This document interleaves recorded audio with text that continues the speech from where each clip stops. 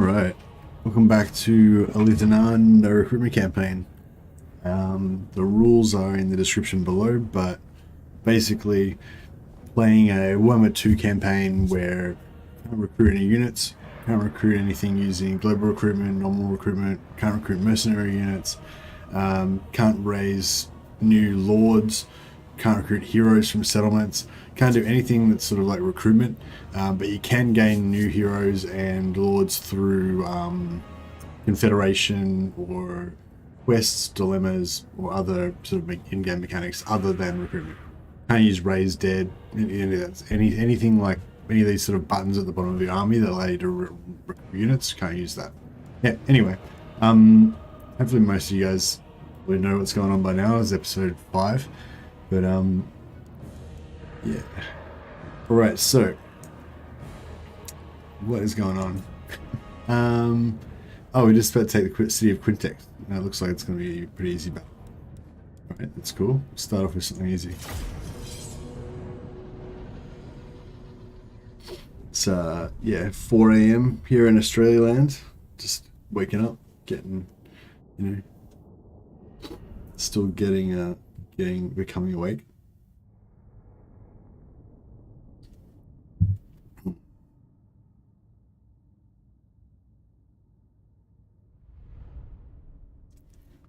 Sorry there was no stream yesterday. I was a bit short on sleep, so I had to have a bit of rest. Yeah, I've just started back at work, so you know, less hours for everything now. Hey Naboos, there you go. Well, this is a pretty cool map. There's a little valley down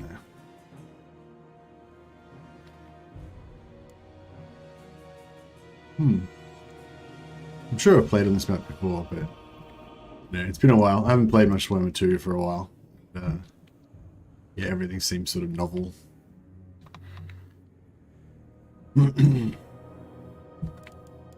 Lawmaster of Hoeth. Archers! Orders received.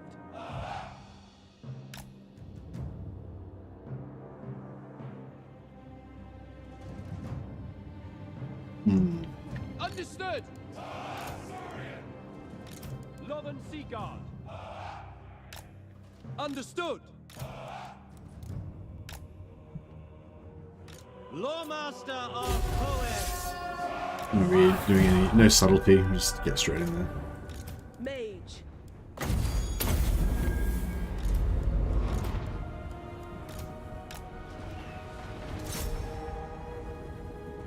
Spearmen! Asa, move! Going abroad. Duty calls. Following Ethua. Going. Onward. Setting forth. Making my way. The winds rise. Moving out. I go then. Forward.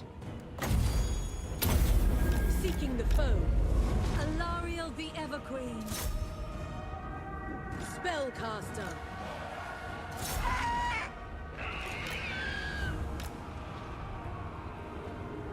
Moving out. Setting.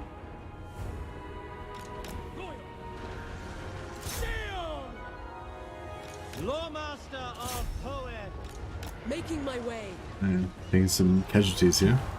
Sword of the Asur.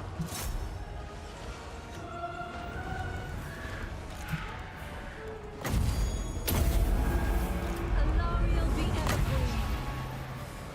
Nakai! Nakai! Nakai! The Evergreen.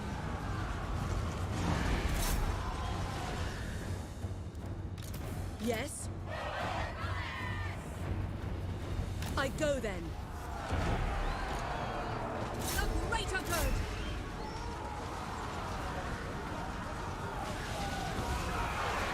Asir Mage. Ethua, bend to my will. In thrust.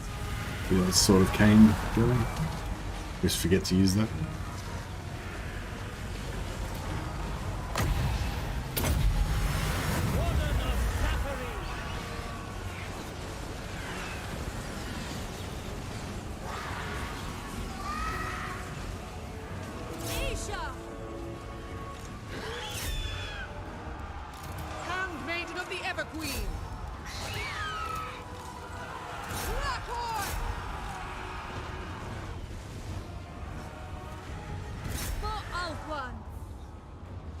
My power is yours. Priestess of Isha.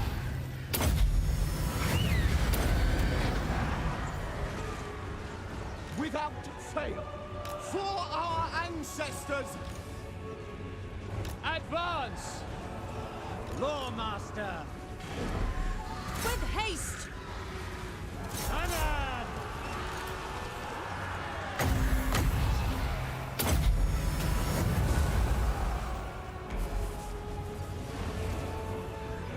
Noble! White Tower Guardian! For Hoe! Quickly now! Wielder of the winds. Yeah. Following Ethua. This wizard, this mage keeps getting wrecked. Alariel the Evergreen. Orders. I feel like living Maintaining inside. order. Lothern Seaguard! Understood. Onward. March. Noble! The King! Isha. Lithra. Alwan Free. Right. Well, that was simple. Took some damage, but got there in the end. Ulfwan Mage.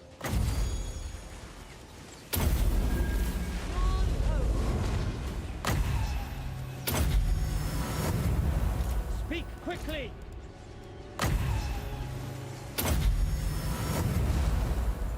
High Priestess. Lawmaster of power.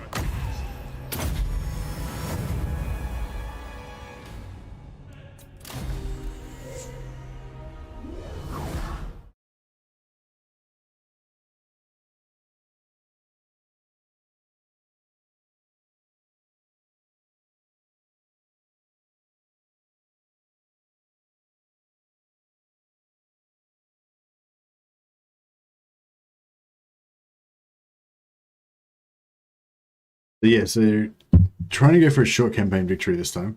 Don't really usually go for any kind of campaign victory, but yeah, I thought we would try to go for one this time. You will pay with your life. Just to give us like a concrete kind of victory condition. Alariel the Evergreen. Kill them. This place is ours.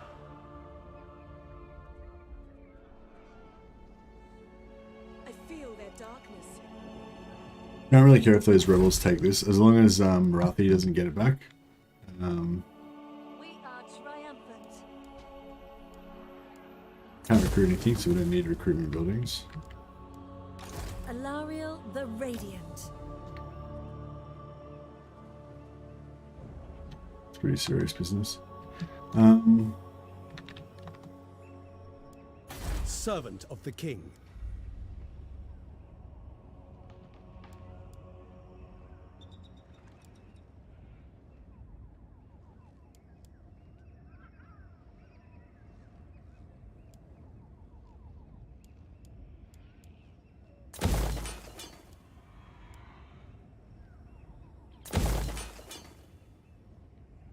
Hey, beam me up. Hey, Milkor.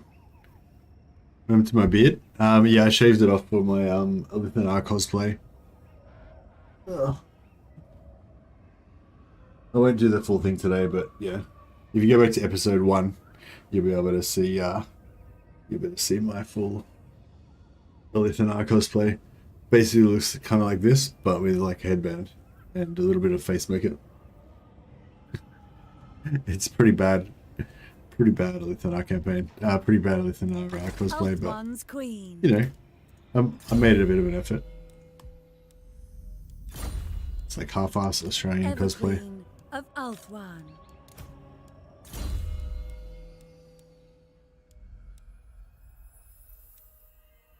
Yeah, so we got took Quartermaster and also took Elven Healing for extra replenishment on the blue line, and just went all the way up to the end so we could get the extra 5% movement range and extra upkeep as reduction as well. So yeah, I quite like these blue line skills. If they give you the upkeep reduction and the campaign movement range, then that sort of is enough of a like validation or enough of a reason for me to feel like I can go all the way at the end.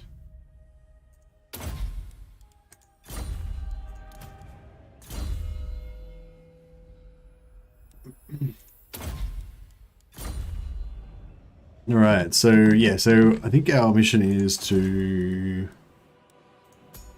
do a short victory. Yeah, so we've already destroyed Clarkron and Bleakholds. We've just got to destroy the Cult of Pleasure, which we're close to doing, and then we've got to take over 2 of these places. So we've nearly taken over Titan Peaks, and then we just need to take over like one of the other ones. I think if we take over Doomglades, that'll be the next one. So we can take all of this and control all of this, then we'll be done. Short commentary. Yeah, so we don't even need to hold. Oh, we have to hold 8 of the following settlements. Shit, that makes it hard. This is a short campaign victory. Fuck. Black Citadel of Anlek. What the fuck's that? Maintained in total 2 units of the following type. Current element. I didn't even read these bottom parts. I thought it was just this. Oh well, shit. I didn't think we were gonna do that. Hey, beam me up. The Epic Week. Well, yeah, you saw the Epic Week. It was here. Yeah, okay. I didn't think we were gonna be doing all that. I'm just going for this first bit. Basically, we're just trying to wipe out the Cult of Pleasure. That's our kind of mission. I think like all this stuff would take like way too long. Yeah, I'd have to take Naga. Yeah, like even if we could potentially take Nagarythe, City of Quintex, Hagenath, and Hag Hall, that'd be like all of the Dark Elf areas up here. Then that would still only be 4 of the things. Then we got to like conquer all this other shit. How's that short campaign victory? That seems like very long campaign victory. Yeah, I don't know what's going on with that. But anyway, we'll just try and wipe out Marathi. That's basically our mission. You have my attention. Out of the question.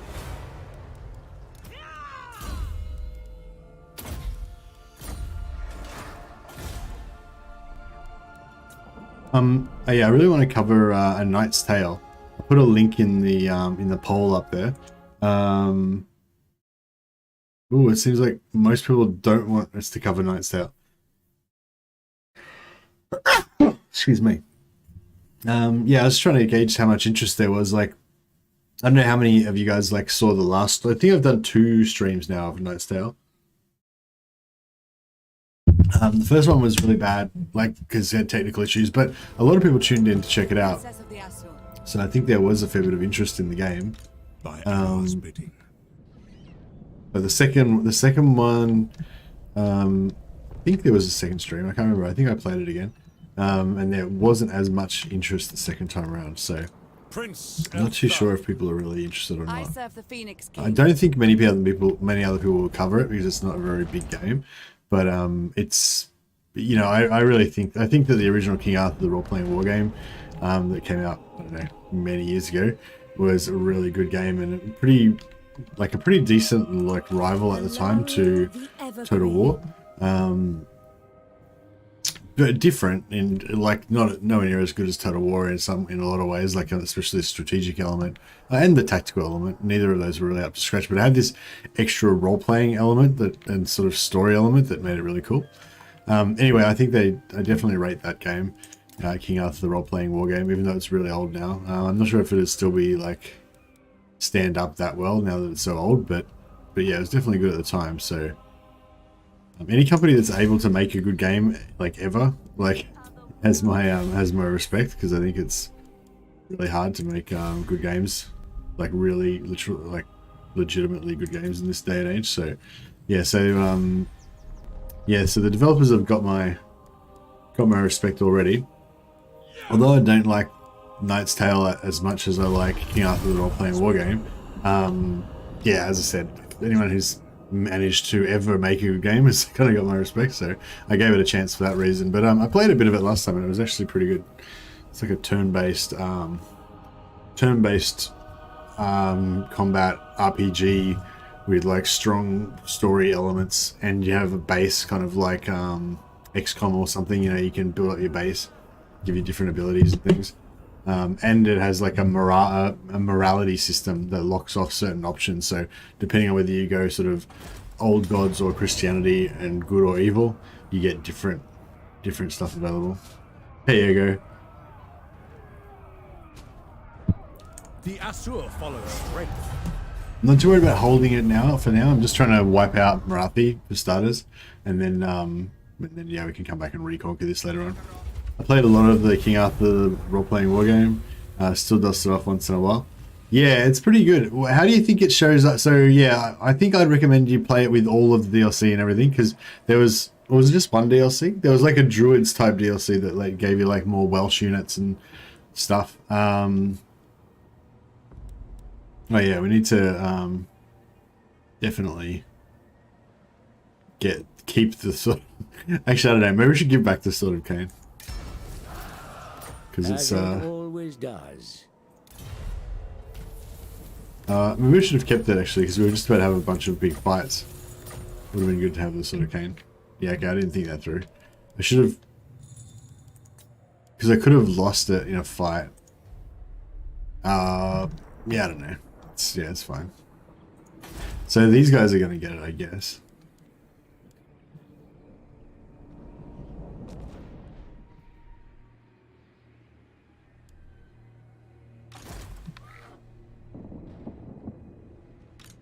So that's Rakath. Remain vigilant. Protector of Ulthuan. Ivres's guardian. 14-7. Okay, so yeah, so basically we want to merge these two together. And then we can get rid of this guy. That didn't even save us that much money. An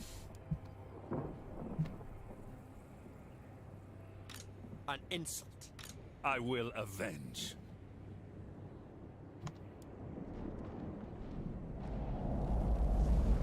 Basically, it's Eltharian's job to try to hold this all together.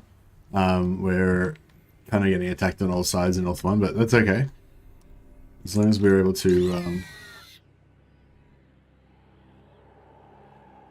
Servant of the king. What if we can... I never tire.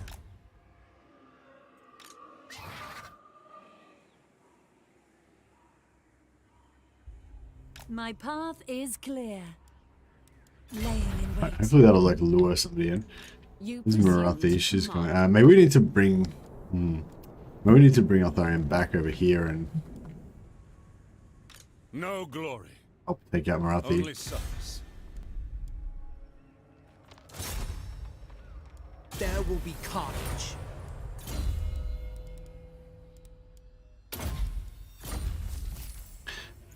Do you think Nagarythe will spread Slaaneshi corruption in the combined map? Yeah, I mean, I wouldn't be surprised. Why do you think that she wouldn't for some reason? I mean, I assume, like, I assume everyone will pretty much do the same stuff that they did before, unless there's a reason to change it. Like, I mean, I think that'll be the baseline will be just leave it the same as it was before, I would assume. But yeah, I mean, I got no idea really. When shadows loom. Do you think that there's a chance? I mean, I think that it's that, like, that mechanic of Nagarythe spreading chaos corruption is pretty much universally, no one likes it. Like, no one thinks it's fun. Upon the way. So I guess that, you know, there's that.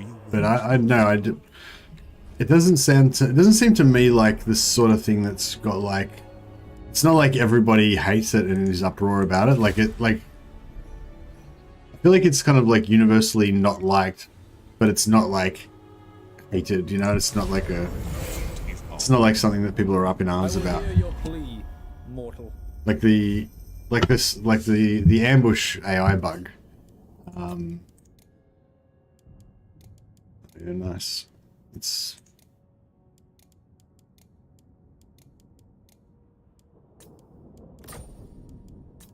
Ah.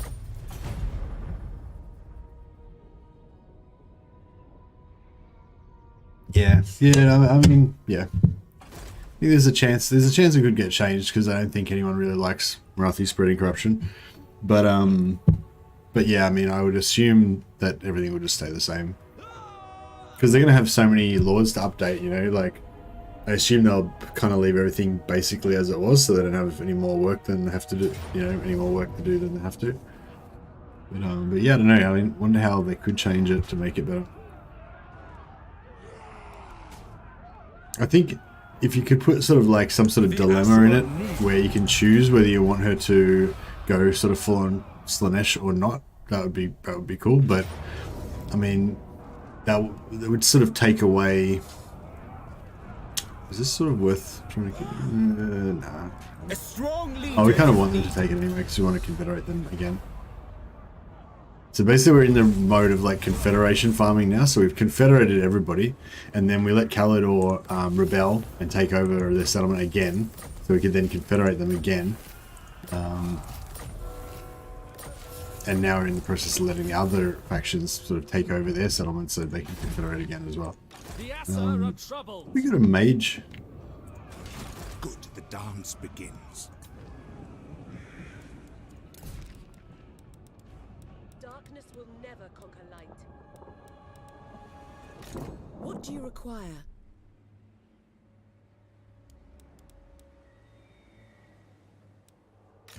Mage of Ulthuan. The Druki will fall. Pain will find them. Damn it.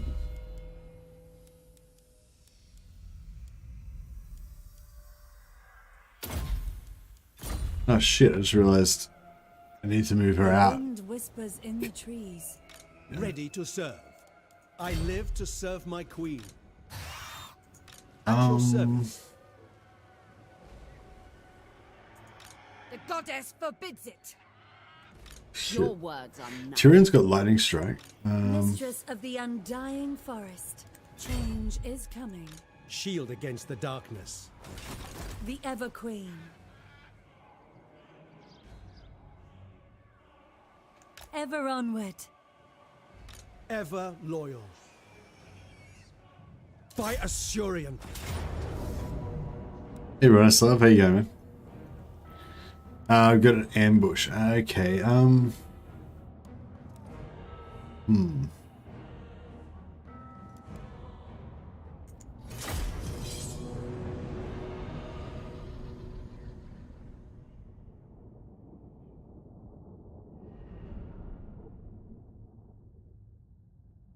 So yeah, so we're now about to see the ambush AI in action, which is basically kind of passive. They're just going to sort of sit there, I think, as long as I don't get too close to them. If you go too close to them into melee sort of range,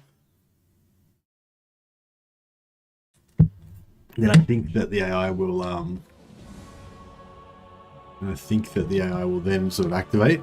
But if you stay at a decent range, then I think they'll just not do anything. Lawmaster.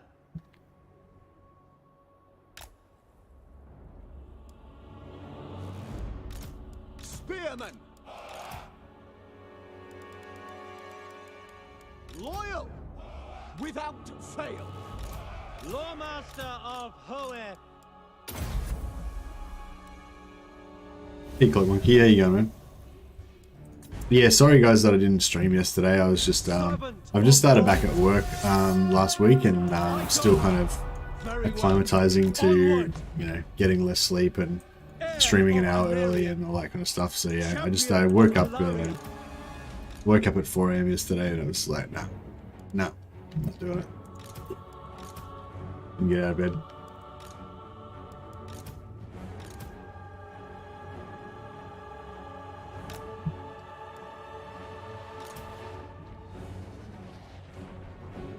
Defender of Ulthuan, with me. All right.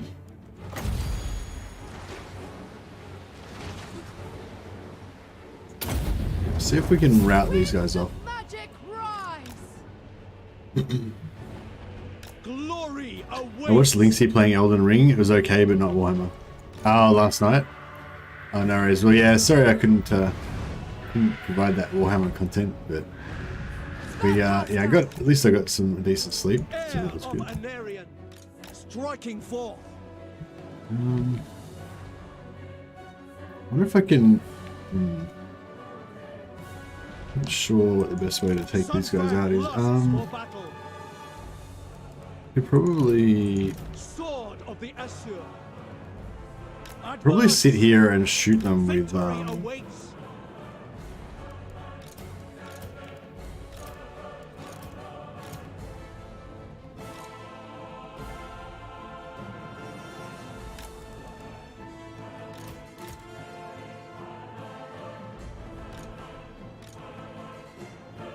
of Anarian. yeah, I could probably shoot them with Shem's Burning Gaze until they die, but I'm not sure if that's going to actually do all that much. I'll give it a crack, I guess.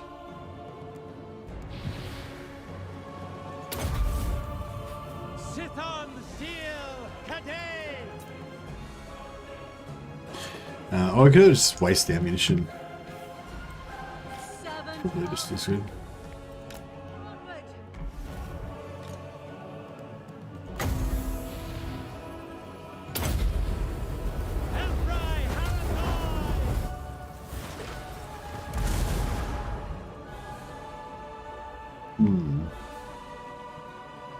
Warmaster of Hoeth.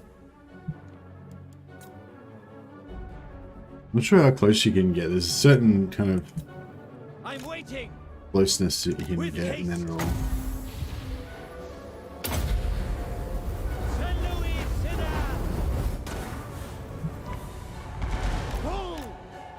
I don't think they've activated still. So yeah, basically I want to just take these, either waste their ammunition or delete these guys. And then we're just coming with the archers and wipe out the rest. I think archer range is still okay. I think it's just like, if you just come like just a bit shorter than archer range, then that's when you activate them. Warmaster of Power.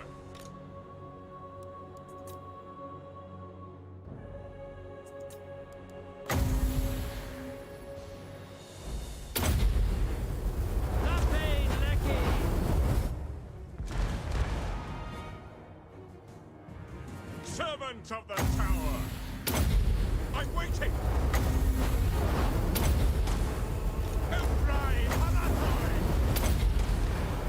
Helprai Hanathoi.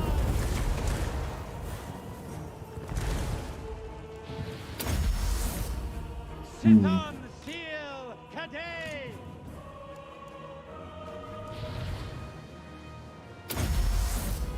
Asar Thanon.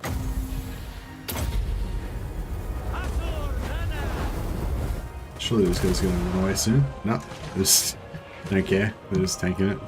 Warmaster of Hoeth. On ahead.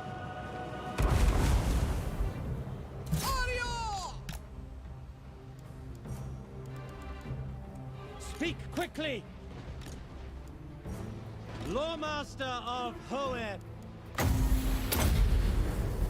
St. Louis Sinner. Sithon Seal Kadei. Nothing Lecky. Whose shots on? Well, that was good.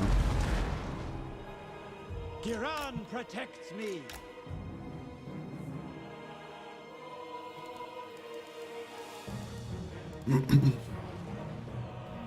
Probably could have just fast forwarded and wasted their ammo. Just as good.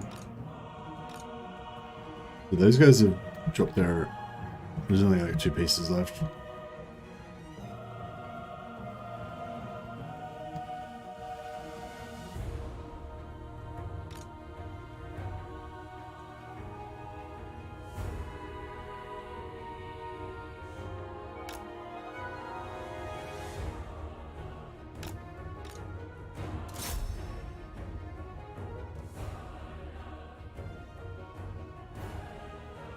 Yeah, they're cool. Alright.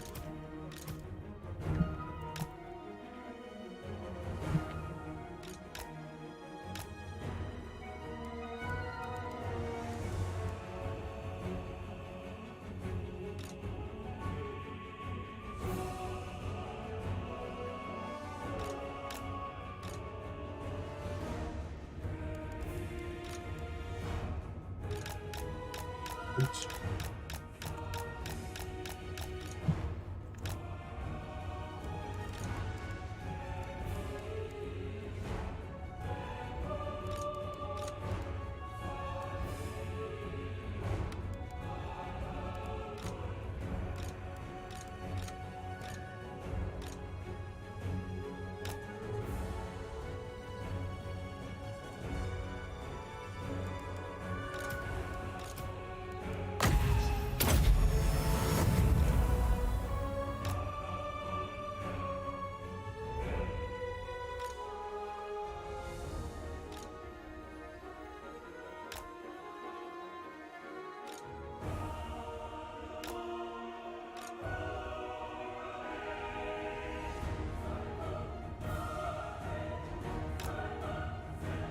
Yeah, I think we just stay at the edge, the very edge of our range like this.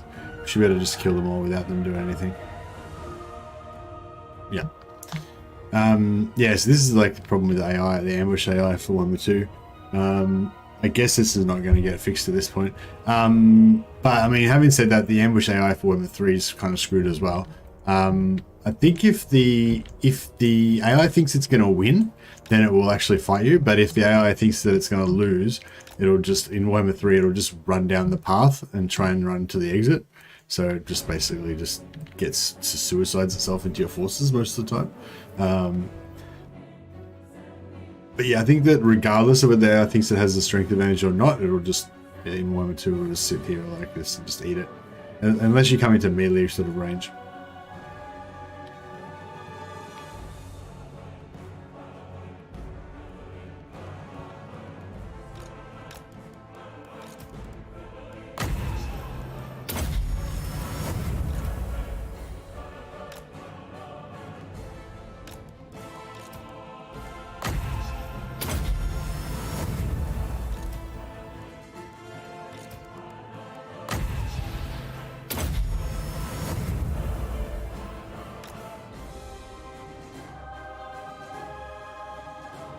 Yeah, I'm not really interested in Elden Ring. Yeah, I know a lot of people have asked me if I'm going to stream Elden Ring. I've just requested Elden Ring streams, but yeah, just not really my jam. I'm not really an action guy. Oh, actually, no. I mean, I guess I could get into an action game. It's not like I hate action. I just require a certain level of depth, I guess. You know, with the RPG sort of elements and stuff like that. So, you know, if it was like, I don't know, if it was something like Skyrim or, As you say. you know, something like that where you have that sort of fairly deep RPG element and fairly deep, like, world. Well, actually, I guess the procedural and, like a living world probably would be the thing that I'd probably really need for an action RPG. I don't know, just, yeah, Elden Ring is just not my sort of game, I don't think. Although, I do think it's pretty cool.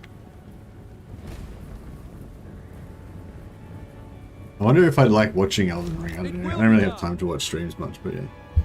Hey, Evan Mackie, how you going, man? Try and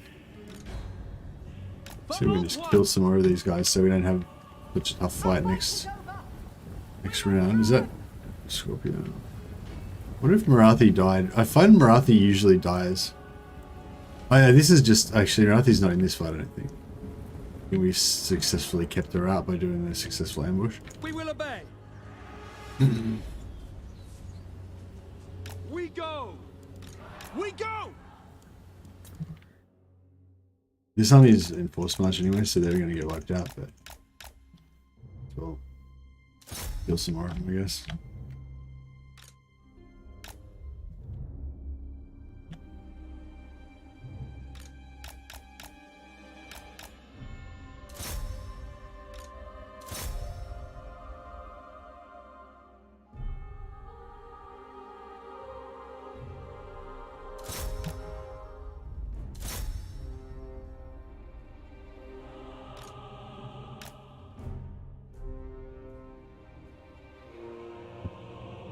Get a little bit more money by killing their lord, hopefully.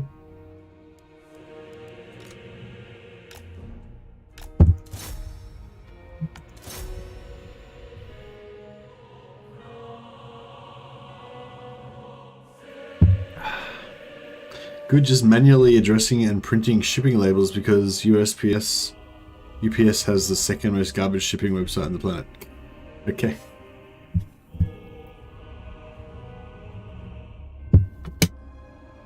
I don't know if we have UPS in Australia. Maybe we do.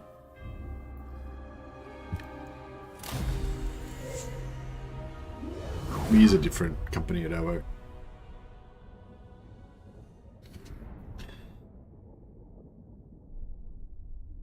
Oh, I thought my headphones were like sticking my ear out, but it's like no, that's just my normal. It's just my normal sticky outiness of my ear. No, I really meant USPS. Oh, USPS is a different thing from UPS? Oh, United States Postal Service. Oh, okay. I thought you were talking about UPS or something, which is, I think is like a company that does, you know, stuff. Couriering. Don't really need that replenishment. We could probably use the money. They are free to go. Okay. Forward. Champion of the Ever Queen. You And these guys- to command. The goddess forbids it. Weakling. I'm not sure if any of these guys can make it down here in one go, but Champion of the Ever Queen. Alariel the Everqueen. Further onward. Journeying. Her servant. Seal. Attack.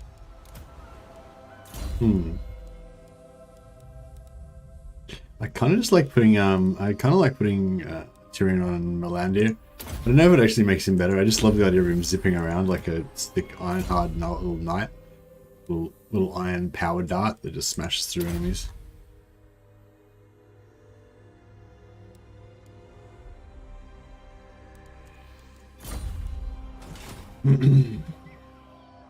We will still their dark hearts.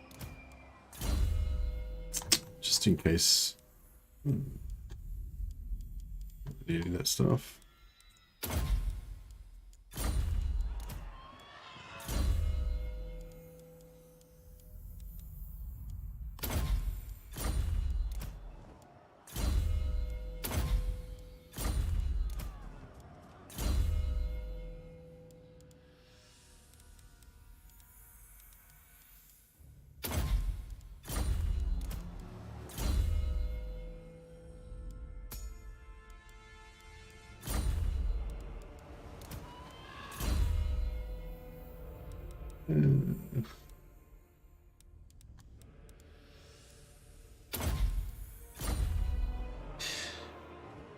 Darkness will UPS has a never decent conquer website. light. I much prefer shipping through them just for ease of use. Ah, okay. Tyrion, heir of Anarion. Well, I'm sorry that you've got all this crappy labeling to do. Hopefully all your parcels will get where they need to go. Prince Elthar. Alright, Beyond even quiet. Wise indeed. yeah, so these, like, that was my territory, so these guys were all moving in to attack it, but then now Toya Rest have taken it over, so that's cool. And then they can also level this up a bit. Elven Gardens means they can recruit nobles, Archive means they can recruit mages, so hopefully they recruit both a noble and a mage. We can just reconfederate them again, get those units back. Wanted to build the forest glades, or whatever it is, the one that gives you handmaidens, The Warden. so that when Avalon re-emerged I could confederate them back in and get more handmaiden heroes, but I don't know if that...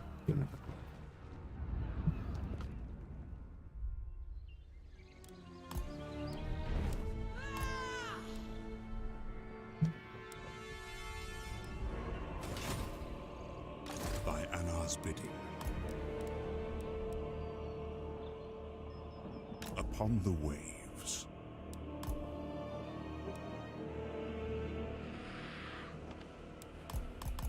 Where is this, like, are they, like, Set sail. where the fuck? Where is that? I don't know where they are. Maybe they're on here, like in ambush stance? That sort of doesn't really make any sense. Though. Why would they put them in ambush stance? Voyager. Sure what's going on there. Having a stream running makes things go a little easier. Oh, glad to help everyone. Yeah, it's fun playing a bit of Warhammer 2 again. Just revisiting the old haunts. And yeah, I actually found a new thing that I didn't know about before, the sort of easier way to Confederate Tyrion.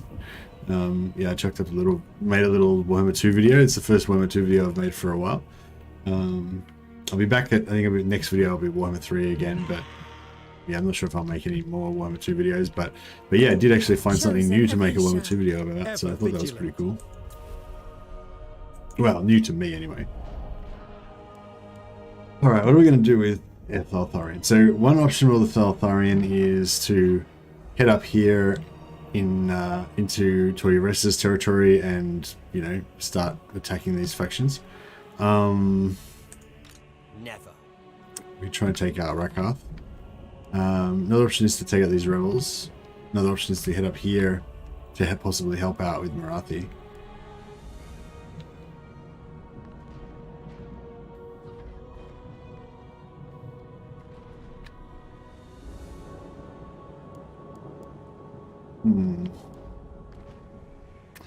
I think maybe we should just still hang around near home base just in case.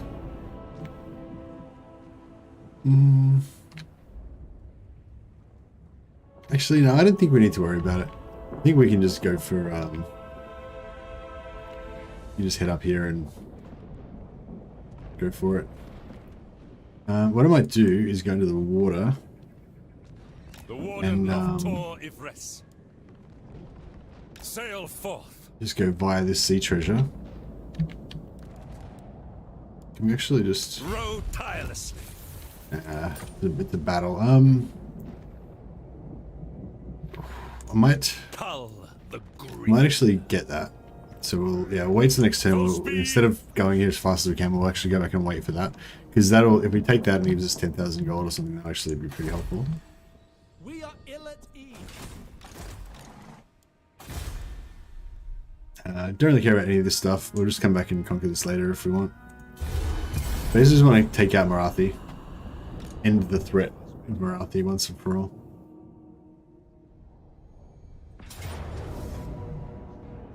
Okay, cool.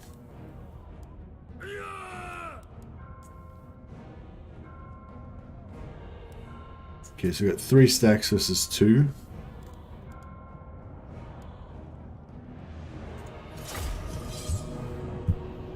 I was always more of a dwarf player in tabletop and in Warhammer 2. Ah, really? Yeah, I really like dwarfs. I'm really looking forward to Chaos Dwarfs. There's not been any news, has there, about anything to do with Total War Warhammer? The most recent news that I saw was that they'd updated the Steam databases, like which is not really news. It's just, you know, speculation, I guess, basically about what that means. But yeah, still, I thought it was interesting. Oh, here we go. We've got reinforcements coming up from here. So there's all these little UI things about Warhammer 3 that make it so much better. Like in this, like you mouse over this in Warhammer 3, it'll tell you exactly what units are going to come on from that direction, you know. Or at least if it's friendly. I'm not sure if the enemy one does it as well. I think the enemy one does do it as well, though. But yeah, anyway, we can, because we know that they're going to come on there. So basically, that marker will be where their general will come on, and their army will be spread this direction, I believe. So if we sort of set up like there, then we can basically just like drill their general straight away as soon as he comes on, and then yeah, and then take out the rest. Handmaiden of the Ever Queen. Alariel. Serve the king.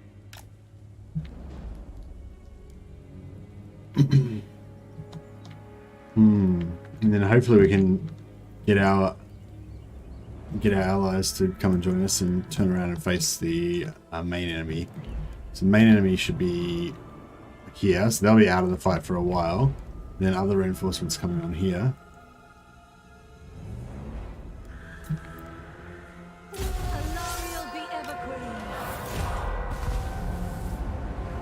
Okay, there's the general.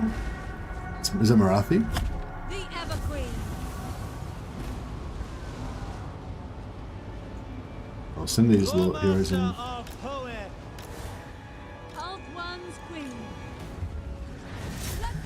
Smash these dark shards. With haste. On ahead. Warrior maiden. For Wulfhart.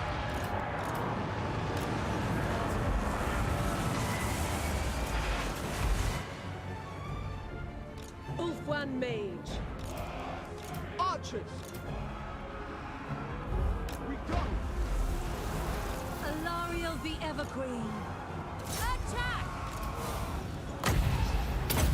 Are we getting Nagarythe or is she still rocking around? Oh, she's still going. Oh shit. We've taken some big casualties already. Yeah, this is pretty bad. High Mage.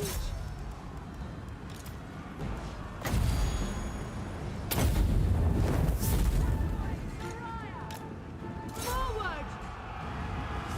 Yeah, this is a bad idea. We should have set up this more over here so that we could have all been facing off against one half of their army. Instead, we sort of like took on their whole army with our sort of whole army, which wasn't that great. Isha, guide me under her protection. Look high!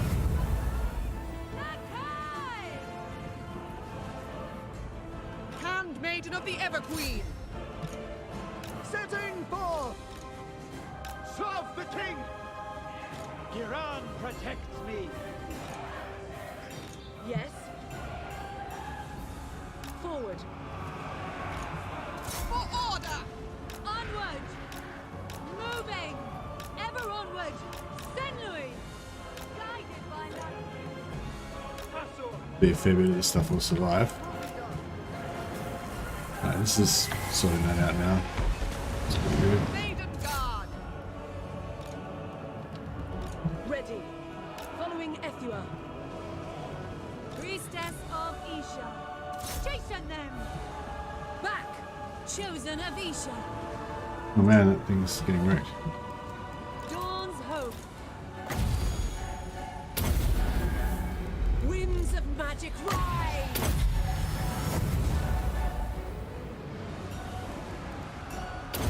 Hear my gifts! Blackhorn.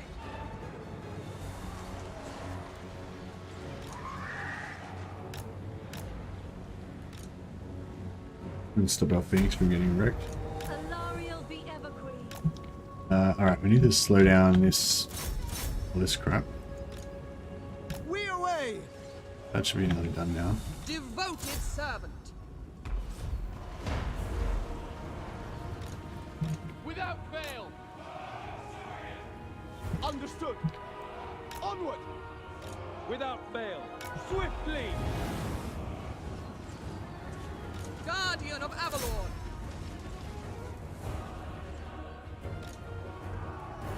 Isha's will. Oh shit. Advancing. High Priestess. Walked into a Alariel bad situation the over there. Everqueen. Ready. Indeed. Driving back the dark. Loven Seaguard. Orders received. Assa, advance. Handmaiden of the Everqueen. These Blackguard of Nagarythe they just tank Loven Seaguard. all day long. Azure, move. Moving out. Alariel the Everqueen.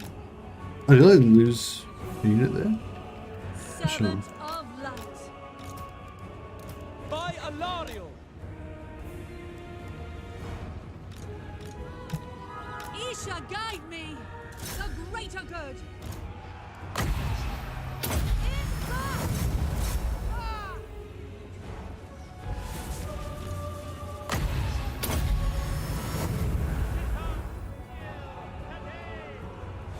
Northern Sea Guard. Onward! As you say. Ulfwan Mage. Scython, hear me! Efua, bend my will! The Reaper. Ulfwan Mage.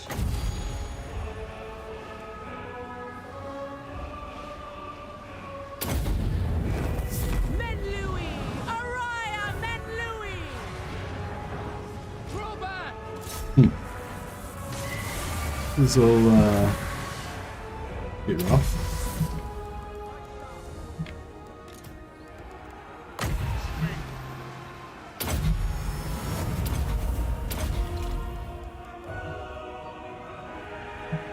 Ulfwan Mage. Setting forth. For duty! Advance! Warmaster. Moving out! Ulfwan Mage. Lakoi Soraya! Tireless. Striking forth. Doing my duty. Yeah, that was pretty good. Speak quickly. Seal.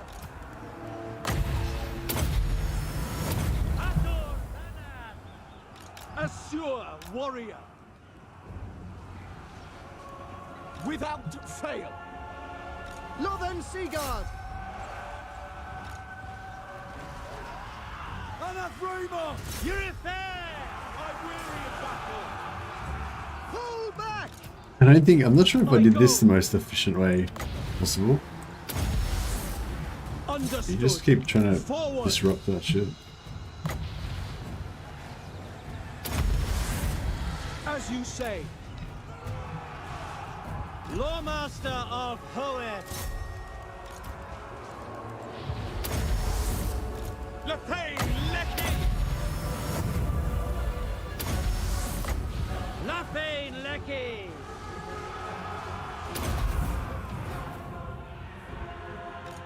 God damn it.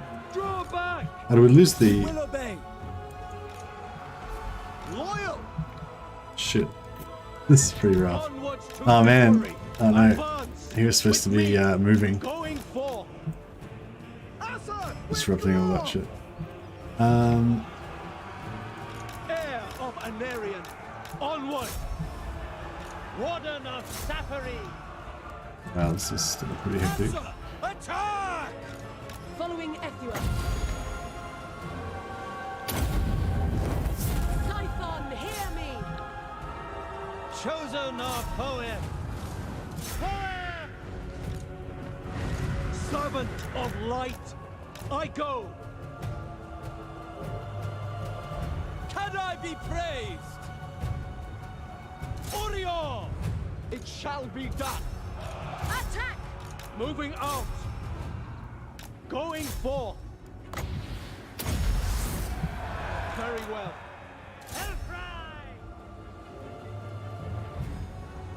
Northern Sea Yeah, taking some pretty bad casualties here.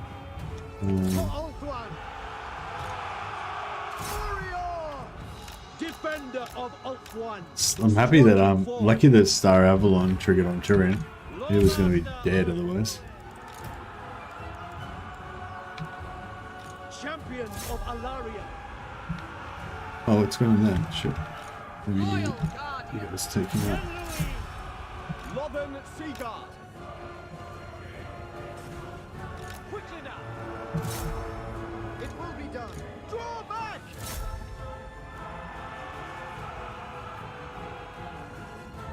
Lawmaster of Poet.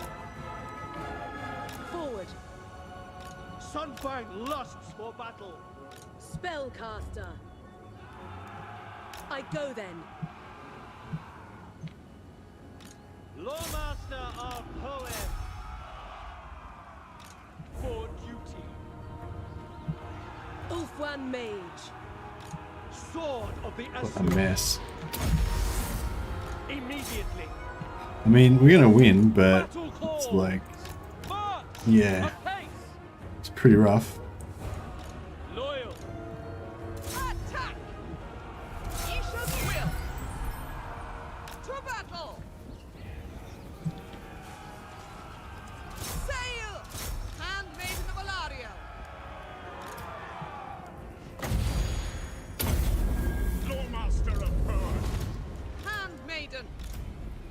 Moving on! The gods will it! Loremaster of Hearth! Asur Loremaster. Asur Mage, seeking the foe. Cleanse the land. Gen Louis!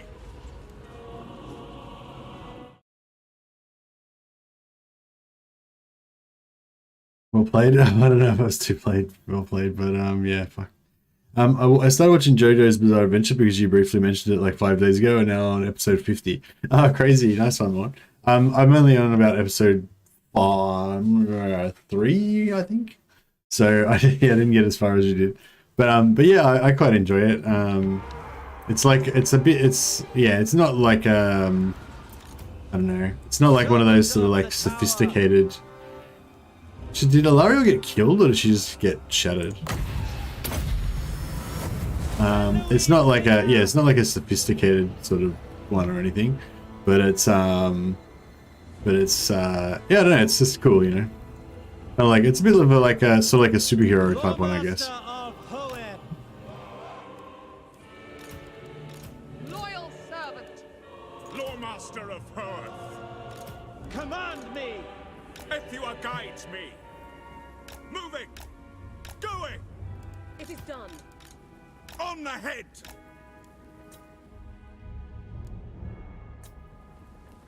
How are you enjoying this beardless Mercy? This campaign? How am I enjoying it beardless, or how am I enjoying this beardless? What? I'm not really enjoying being beardless. I think that in general, it's always better with beard than without. But yeah, I'm enjoying the campaign. It's been fun.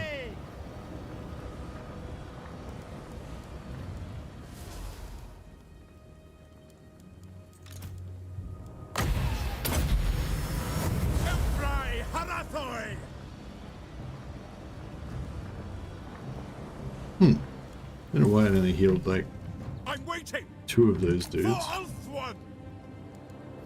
Loremaster of Hearth. These guys all need heals still, yeah. At once, ever onwards, advancing. Servant of the tower. Scython seal Cadane. Yeah, jeez, we got wrecked. That's brutal. I wonder how many units we lost. That's hectic.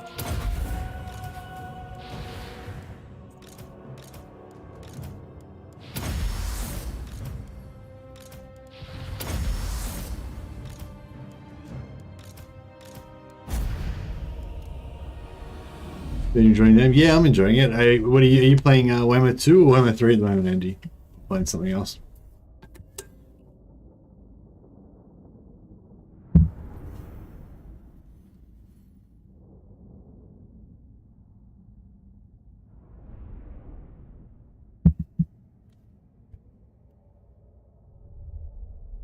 Oh yeah, I'll just give a quick plug to, oh wait, I'll do it later actually.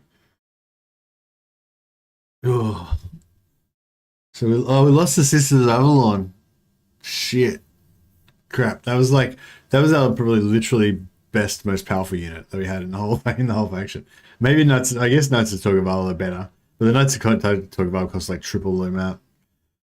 So we lost the Sisters of Avalon, so that was very bad.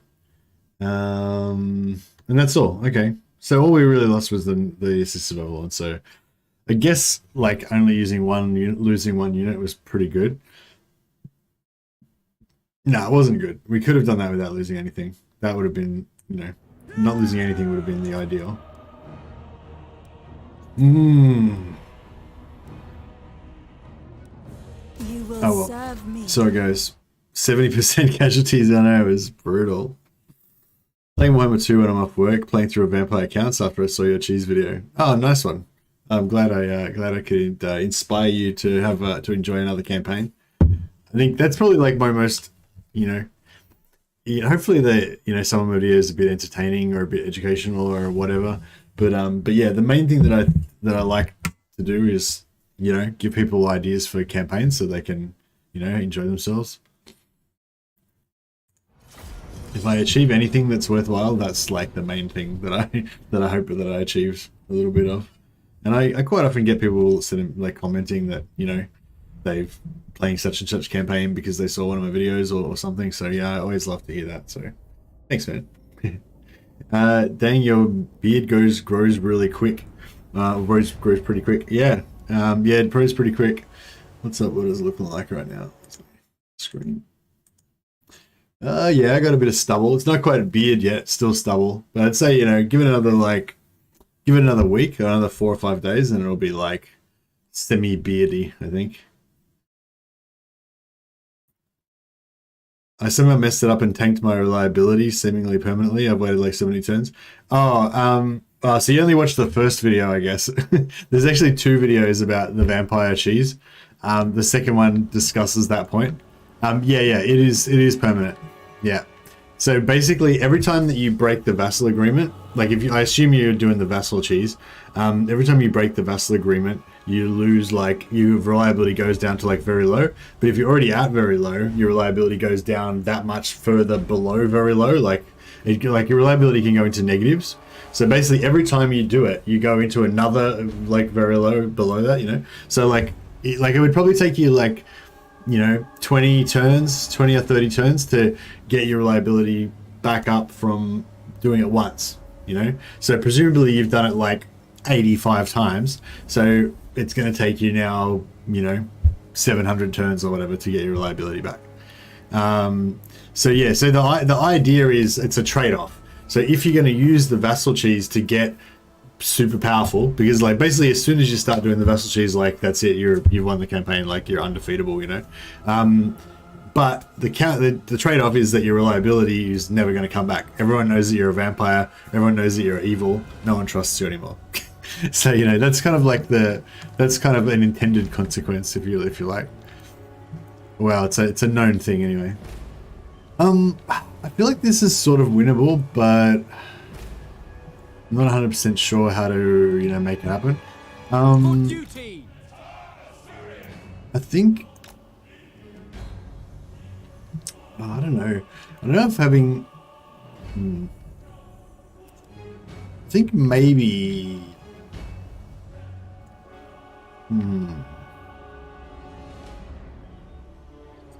Eagle Claw.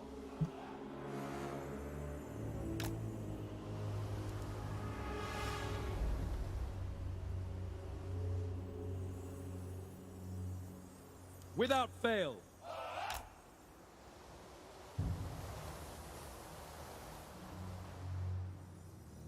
Orders received. Yeah, I don't know if they can really even get.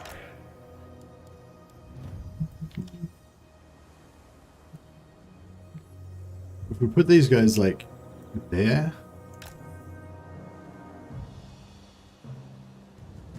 Yeah, I don't know. Maybe we'll put them there. We'll see if they can shoot down there.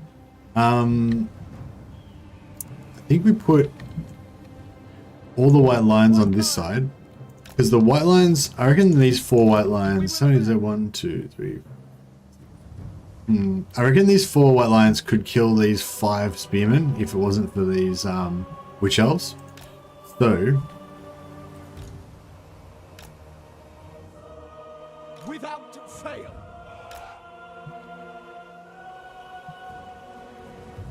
hopefully they can hold them long enough. Then meanwhile, I'm going to use all of our DPS over this side.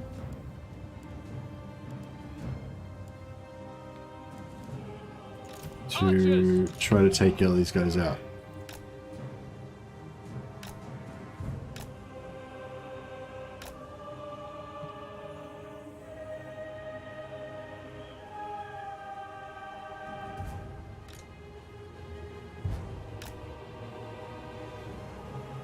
Understood.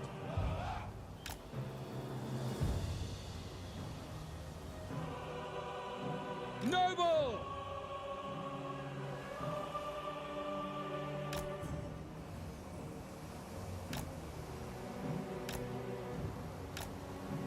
Maybe. Archers. Gate guard. Silver helms. Yeah, we're trying to just get these cavalry out there so they can confuse the enemy. But yeah, I'm a little bit disappointed, Andy, It's like you're supposed to just take it like a man. Just take that reliability. But yeah, there's actually a second video. If you like exploits and cheese and stuff, there's actually a second video called I think it's called like Build a Wall Around Sylvania. And there's even more extreme cheese in there. So if you want to go to like next level of ultimate cheese with your vampires, then yeah, watch that second video. Eagle Claw. Loyal. And it also includes a little bit of a taunt, especially for you for not accepting your reliability loss.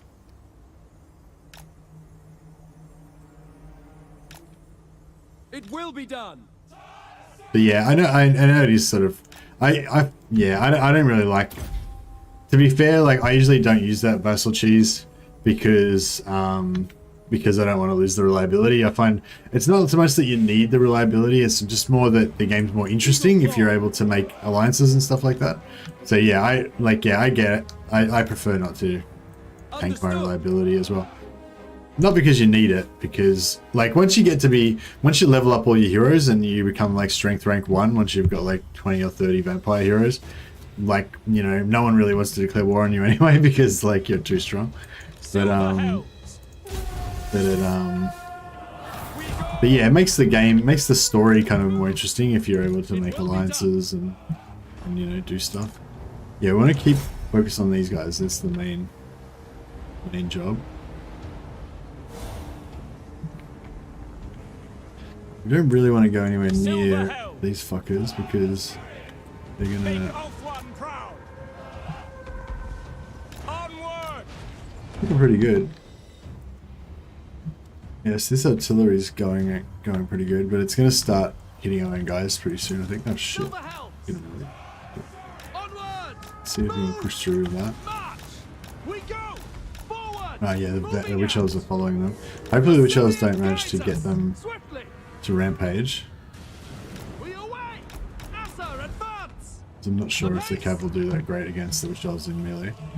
For duty. We away. Silver Helms. March. Right, this artillery is useless now. I'll put them over here. You guys up on the walls. Start shooting. Yeah, they're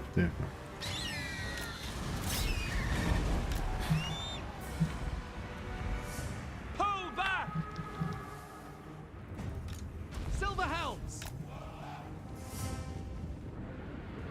Setting forth.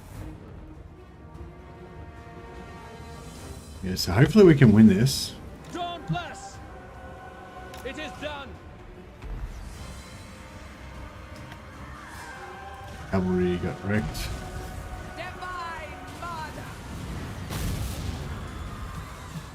Looking pretty good though, overall.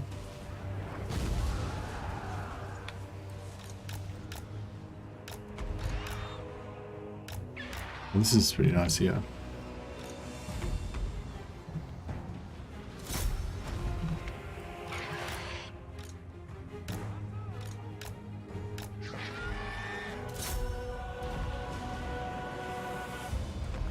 Silver Helms. Asa. Forward.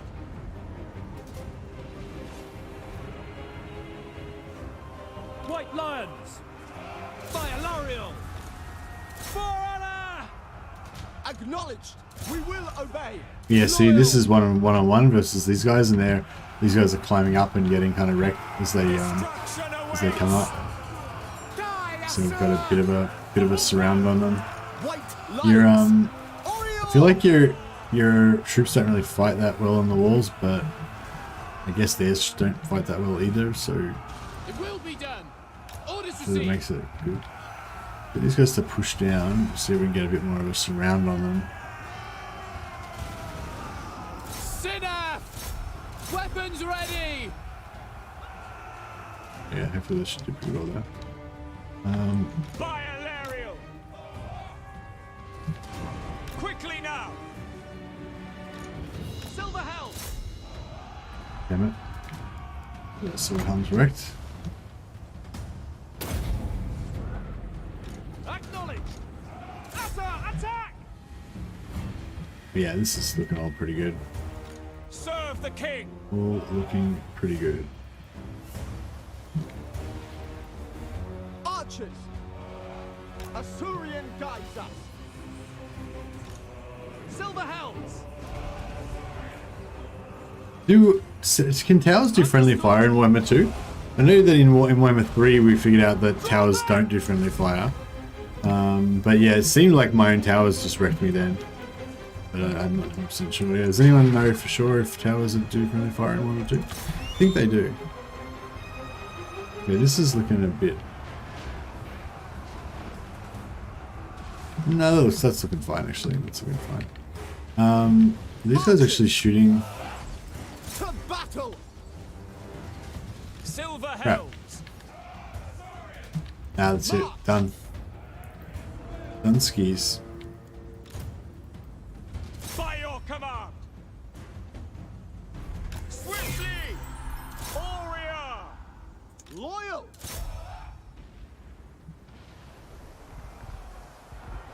Noble.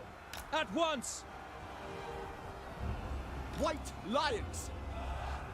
For duty!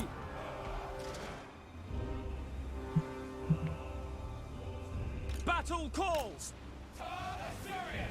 Orders received! Quickly now!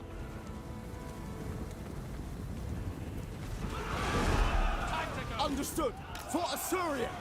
Asa, forward! This is madness. Silver helms. It shall be done! Yeah, I'll just fast forward this and let it rock and roll.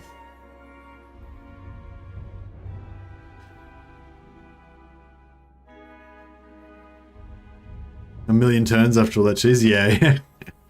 It was just annoying. I've never had that low reliability, so it was just not fun gameplay with everyone declare war on me for no reason. I'd be fighting their enemies and they would just say war. The reliability I don't think makes them declare war on you, Andy. It just means that you can't get peace again.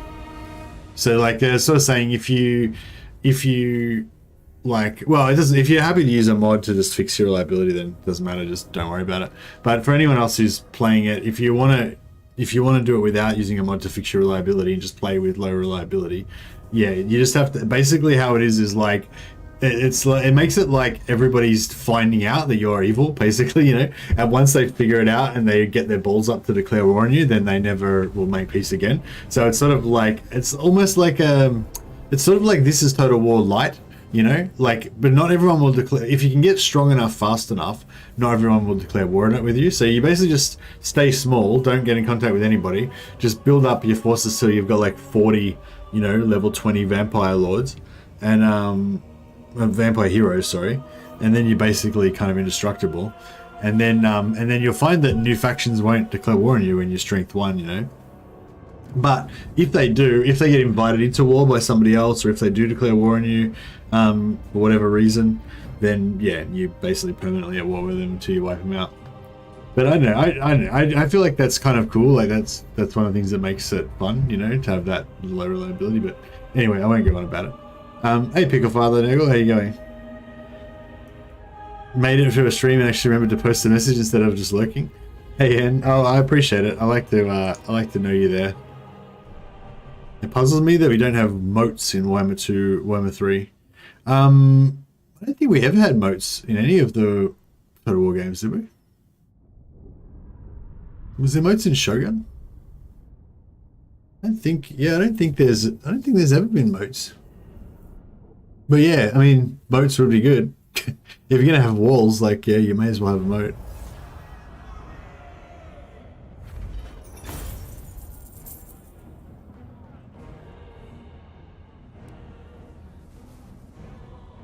Okay, maybe reliability does make him declare war on you. Like low reliability does make him declare war more. I think it just, yeah, I don't know. I got the idea that it didn't really change the amount of them declaring war, but it's just like they won't ever, like, because you can never get a non-aggression pact with anyone, you can never get military access with anybody, so you can never increase your relations with anybody.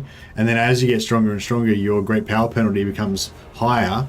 So people declare war on you more often. But it's not that much different from normal because you don't really get non-aggression pacts and shit with many people anyway.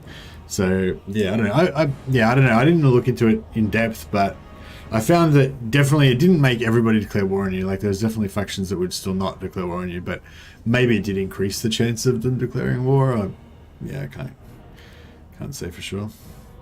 Remove their bonds. Yeah, maybe. Moats would be fun. Having units fall in and drown would be a cool little environmental hazard. Yeah, nice. I have a vague memory of moats in Medieval 2, but I could be totally wrong. Yeah, no, I don't remember any moats in Medieval 2. Unless there was like a mod or something, maybe. I will lead the ass.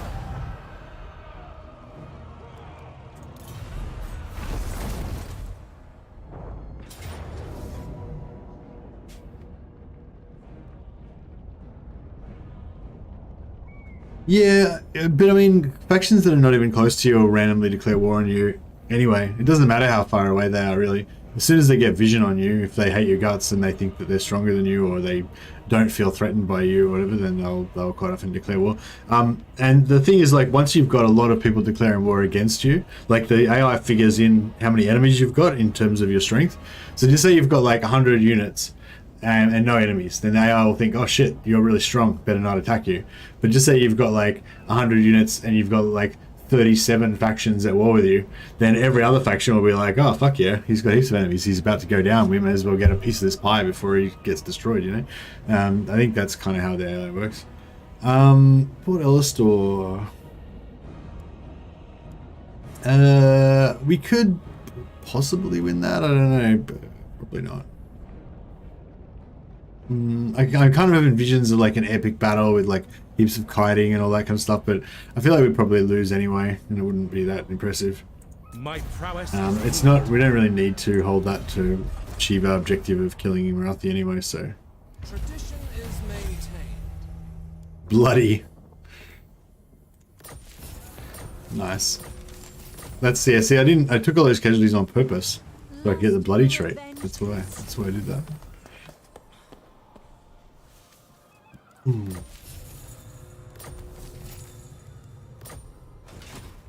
Alariel the Everqueen. All right. Never. Everqueen of Ulthuan. Tyrion, heir of Anarion. How much? She's got 148 power reserve. She's got 133. Right. So technically, he's the better one to play with. Oriah. Alariel the Everqueen.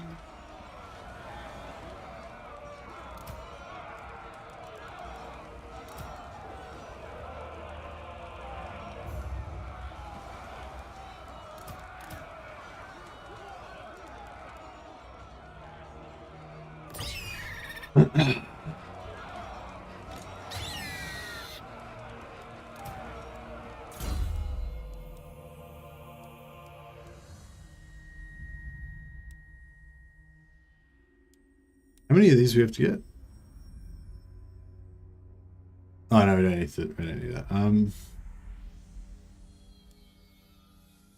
Yeah, so we don't need either of those skills because we can't recruit those units. Fuck, we need some replenishment pretty bad. And Bowmaster as well would be good. Servant of Light.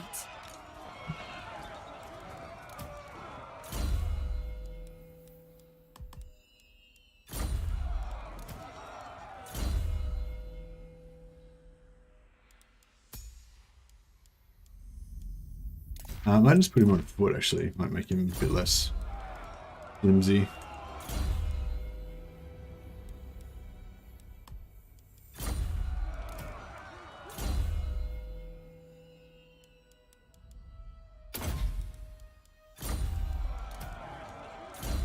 Man, this high mage has been our only mage throughout most of the campaign. Like the crappiest, basically the crappiest type of mage that you can possibly get. But you know, we've been making the most of it for sure.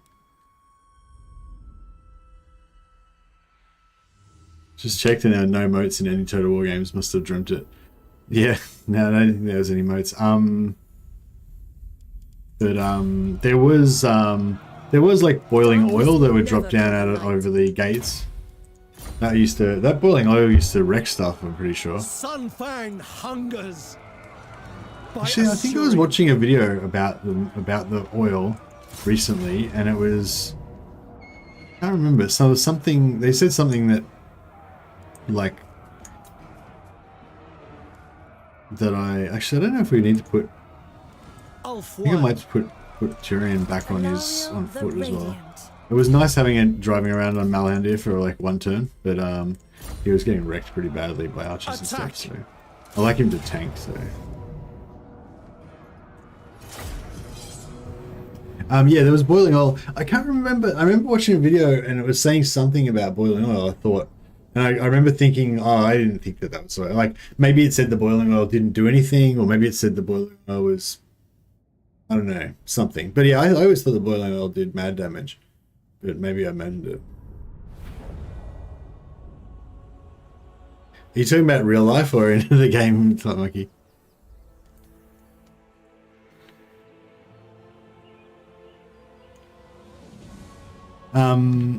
Boiling water, oh, that's right. No, that's what I heard. Yeah. We probably watched the same video. Yeah, apparently boiling oil was never used historically. That was the thing I learned. So yeah, in Medieval 2, boiling oil was pretty hectic, and you'd get boiling oil dropped on you. You see it in a lot of movies when they do medieval sieges, like the guys that are manning the battering ram or whatever, they get boiling oil poured on them. But yeah, apparently boiling oil was not a real thing historically, according to this video that I watched, because it was too expensive, and that kind of makes sense. Like, oil was like a major fuel that they would use for, you know, I don't know, different stuff, and yeah, if you're gonna, like, you'd need a lot of it to pour on people, so, you know, to try and get, you know, effectively, you know, because normally with sieges you'd be really outnumbered, so there'd be heaps of dudes attacking, so you need quite a lot of boiling oil if you wanted to, like, boil all the people that were attacking your door. And yeah, it would just cost too much. And if you're in a siege, like, I guess your supplies are pretty important, you know, you don't want to waste all your supplies. So yeah, I guess that sounded pretty believable to me that they actually never used boiling oil. It was not a real thing. So yeah, I thought that was interesting. Heir of Anarian. Alright, I think we just charge the door. Oil for lamps, cooking, and as a lubricant. Yeah. And pitch they used for, like, as sticky stuff as well, didn't they? To make things sticky. Or tar. What's the difference between tar and pitch? I think tar and pitch are actually different things. Striking forth. Command me. Servant of the tower. Lafe Lecky. Warmaster of power.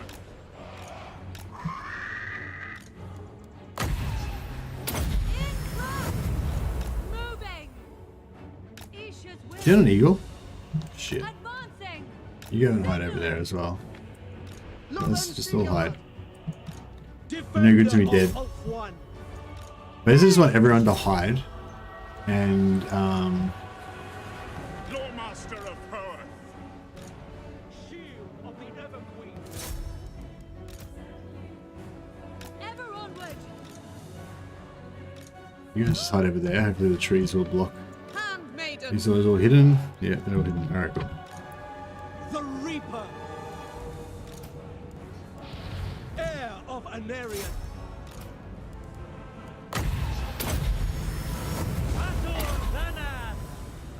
Try and get some winds of magic happening. Bend to my will. We're up to 1 per second. Oh, yeah.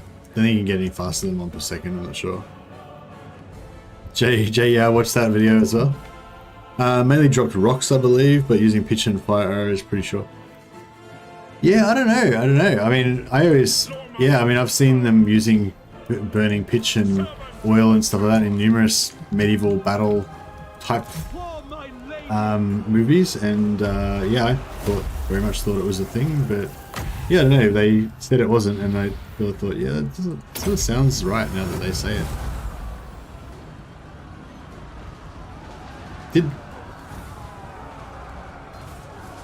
Shit, did my noble just die?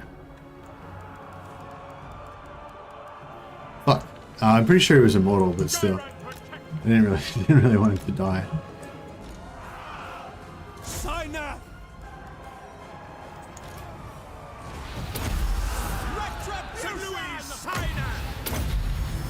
Yeah, their lord must have just one-shotted him or something. It sucks.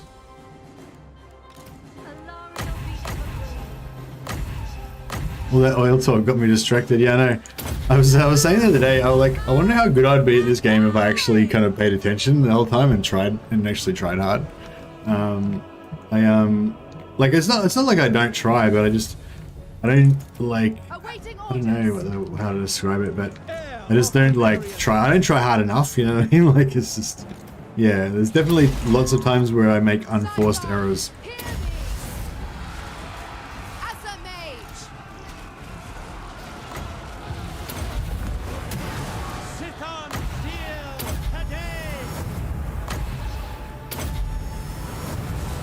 Yeah, Ben's trying to heal up all of our single entities. Oh, what the fuck? He's got Ogre Mercenaries. Yeah, these Mournfang cavalry are actually pretty good. Sword of the Asur. Sunfang lusts for battle. Actually, yeah, full Mournfang cavalry stacked in 1 or 2 would probably be pretty decent, wouldn't it? Warmaster of Earth.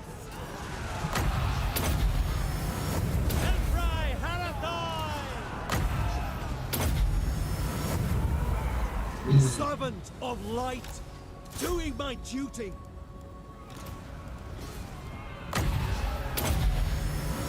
Scython seal Kadane. Alith Anar.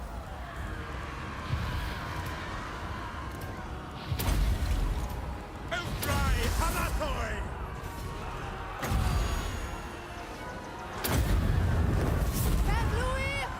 Praise Rumnir that you've finally gotten rid of that dirty Elgy garb. Yeah, I'm not wearing the silks today. No mercy. No mercy? Why? Why no mercy? Champion of Alaria. Very well. Ready! Lakoi Sario! Eager for battle. Asur Lawmaster. This guy's getting wrecked. It's his deal. Oh, the Mournfang. Can we kill those Mournfangs? Should be able to take him out pretty quick if we just focus on them, surely. This guy's getting like double teamed by a bunch of them. Kill him. Swing again. Yeah, executed. Warmaster's in there, like, duking it out with him. Alright, Tyrion's in there now.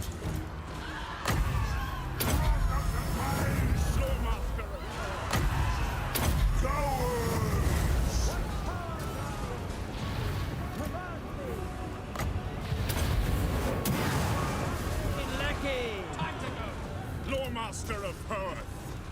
Chosen of Earth. Lawmaster of Poet. Chosen of Poet. Alright.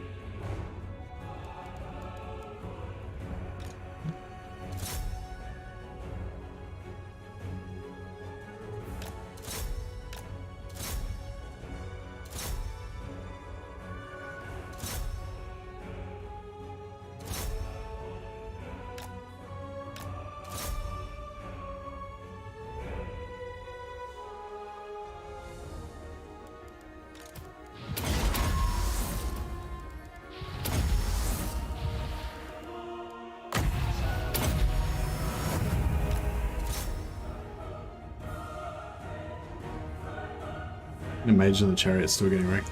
Yeah, I think I need to take that mage off the chariot. I mean, You know, the chariot is pretty good, but it just makes it a bigger target. It just takes more damage. I mean, I don't know. She'd probably take a fair bit of damage even in melee if she wasn't on the red, I guess. But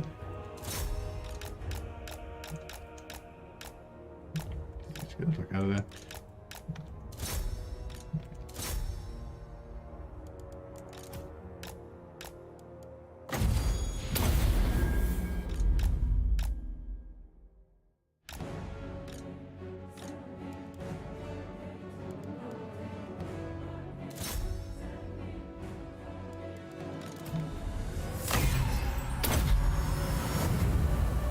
Warmaster of Hoenn.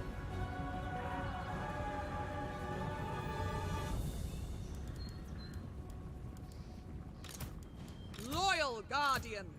Advance! Forward, sisters! Lawmaster of Hoenn. Azor Dana.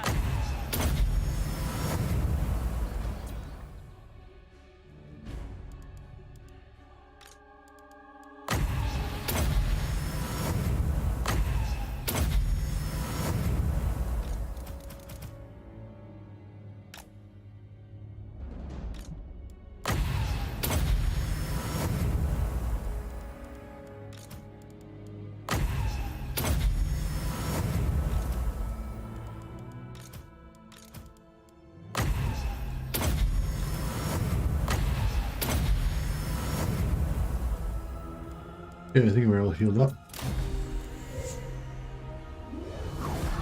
You shut up during battles? Ah, that's not your fault, man. It's different to play and talk and stay. Yeah. Yeah, it's definitely harder, to play on stream. But it's more fun though. Like I definitely enjoy my playtime way more when I'm chatting. Oh, well, yeah, no, I definitely do. Yeah, I definitely enjoy my playtime way more when I'm chatting with you guys and kind of like feel like you know, it kind of feels like you know, you guys are in it with me. You know, we're all like playing together, kind of thing. I know that most of you are probably like doing something else and just like listening in the background or whatever. Hopefully playing your own games of Warhammer or something. But We have captured it. and yeah, Rams. Right, that's Rams. Yeah, that's a renamed character. World's protectors. Have we got you in here, Merlin? I don't know if we've got you in here. I think maybe we did have you in here, but then your character died. To get you back in there. Yeah, we need to get some more renames happening, don't we? We are Morn Song, that triumphant. was Morn. Yeah, no, I don't think you're in here, Merlin. I think we did have you in there, but you died. So I think we're gonna have to have you back again. Here we go. Merlin. Being inscrutable.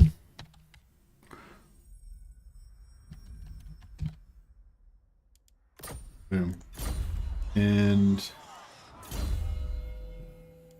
reserves. Reading is overrated, indeed. I misunderstood the poll choice because apparently I can't read. Hey, Mando, that's no good. Oh, that's right. Just tell me. You just tell me your opinion. What were you? You interested in King Arthur, The Knight's Tale, or not really?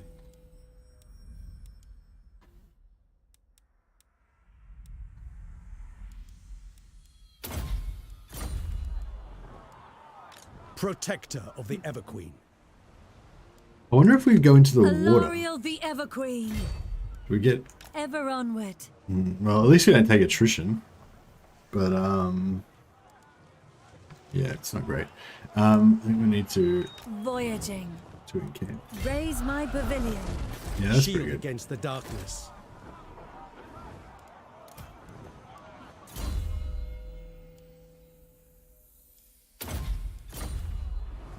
More Warhammer? Oh, okay. Well, that's like okay. Well, I think you're going against the tide now. You got 66% of people say yes, do a stream for launch. So yeah, so if anyone's interested, what I'm talking about is this game. Oh wait, I'll do it over there in turn.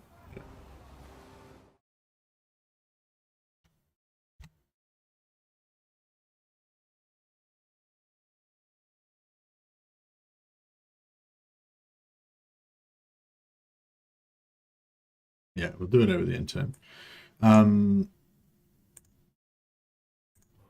we going? So yeah, these guys are just going to rest up because we got brutally violated by that fight. We got one turn till we're finished our Confederation. We need to get this dude the fuck out of here because she's traveling. Our enemies will suffer. There's a bunch of armies up there. Yeah, we really need Eltharian's army to come up here, I think.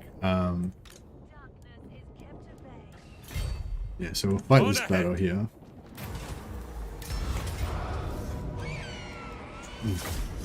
Alright, yeah, while we're waiting for that to load up, I'll just check this quickly. It's not the thing before. That one. Yeah, so there's this game called King Arthur, the role-playing war game. No, it's not remotely the right size.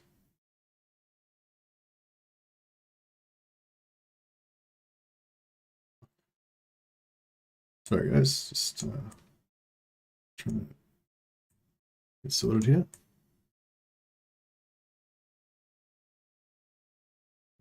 Like that.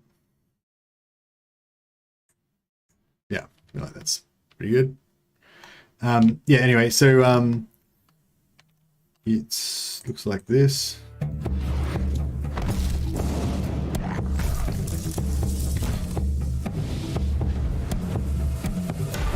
Yeah, it's like a RTS, not RTS, it's like a turn-based combat.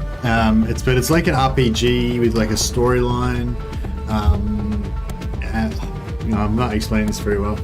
Yeah, basically you start off as Mordred, and you play through this sort of story campaign, but it has different parts. There's different missions, like side missions that you can do basically, and you can choose which maps that you go to. So it's not like a full open world, but it's kind of like, you know, once you get through the first couple of missions, you'll unlock a few different locations. You can choose which ones that you want to go to. So I think you can sort of skip the side missions and go straight to the main one if you want.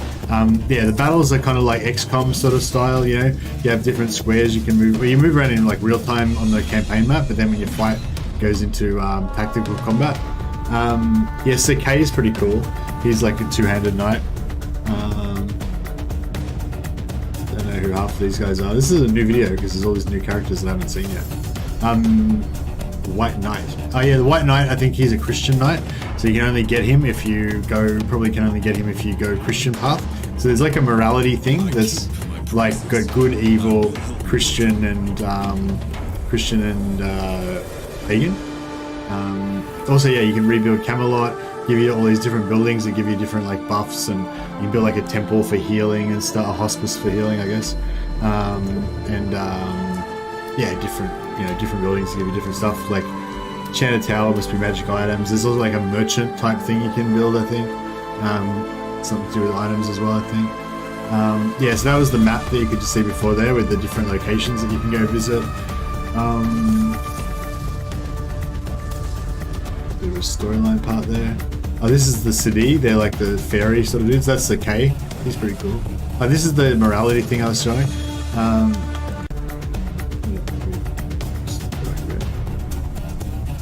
Yeah, so basically you've got Christianity or pagan, and you got good, like kind of like good or evil. I don't know. They're not called good or evil, though. They're called like, I don't know what they're called now. Like ruthless and whatever. Yeah, and these little things like you unlock. So if you go along the Christian path, you'll unlock these things. If you go along the pagan, you unlock those, and these ones are for good and these ones are for bad. But it's also like your point will actually be like, if you go like Christian and evil, then you might be like here. So you'll have everything like up to there, but you'll also have everything up to here. So you'll sort of have this area. Like if you're at this point morality wise, you'll have everything, all of the abilities in this area. And yeah, they could be like different heroes. Some of them are access to different heroes. Some of them are like might be like magic spells or like bonuses to certain economy things or whatever. You already own the game? Yeah, I've bought the game. Or maybe they gave me a free copy. I can't remember.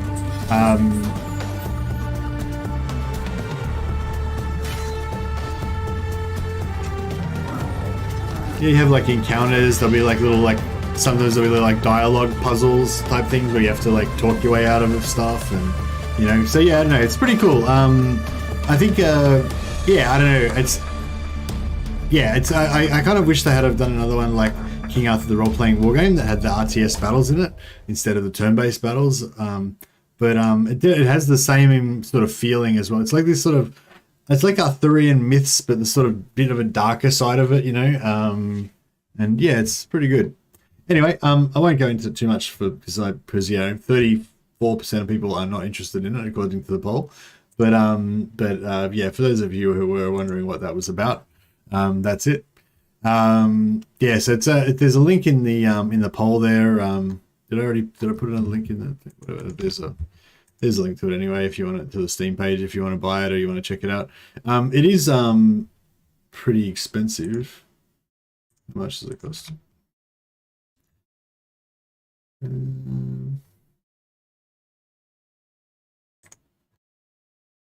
No, can't actually see. Oh yeah. So in Australian dollars it's like $60.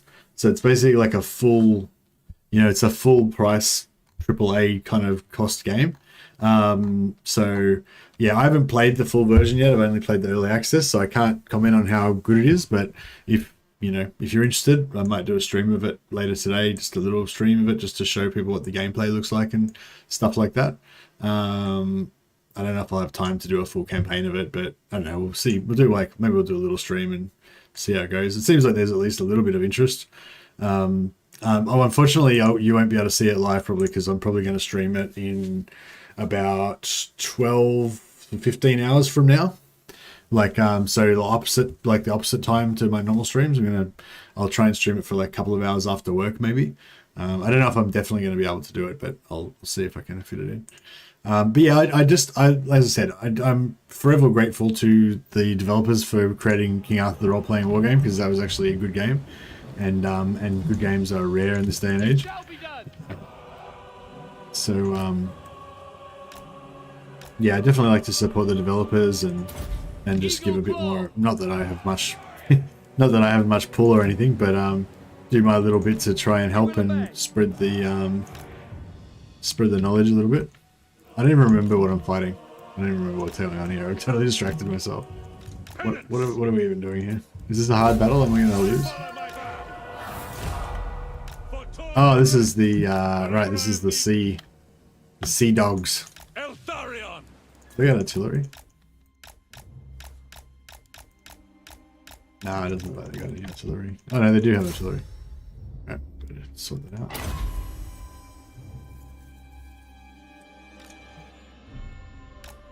Yeah. Jesus, I didn't realize how much damage I was taking. Crazy. Alright, we're gonna just get around here. Just never take any more damage. Maybe we should stop playing on on 4 times speed. Oh, the carronades just abandoned their thing. That's good. Alright, you need to just heal as fast as you can, basically. It's your job.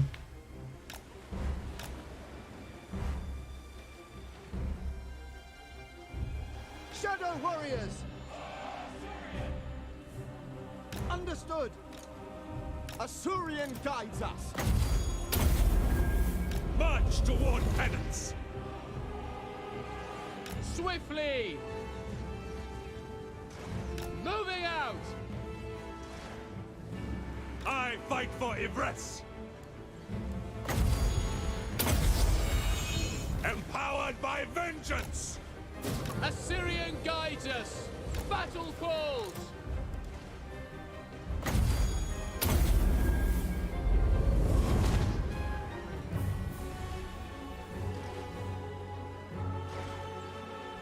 The morality thingy rings a bell. Yeah, yeah. If you played the King Arthur the role-playing wargame, you'd recognize the morality thing from that.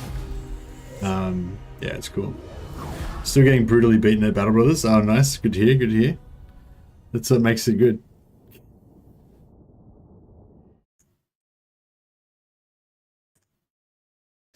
You gotta learn to enjoy losing.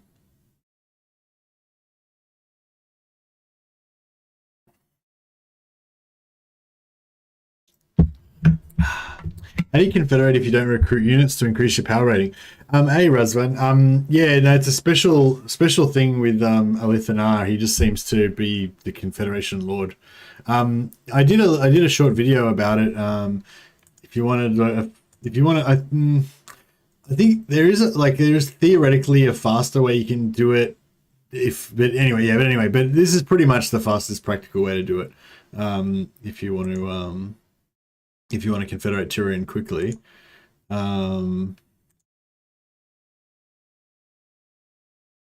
There you go. It's only like, I think the video only goes for like 2 minutes or whatever. It's pretty straightforward. You just basically go and meet Tyrion and confederate him. Evan says medieval battletech. What? What's medieval battletech? Oh, King Arthur, the role-playing wargame. Yeah, I guess it is kind of like that. Think of it. Let them build out. Oh. 5,000 gold. That's, oh man, I thought we were going to get like heaps of gold. Prince Eltharia. Oh well. It's alright. Okay, so let's go over here. I don't know what sort of enemies we've got in range. So what we'll do is we'll just force march into the unknown. Always works out.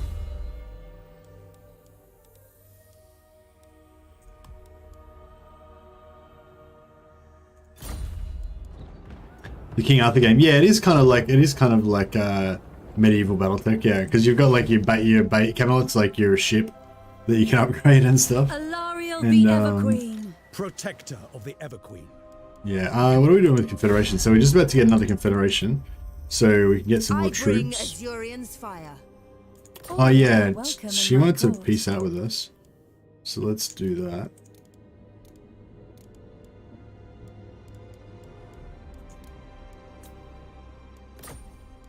Even the Lawmaster could not.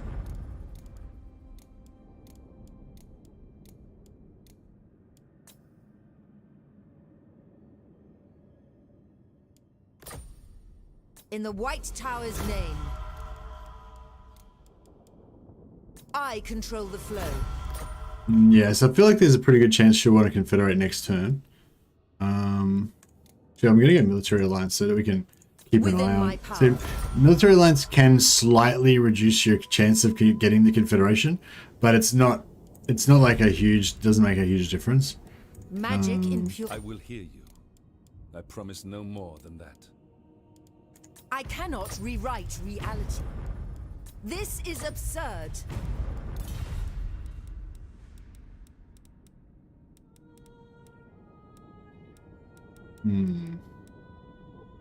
Speak. Illyrian's pretty... Guards, stay your weapon. 157. What are we doing to? 47.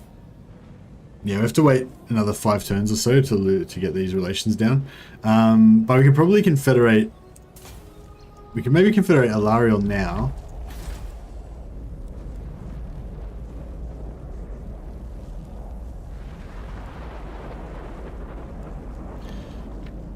Where is she? She's probably only got maybe 1 noble and no lords. There's a few archers there at least. She's only got 1 army. Yeah, she's only got 1 army. So yeah, she's not really that great to confederate. Wise indeed. High Elven. Do not expect pleasantries. Sure. Why not? My gifts permitted.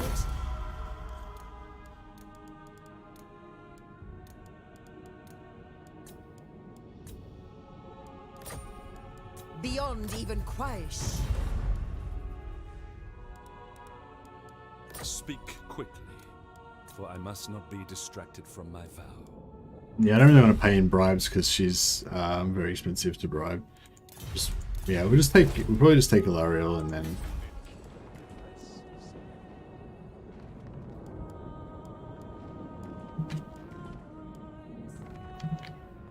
This is absurd.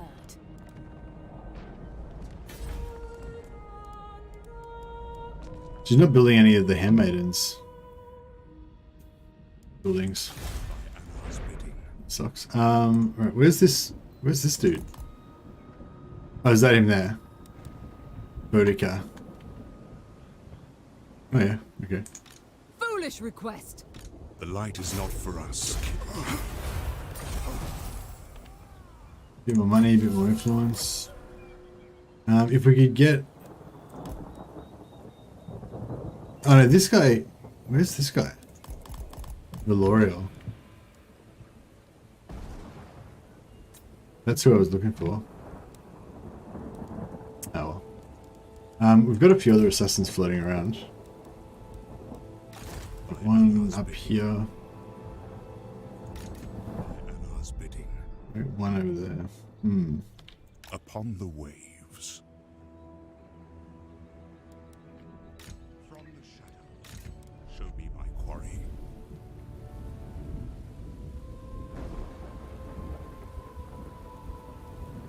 Hunting.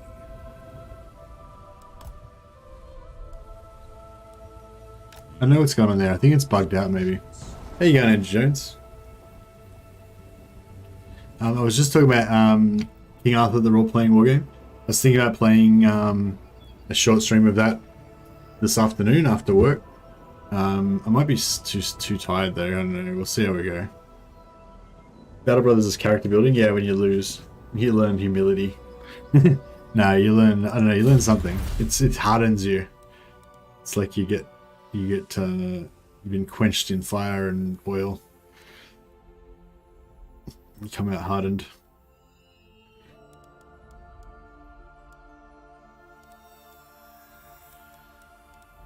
Not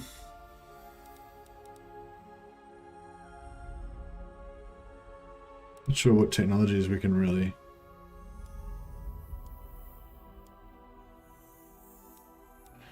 Don't really need any of this stuff.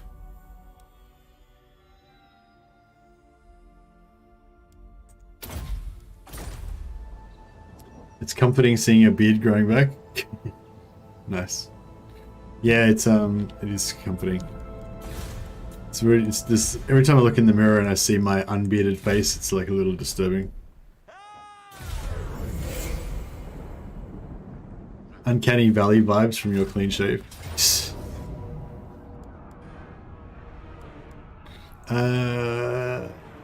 Yeah, I don't care about the gates anymore. Tedious.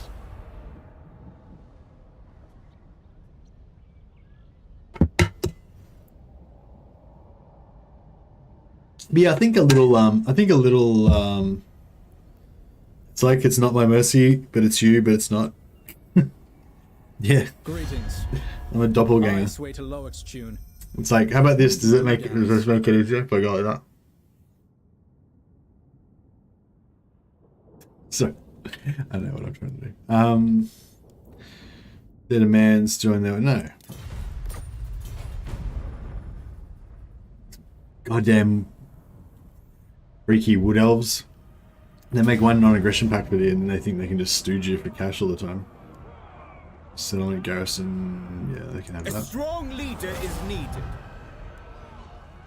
Now the 5 o'clock shadow is there, it's back to normal again. Yeah. You can sort of see it again now. Yeah. It's like the shadow of my former self is going back. Tyrannoc faction emerges. Okay, good.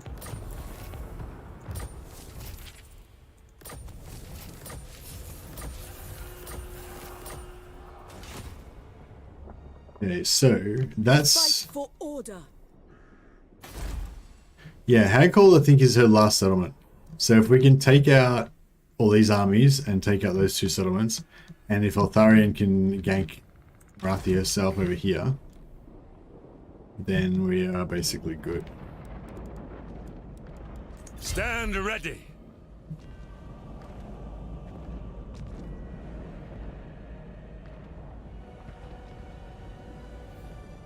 I don't know if it's going to be quicker to like sack this and keep going, or it's quicker just to run around it.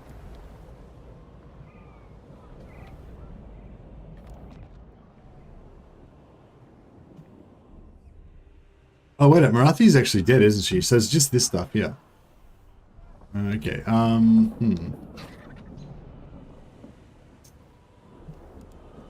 Probably should come back and defend, I guess.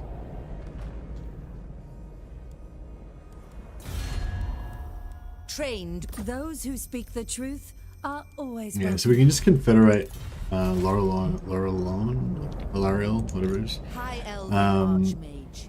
Avalon. We just confederate Avalon again. We get this army, which is pretty shit.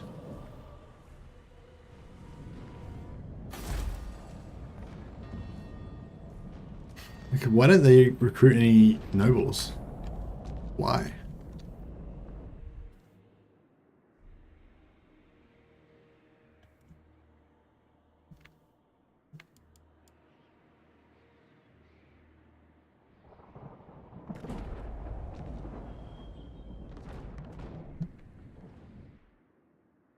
I feel like they should have...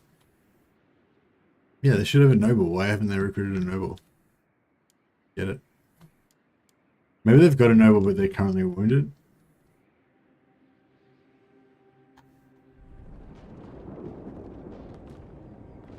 Talking about the Uncanny Valley doppelganger made me think of this show I think you would like called From. I feel like I might have seen that. I'm not 100% sure. What's it about? Just like vaguely. Actually, it's right. I'm looking it up. No. Yeah, I have not seen that. It's got Harold Perrineau in it. Is that the guy from Lost or whatever? Yeah. Is it new? Kind of looks interesting. It's a town where you can't leave once you're there, and at night monsters come for you. Yeah, that sounds awesome. It's right up my alley. Is it is it new or February this year? Oh, okay, perfect. Yeah, that sounds good. Oh, thanks for the tip. I'll check that out. Mrs. Mercy might like that. She likes a little bit of spooky stuff. Tyrion, heir of Anarion. I refuse this insolence. Nagarythe's back again. Yeah, she's always there. Shield against the darkness. I wonder if I should get rid of... Darkness will never conquer. I wonder if I should drop Alariel and get Teclis instead. Maybe I should drop Tyrion and get Teclis instead. Servant of the king. Tyrion makes our army cheap though.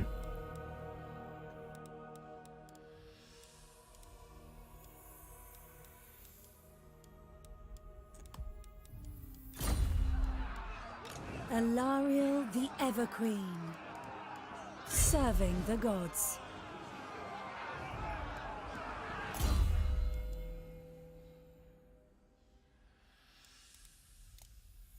Alright, let's see if we can get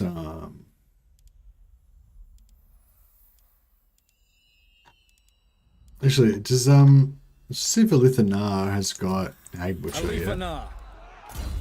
He does not. Alright, so The Reaper. Champion of the Everqueen. Making camp. Alith Anar. Fear us! right. Via land. Protector of the Everqueen. Forward. Burden of the Shadowlands.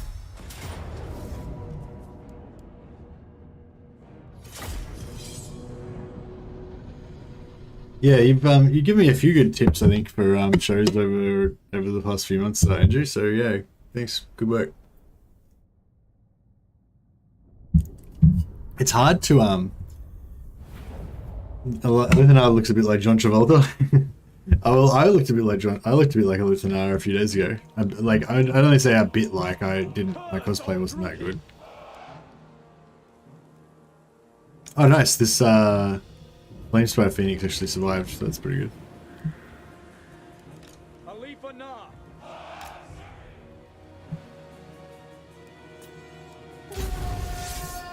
You watch everything? You want all the shows? Oh, nice. Yeah, I usually watch everything as well. I'm pretty prolific with my viewing.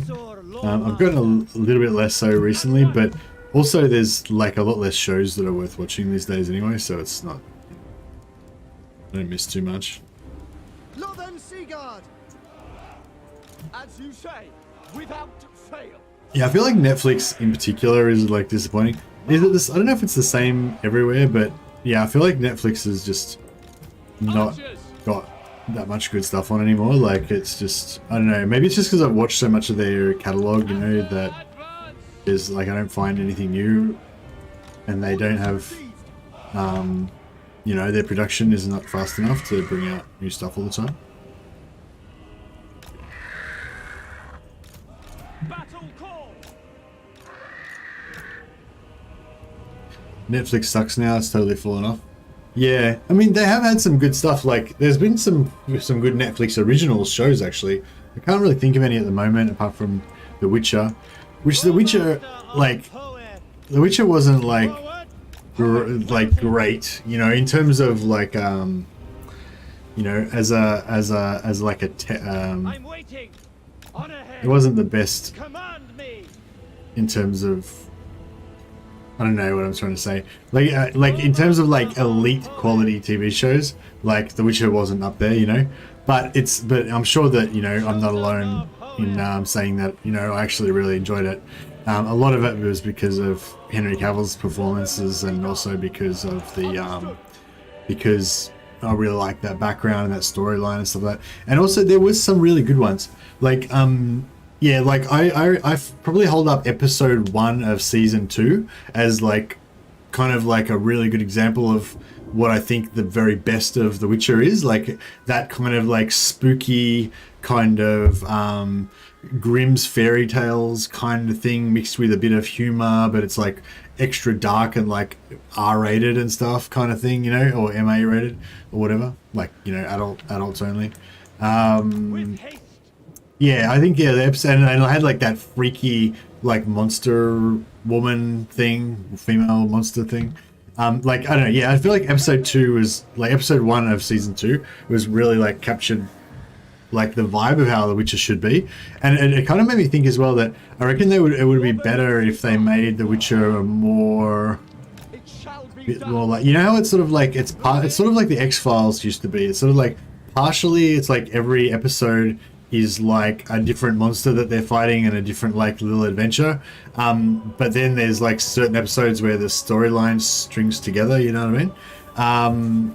That was feeding off the Witcher's friend, yeah, exactly, yeah. And how the Witcher's friend himself was like actually like a tainted sort of character that he ended up being like cast out and everything. Like, it was just everything about it. Like the writing was great, the atmosphere and the visuals and the kind of thing of like the whole thing of like that town being like wiped out by the monster, and that just being a thing that happens in this like alternate dark Poland version of like The Witcher, you know, like just everything about that episode 1 of season 2 was just like perfect, I think.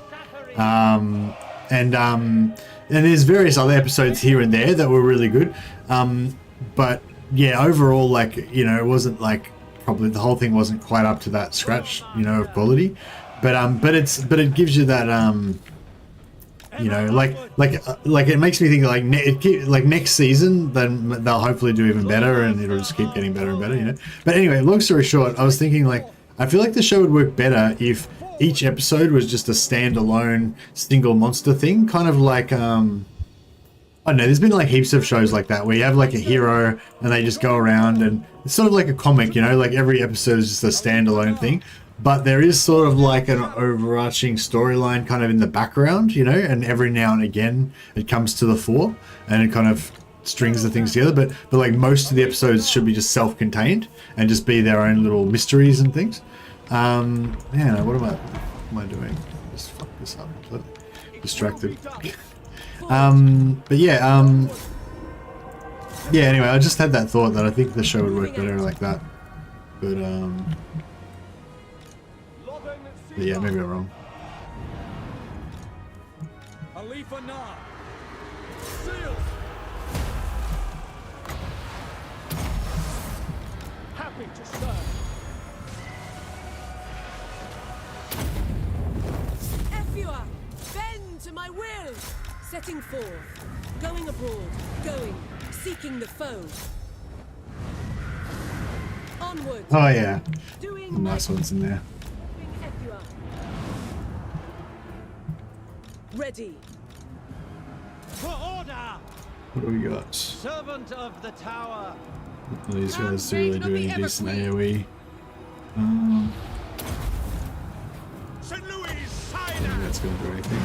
Awaiting orders. Accio mage. Making my way. Acknowledged. Azar, This guy's got wrecked. advance. Moving out.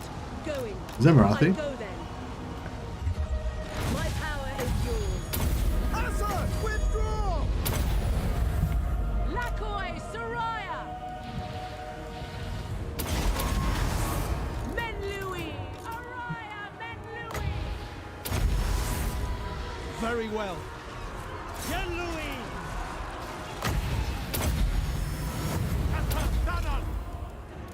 High Mage. Cleanse the land. Making my way. Spearman! Assyrian guides us! Yeah, this is working out pretty well, I think.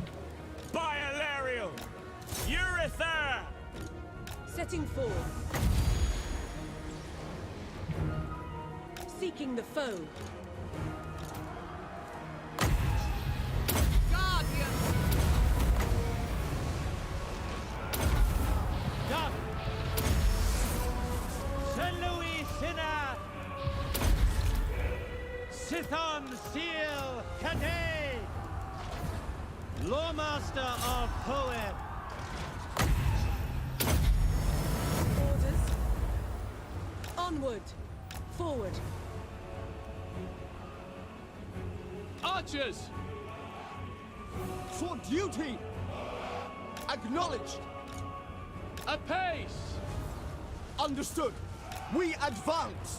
Archers! Apace! Going abroad. Duty call. Shit, why are these guys all routing? Good terror routing in there or something. Pain forsakes us! I don't know, it's maybe it's just faster and stronger because there's too many enemies. Azor, withdraw!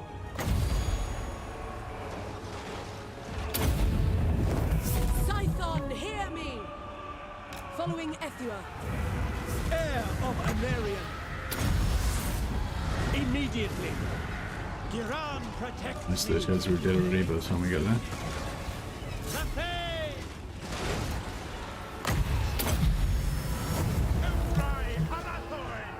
I go! My duty, Alith Anar. So be it! Attack! Oh man, there's even got wrecked. Onward! Archers! Swiftly! White Tower Guardian! For the tower! Moving on!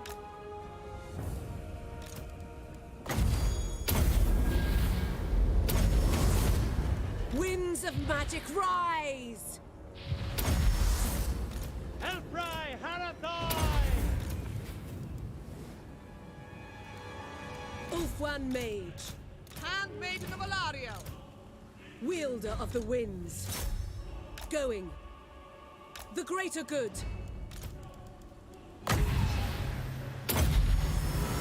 Lepain Lecky! Lawmaster of Hoeth!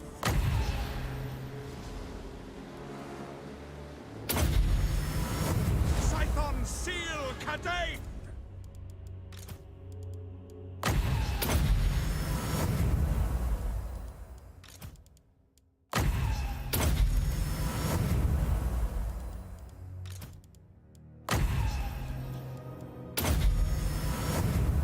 Right. That's pretty good. There you go, John. Normal Mercy is back. No, Normal Mercy is in, not Alith Anar Mercy. Yeah, I put There We Gone briefly before, but yeah.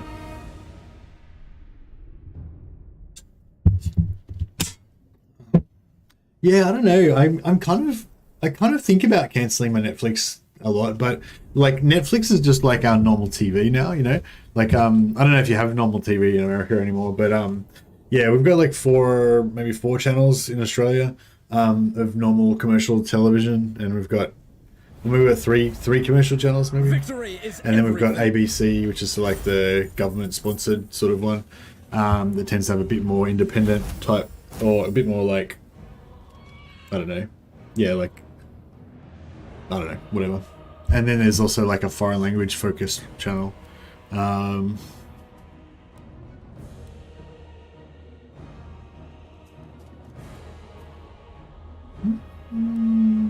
They belong to me now. Silence travel. Hey, Butcher. Yeah, I wonder how much our agent auctions cost now. But anyway, long story short, like we don't even have our TV tuned in to the normal commercial channels. Like I haven't really watched normal television in like 20 years.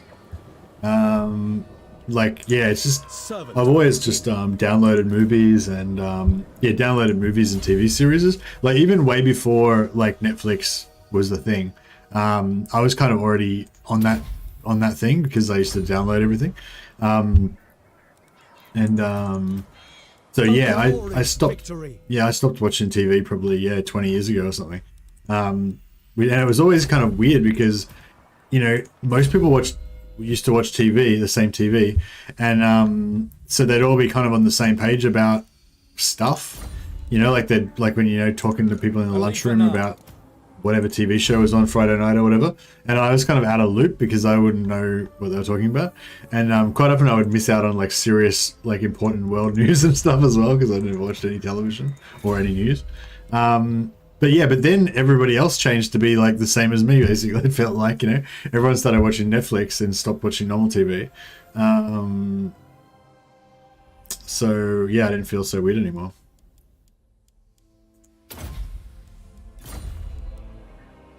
Oh yeah, long story short, I was thinking about cancelling Netflix, except for Netflix is sort of like my TV now. Like, you know when like you used to just kind of flick through the channels and you just be like channel surfing all the different channels on TV trying to find something that was worth watching?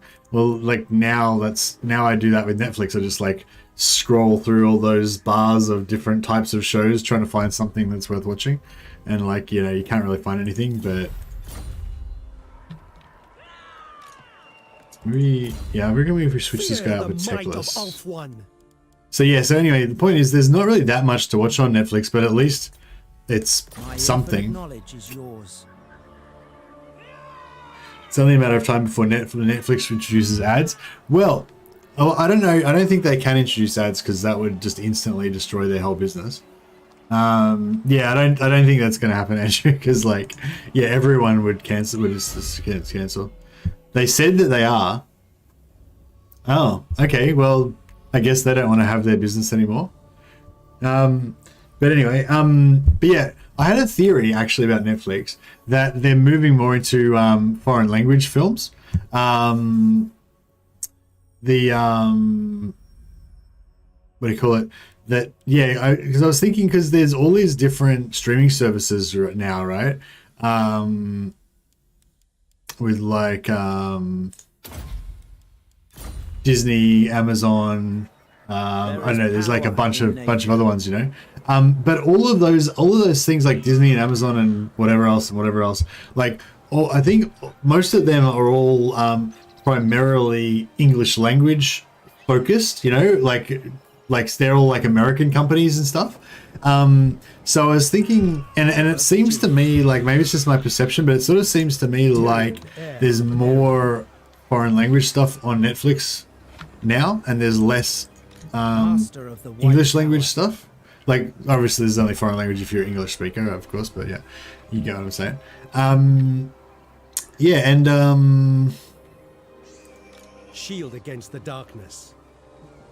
Fuck, this is not really looking that good, is it? This attrition. Awaiting orders. Yeah, so anyway, my theory was that Netflix has maybe made a conscious decision to focus more on non-English films because there's not as much competition, and just to like kind of just give up on the English market, the English-speaking market, or not give up on it, but like, you know, not try to compete with like Disney, HBO, Amazon, you know, that it can all that all of those companies can probably, you know, outbid them on like licensing and stuff like that, you know. What is this foolishness? Sareth Barbell Lash. I thought it was Barbarella for a second. By Anar's bidding.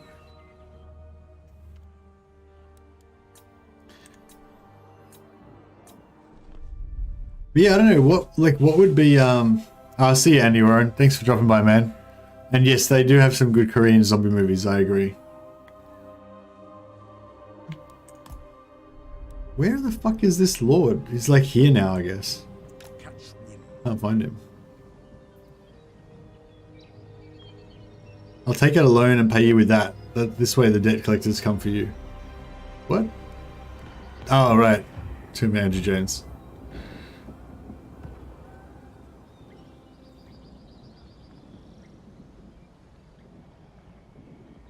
My fear is they're gonna add ads and then make it nearly impossible to cancel. Like you'll have to call or submit a letter. I don't think that they'll do that because they're too big of a company. Like if they do that, then you know people will just start getting their banks to like disavow the fucking charges and stuff. Denied. Actually, that's an interesting thing. I wonder who's bigger out of like, because like Commonwealth Bank is like one of the biggest banks in Australia, but I wouldn't be surprised if Commonwealth Bank is like owned by another bigger bank, you know, or whatever. But anyway, yeah, my point is like I wonder who's bigger out of like Netflix and Commonwealth Bank, or okay, Commonwealth Bank, ANZ, Westpac. Commonwealth Bank, ANZ, and Westpac I think are the three main ones in Australia. There's four. Like the big four, they call it. I can't remember who the other fourth one is. But yeah, like I wonder if, I wonder which one, like basically I wonder if like Commonwealth Bank or Westpac or whatever would, you know, be fine with disavowing their payments if they knew that they were screwing stuff over, screwing people over, or if like Netflix would be able to strong arm the bank and tell them to like keep doing it because they're a good customer and whatever. Didn't you have all of Wulfhart like yesterday? Hey there, John. Yeah, I'm farming confederations now. So basically I'm letting them all rebel and take over their settlements again so that I can then reconfederate them again. So I took over, I reconfederated Calador, got their lords and heroes. Then I let them rebel, confederated them again to get more lords and heroes. Now I've I tried to let Safri take over, but they got into war with Laurelon. But, sorry, Avalon. So yeah, Avalon's probably next on our list. Then Toy of Rest. We'll reconfederate these guys. And we can maybe even do Krace if they can get this shit together. Futile. Shattered Realm. Alright, anyway, so this guy needs to come over there. Maybe he'll back this. Tor Ivres demands our sacrifice. Break their walls and their spirit. That's pretty cool. And then Take no sides. Hesitation is going this way, and then we can kind of help out in case these guys need some support because they're kind of getting a bit worn down and busted by all the attrition.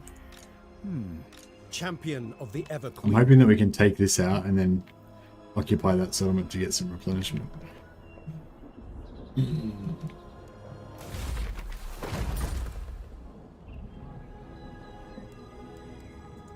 By the White Tower.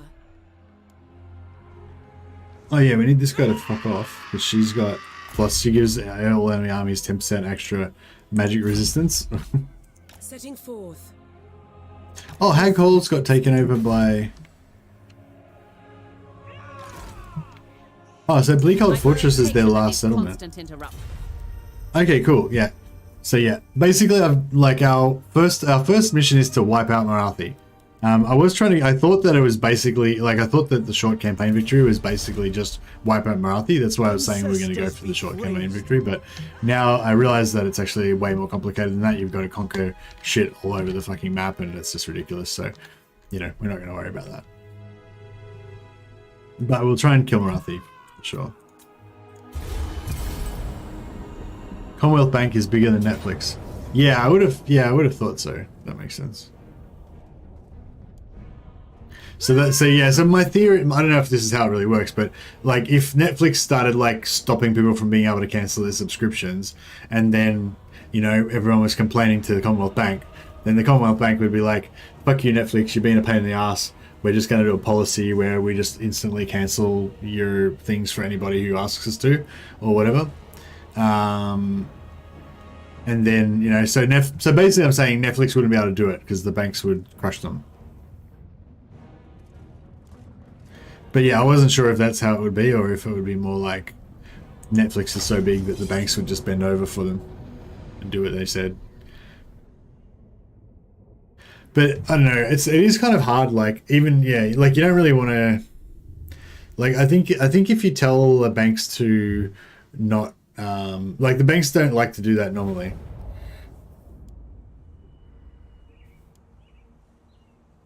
Like the banks normally like you to try to do it through the correct channels first or whatever, rather than them just coming in and like brute forcing it. Oh wow, we got ambush here.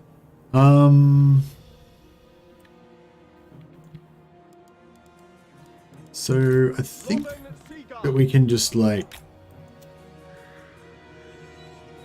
shoot them from here.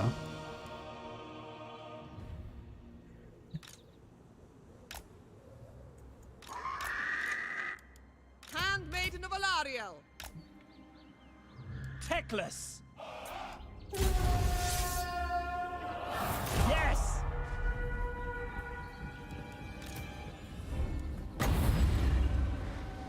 Ever on. For duty.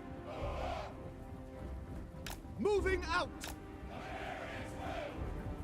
Moving. Loyal guardian. With me.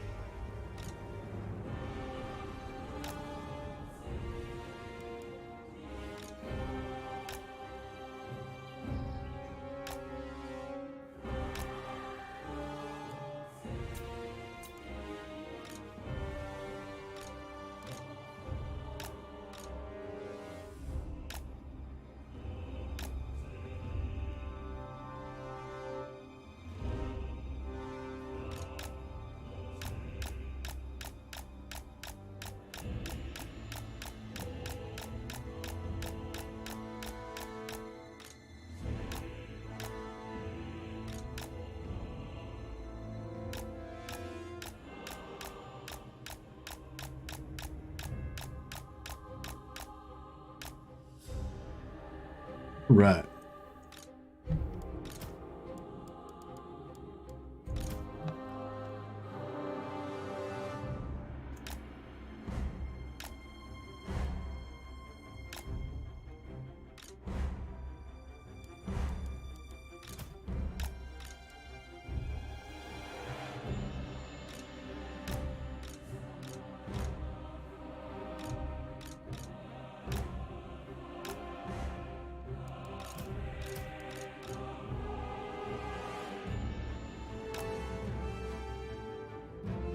Hulu is a trash fire, better selection that gets updated faster than Netflix, but they run like 3 or 4 2-minute ads at a time, even if you pay for the no ads premium package.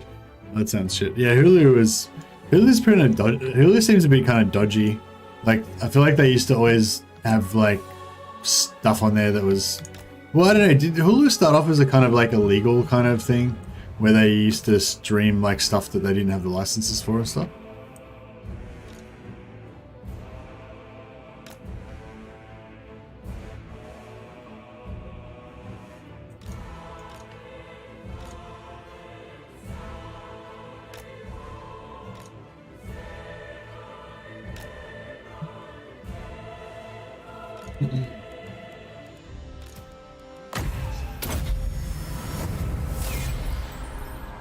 Warmaster.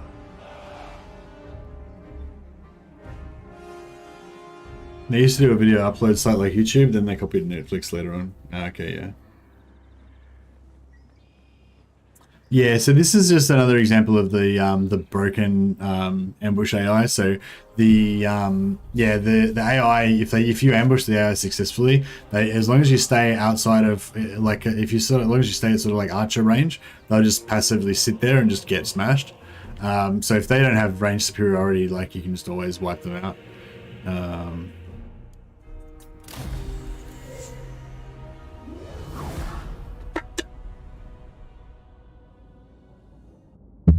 My first experience with Hulu was Family Guy clips always having the Hulu logo pre-2010 on YouTube.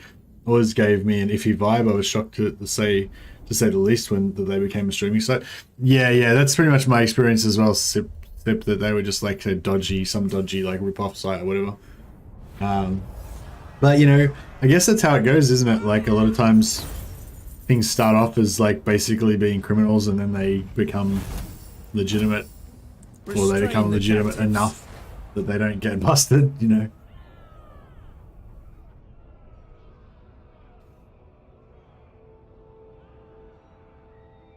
Somebody just tried to wound Cavill. How dare they?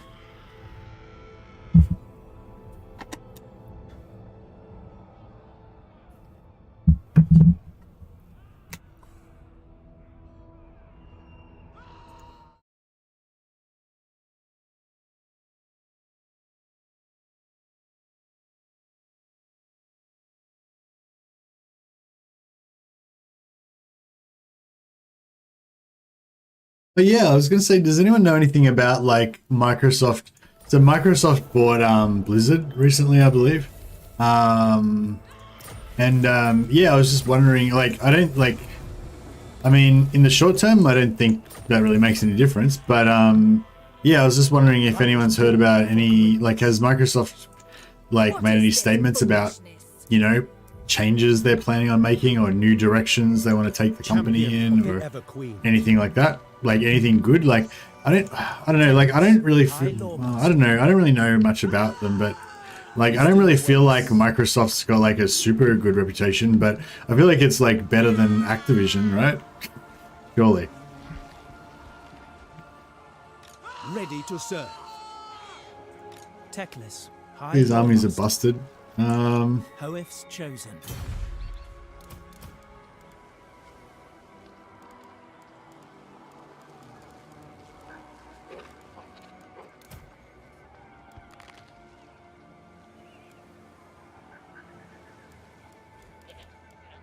Onward. Ever loyal. Right, we've got lightning strike, I'm pretty sure. Yeah, we got lightning strike. Alright, we'll just destroy all these dudes with lightning strike. That's the way to go. No mercy.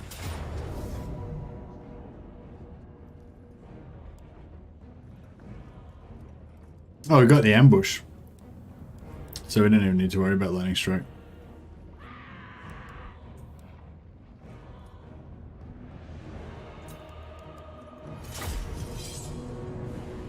They said they want to let Blizzard remain mostly independent, though I assume they're going to at least stop the harassment and breast milk theft.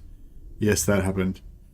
We've no idea what Microsoft wants to do with the gaming unless it's about pumping out exclusives to their console. Not really. Until they kick out Goblin Kotick, nothing will be heard, I bet. Blizzard dared accuse Microsoft that because of MS, women don't want to work for them.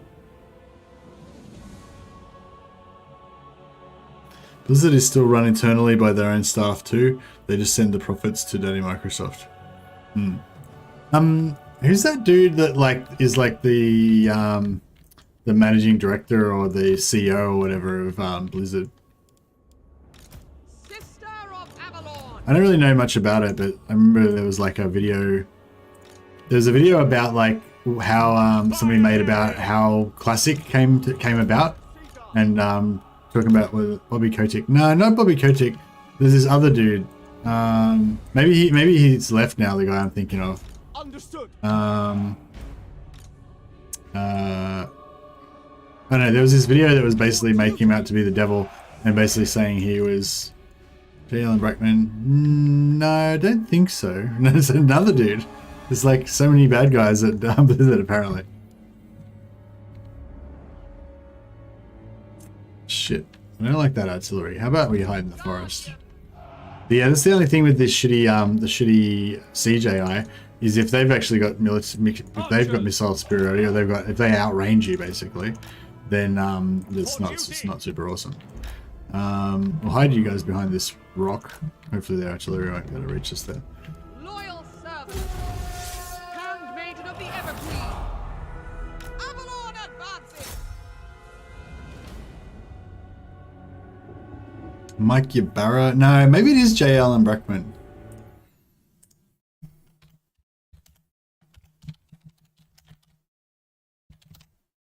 It doesn't really. Oh, it is. Yeah, it is. Brackman. Yeah.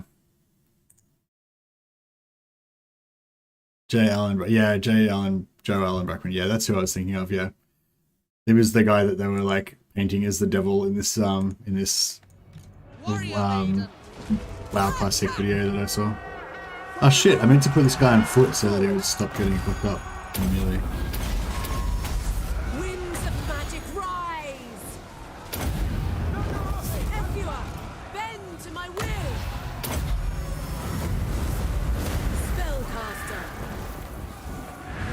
Oh, that's gonna hurt. Boom. Handmaiden of the Evergreen. Suckers. Stay true. Happy to serve. Yeah, Brackman was the you think that you do but you don't guy. Yeah, yeah.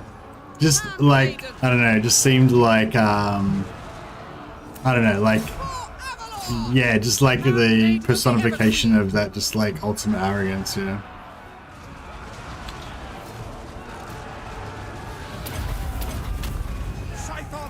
Yeah, is Classic still going now? I feel like Classic is not as Devoted servant.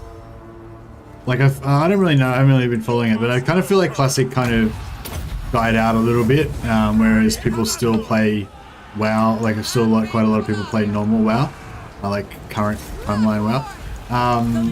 But I kind of feel like the reason I feel like that's. Like, if that's true, and like Classic sort of died out, but normal WoW's still going, then I feel like that's not necessarily, doesn't necessarily really mean that, like, Classic isn't better. It just means that more people play WoW, so, like, I don't know, the thing that's always been, like, kind of shit about MMOs is that they're kind of population dependent. Like, the bigger an MMO is, the better it is to a degree. Like, obviously there's lots of other factors as well, but like just the fact that like because MMOs are like one of the most social types of games that you can play, like having all of your friends be in there is like a big deal, you know, for a lot of people anyway. And so, like, I feel like that was kind of one of the things with Classic. Like, even though I think Classic has a lot of stuff going for it, and like the reasons why people wanted to return to Classic, because like it's not such a fucking merry-go-round, and it's not such a you know, it's not such a like theme park that just provides you all this sugar candy with no effort and shit, and like, you know what I mean? Like, it just, anyway, I won't go here. Anyway, there's lots of things that people really wanted in Classic, and that attracted a lot of people to in Classic, where it, I don't know. Yeah, I won't go into what they are, but I'm just saying that there was lots of reasons why people wanted to get back into Classic, right? The people who know what I'm talking about will know what I'm talking about. And yeah, like I kind of am on that sort of Classic side of things, that I feel like Classic is kind of like the better experience of WoW, you know, in general. Like the direction that they went, like afterwards to like was not as good, and like, yeah, but you could say that that's proven wrong, and that J. Allen Brackman was right, and that you think you do but you don't. But then I think on the other hand you can say, well, that's not really how it is. Like, really the reason why Classic's not as popular as normal WoW is just because it's not as big. Like, because like a lot of people went over to Classic when Classic came out, but like a lot more people didn't, you know, or a lot more people like still wanted to keep all their stuff that they had, you know. And like, yeah, if Classic wasn't just remaking old content, but if they were actually making new content for Classic, like, so what I'm saying is if they had the same development effort, same amount of money put into development in Classic as they do in the live server with new content and stuff like that. But they were sticking to more like the old school, like aesthetic, I guess, or the old school like ethic, you know. Then like I feel like that would be a better long-term way to go. You know, like if they cancelled normal WoW and just put all of their development into Classic, like, or if they just never did those changes, you know. Defender of Ulthuan. I think the other thing with Classic is like as Classic gets later, it gets further and further on, like because when did they release Classic up to? Because they released Burning Crusade, right? And then or maybe Burning Crusade was already in it from the start. I can't remember now. But yeah, I think they released Burning Crusade, and then did they release Wrath of the Lich King, and I don't know. They released a few updates, so they actually like advanced the game in Classic, right? So, like one of the things that was good about Classic was there's no flying mounts. You know, like flying mounts, especially flying mounts in PvP areas. Like it's kind of, I don't know, it kind of fucks up PvP a little bit. You know, like I think it's kind of cool having flying mount PvP areas in a way, but it's sort of also a bit whack.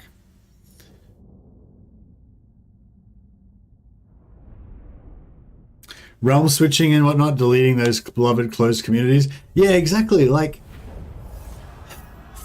that was one of the greatest things about old school WoW is like meeting people and like the specific server that you're on. Like, you know, like there's that particular rogue that always like would hang out where the boats leave, you know, and fucking kill everybody, like kill all the lobies and stuff. And you know, and he would just be a plague and no one could ever catch him. And eventually sometimes you would get like lynch mobs against to try to chase him and shit. And everyone on the server would like know the dude's name and shit, you know, like that kind of stuff, you know, like that's I don't know, like, yeah, like being able to be part of a community and be like a hero or a villain, and I don't know. Enslave them. When everyone was playing WoW 1, I was playing Medieval 2 and Winter Nights. Yeah, me too, actually. Yeah, you I didn't play WoW when it first came out. I started playing WoW just before Burning Crusade, like a few months before Burning Crusade came out. I think I started playing it. So I wasn't there from the right at the start. A glorious victory. I remember when Burning Crusade launched, so I must have started playing just before that. But I don't, yeah. Ancestors be praised. That's the old school MMO spirit. It won't happen again, sadly. Yeah. Yeah, but I don't know. I think that's the thing. Like, The White Tower. by making WoW more accessible and more like, yeah, I feel like it just got diluted, you know, and it's just kind of shit now. Well, I felt that way for, you know, a long time, like 15 years or something. But yeah. Assure have triumphed.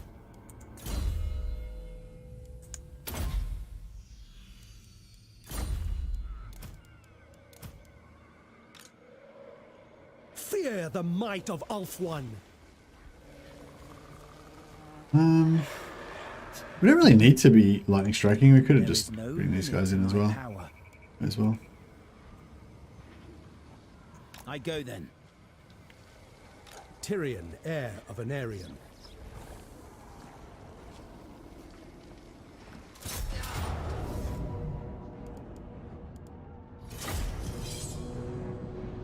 Saw there were pandas in WoW and thought no. Yeah, I don't really like that kind of. I don't really like that sort of like aspect of it either. Yeah, like I don't mind the cartoony art style, because you can still kind of just imagine that that's like a filter over everything, and there's still a bit of like it's still kind of cool underneath that, you know, that's just the way it looks or whatever. But then once you bring in like the pandas and fucking everything, all the cutesy stuff, I don't know, it's a bit too, yeah. Archers. Loyal. As you say. I'm sure there's lots of panda lovers out there though. But yeah, no offense, man. Shield of the Ever Queen. Yeah, it's I don't know, it's a hard thing because like a lot of people, yeah, like a lot of people like that old school MMO kind of aesthetic, I guess. Or not aesthetic, but like ethic. But then a lot of people got into the MMOs after that stuff was kind of gone already, so they don't really, you know, and they've, because like the first MMO that you ever get into is like always going to be your kind of like first love or whatever, and the way that first MMO is going to be the way that you think MMO should be, you know, like kind of thing, I think, to a degree. So yeah, like, what am I trying to say? Like, even if like I played like Ultima Online was my first MMO that I played, and you know, I still kind of think that was the best MMO ever, you know, because it was so raw. Like, it was like, I think Ultima Online was kind of like the first real MMO. Like, that was the first one that really did all the crazy stuff that made MMO so amazing. But like, obviously WoW was a lot more accessible. So, you know, I think they both have, my first MMO was Freelancer on a public server, and it was the best. Yeah, that sounds cool. But yeah, you know, the whole concept of MMO is just so amazing and like full on and crazy. Like, the first time you're involved in, like, the first one that you play, like, is always going to be like a massive influence on your life and stuff, you know. But yeah, and even if, like, you know, for me, like, that was Ultima Online, so there's a certain kind of ethic that I think is like the ultimate MMO.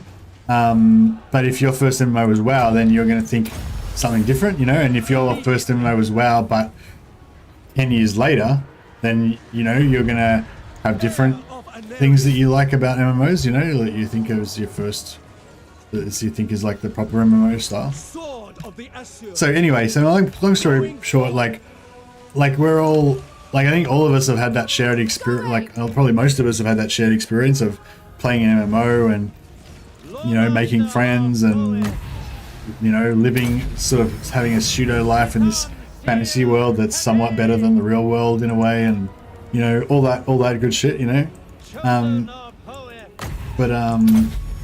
I don't want to, like, yeah, I don't want to, like, diss that, you know, like, because that whole concept has, like, a lot of, I don't know, I've got a soft spot for that whole trip, you know, and I don't want to diss anyone's first MMO experience, you know, no matter whether that's, you know, yeah, I don't know if that makes sense, but it's like,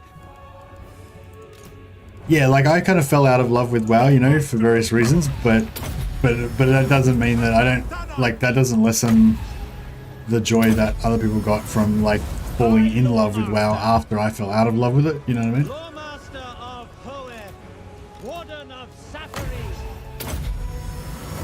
Oh, I didn't realize I was still actually fighting this battle. I thought that the battle had ended. Oh. I was just, like, doing my healing and stuff. EverQuest was the first MMO, didn't do any dungeons or whatever, mostly just ran around and explored a vast area. Hadn't seen anything with that scope back then. Same thing hooked me into the Wrath of the Lich King. Yeah. Yeah, it was cool. The first time I played WoW, yeah, I didn't join a guild or anything.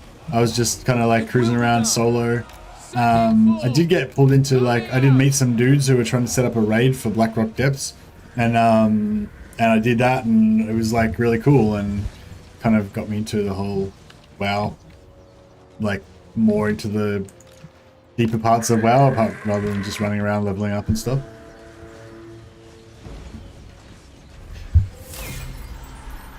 But even just the idea, it's sort of like with Mortal Empires, you know, like, even if I'm only playing in a tiny area, like, I always want to play Mortal Empires because I love the idea that there's a whole world out there, you know. And, like, when I first used to play WoW, or, well, a lot of the time when I played WoW, really, you know, I'm just leveling up a dude, you know, I'm leveling up some, like, dwarf hunter, or not a dwarf hunter, probably like a dwarf paladin or something. I don't know, whatever, some kind of dwarf character. You know, I'm dealing with a dwarf, and I'm, like, taking mining because I want to get, like, gnome gizmos for PvP later on or whatever. I don't know, I can't remember now. I don't even remember if I actually played a dwarf. I usually play humans. what am I trying to say? Yeah, like, you know, my whole gaming experience with that character was just leveling through different zones while simultaneously trying to level my mining and blacksmithing, you know, and that was pretty much all I cared about, you know. but the fact that it was in an MMO and I'd occasionally see other characters running around, or maybe somebody would help me out with like killing some mobs I needed for a quest or whatever, you know, like just that idea of being in a big world, like made it better, you know, made it worthwhile or something. Just the idea that you were gaining status or getting stronger in this world, you know. This place is ours. Didn't I just occupy that? Did I just what? Didn't I just choose? Oh yeah. Another victory. Sorry, there's some major lag there.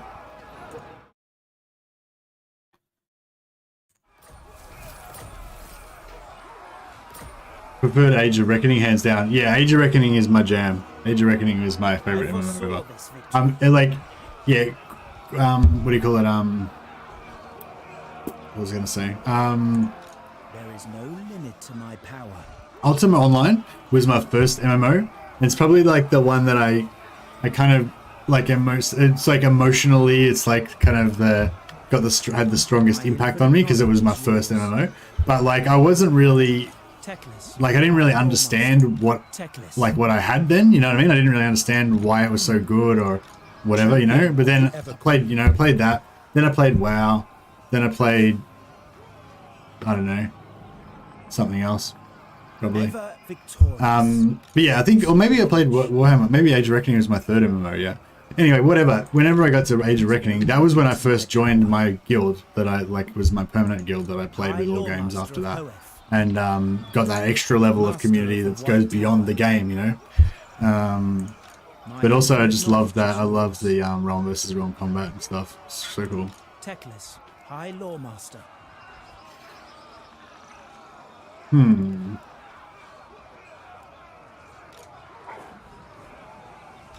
There is no limit to my power. I rest here. The goddess I wonder if he'll be able to like reach me to like poor man's lightning strike me. Awaiting orders. Hopefully not.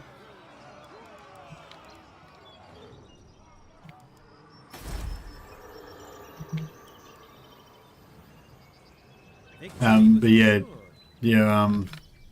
Warhammer Age of Reckoning was awesome. I always played a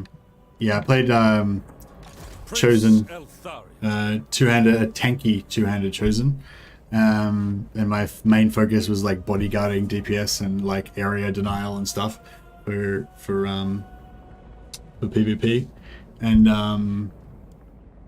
then I played, and then we went back and played it again, and I played a Knight of the Blazing Sun, which is basically the exact same character, but it's on the order side.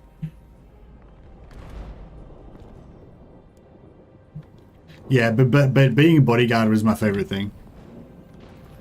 Warrior Priest and Knights of the Blazing Sun, yeah. I played Warrior Priest as well a little bit. My Twink character, we had Twink. We went back again like years later and played Twink characters in like a level 11 battlegrounds. It was pretty cheap, but it was fun. Well, it was expensive actually because we spent heaps of money buying gold so that we could twink out our characters. Yeah, it was like cheap laughs. It was good fun though.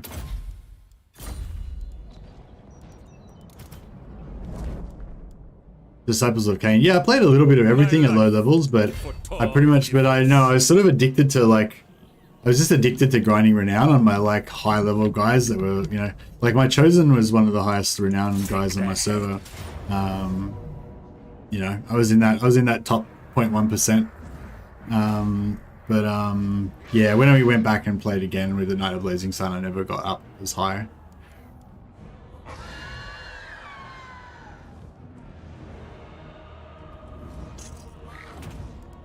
Sure, let's do it.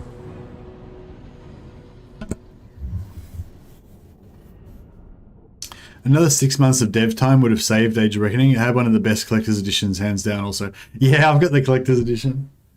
I think it's on my mantelpiece here somewhere. I think. Oh, where's?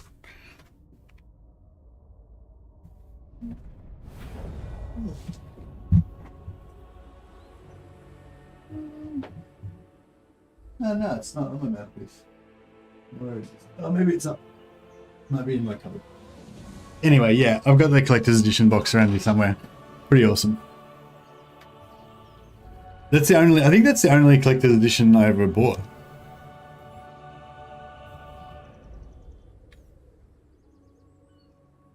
But yeah, I love the melee combat in Warhammer Age of Reckoning. Archers! And yeah, it was weird. And then when I went back and played WoW again after Warhammer Age of Reckoning died, like that kind of informed my, like I was always trying to get back that feeling of playing a warrior in Warhammer Age of Reckoning. You know, I went back and played Mortal Strike Arms Warrior back in the day. Archers! It was cool, but it was a very different thing. Eagle Claw! It shall be done! I don't know what I'm doing here. I should probably think this through. I definitely want to corner camp one of these sides, I guess. Or do we want to just kind of chill here, maybe? Yeah, this kind of looks alright. Something like that.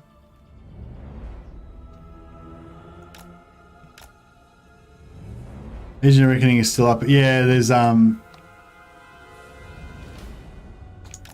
the free servers, yeah.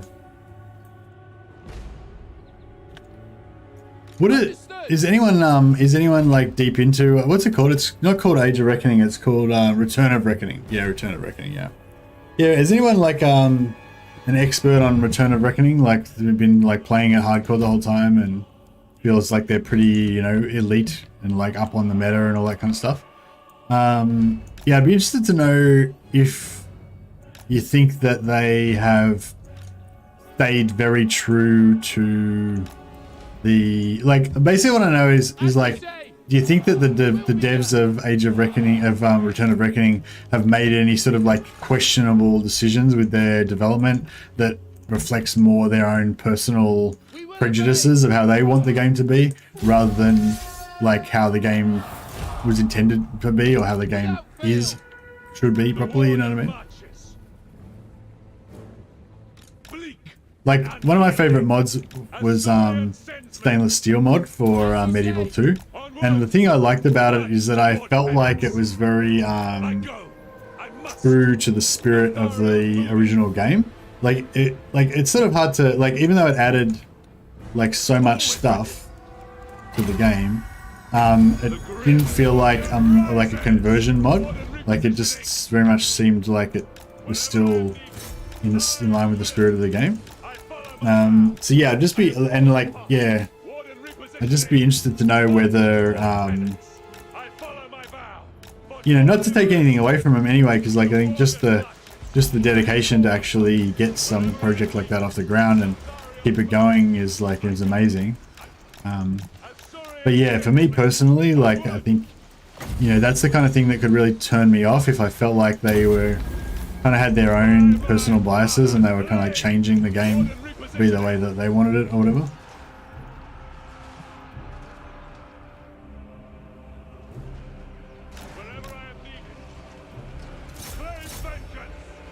But yeah, I was just wondering if anyone sort of played enough of it to be able to tell me what they think about that, whether they think that is pretty true to the original vision, or what the original vision should have been, you know, what most people would think the original vision was, you know, whether there is any sense that the devs have their own vision that's different to what most other people have or whatever.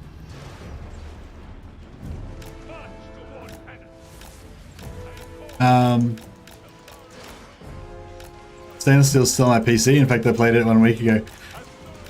I always want to play it, but it's just too old, you know, like even like especially the UI, like when you just look at the UI for like Warhammer for Medieval 2, and the UI is like all like pixelated and like not just mildly pixelated, like blocky as fuck. Like the mini map is just all fucked up and stuff. Like it's just, I don't know, it's just like so old, you know. It's just real bad.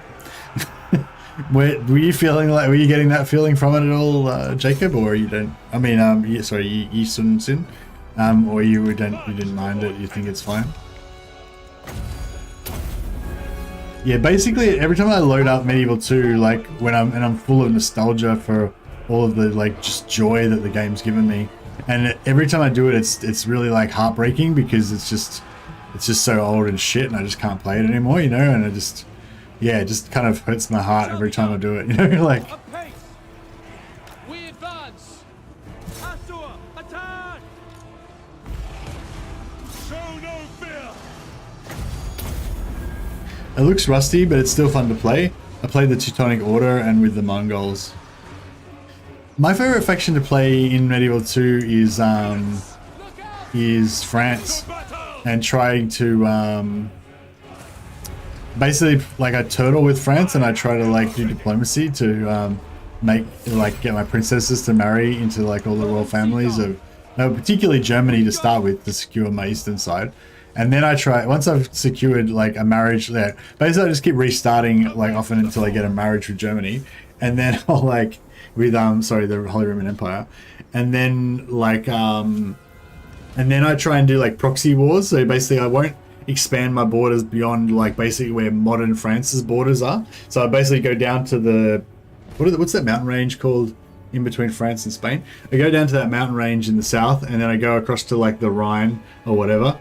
I basically take all the settlements that have like French names, and then I just stay there and like, you know, get into like wars with England and send like crusades out and stuff, but not actually expand the borders. Pyrenees, yeah, that sounds about right. Warden of Alpha! Yeah, I've always loved turtling for some reason. Like I don't know, I just love defense.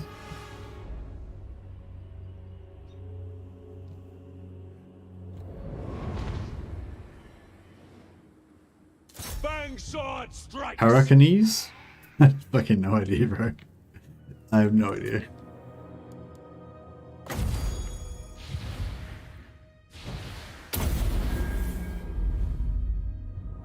Do you take Milan? France did. No, like I just take modern day France. I mean, I might take things temporarily and stuff like that, but I won't like try and expand my borders, you know, like I might temporarily take a settlement in order to, you know, for a strategic advantage or whatever, but then I'll later on let it get taken back or whatever. I don't really care. Like I only want to keep like, you know, France, you know, or in other versions of it, I'd only keep France, but then I'd take like islands around the place and have like forward bases and stuff, but that didn't really work very well. Have you done a Dryker campaign yet? Yeah, I have, yeah. But next campaign's going to be Warhammer 3, so Riker's not in Warhammer 3 yet. Yeah, next campaign's probably going to be either another Nagarythe campaign or maybe a Kislev campaign. Because I tried to do a Kislev campaign with Kistelton, but I don't know, I just got bored. It was kind of a stupid idea for a campaign and I got bored. But yeah, I don't know, maybe I need to make more of an effort to make sure the next campaign's good.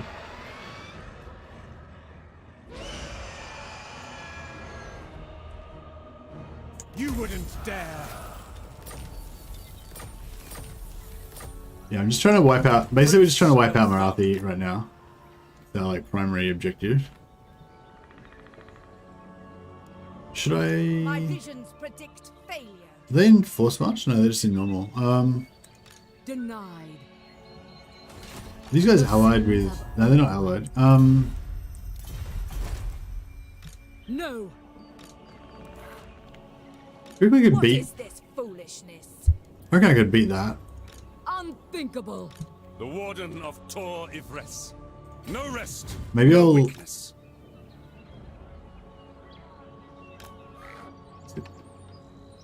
Oh shit, I got this as well. Absurd. Yeah. Oh well, that's alright.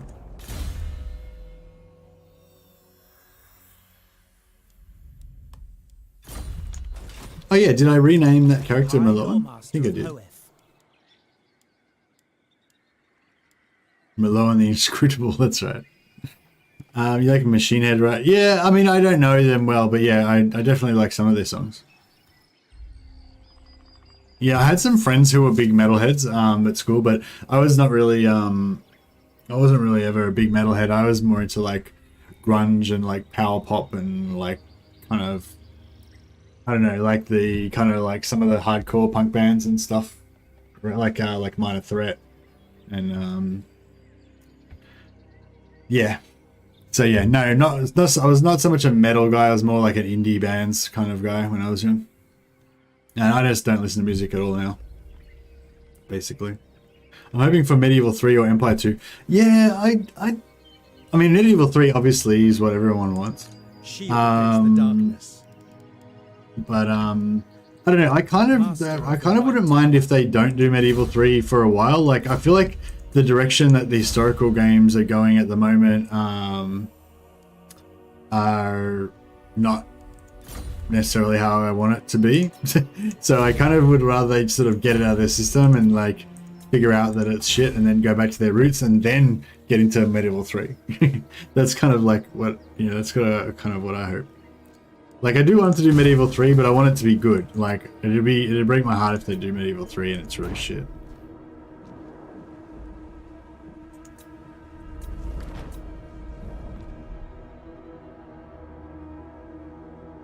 I was old enough for punk, but not cool enough. Yeah, I was not old enough for like proper punk, like back in the day. You know, I was only like 5 in the start of the 80s or whatever. But yeah, there was like the post-punk outfits and stuff. I wasn't quite around for the you know, the dawn of punk or anything.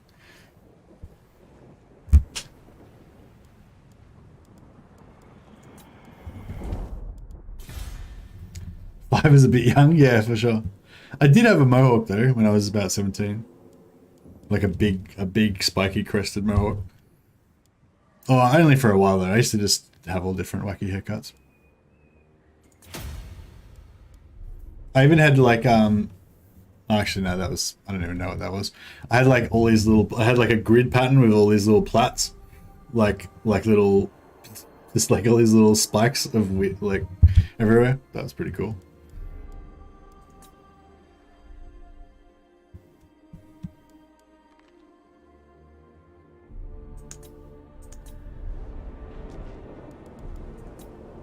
Like the Hellraiser, yeah, it's kind of like Hellraiser, yeah. It's basically like all my, yeah, I had like a grid and like all these little like plat things just sticking up everywhere. It's pretty cool. And what else did I have? I had like just cones, you know, just like random cones sticking out. No, I don't listen to any music. Literally don't listen to music at all. Like never. The only music I listen to is like the music that my wife listens to sometimes when she does cleaning. Which is obviously not really representative of my personal style or anything.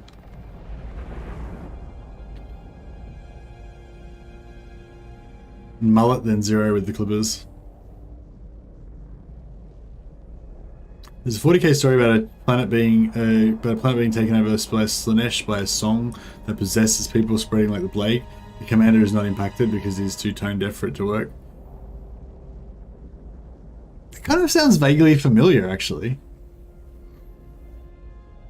By the way, I listen to medieval music. Oh, that's pretty cool.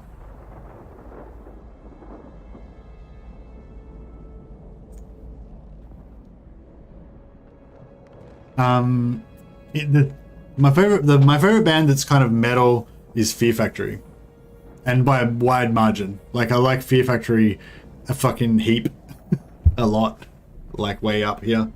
And then all other metal I like a fair bit less than Fear Factory. Even like the stuff that I really like, it's like way less than I like Fear Factory.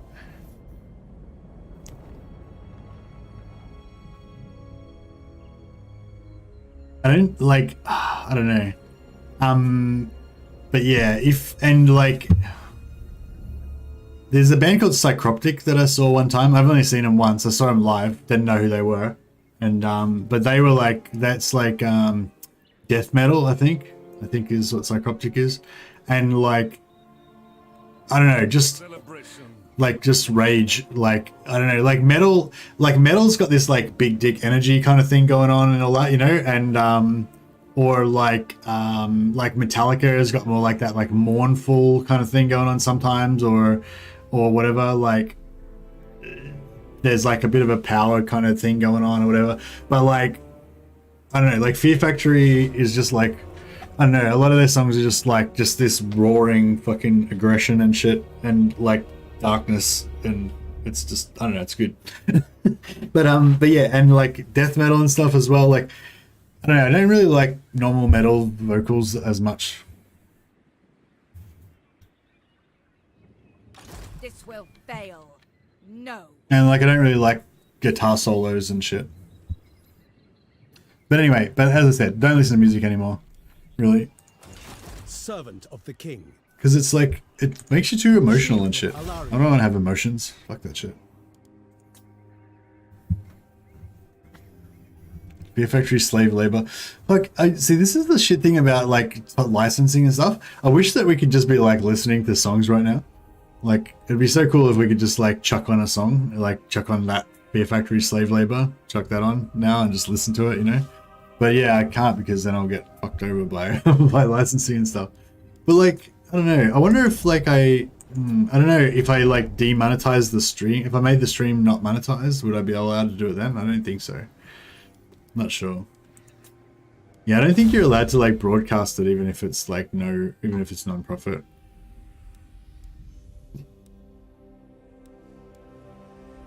That would be cool though.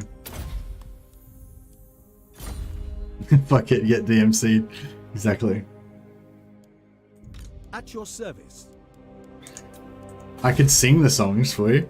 That'd be fine. It'd be my own personal rendition then, so it'd be fine. Age of Ulfwan. Do not look for me in the light. I lurk in shadow.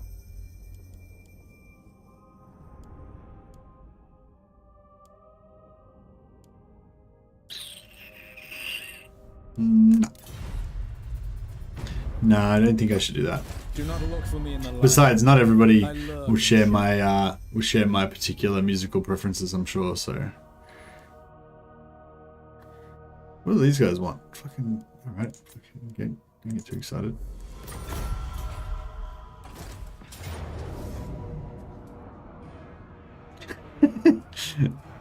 I've given it a quick listen, it's terrible anyway. Don't get penalized over that shit.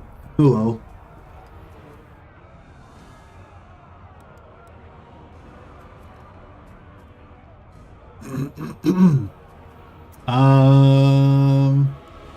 Yeah. It's a lot of fucking stuff, isn't it? There's a lot of stuff. Fuck. If we had have had,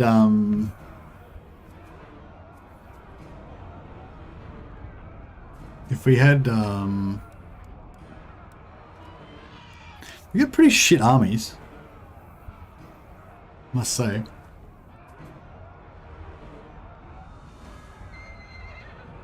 Mercy, I need to be making a super mod. There's a rogue mod in here, and he needs to be banned. Lol. You've got to be resistant to that. He's trolling you, Andrew Jones. It's like such an obvious troll as well. If you can't like identify obvious trolls, I mean, maybe you don't have what it takes. Maybe he's just exposing the weak mods. The mods that don't have the iron will that we require.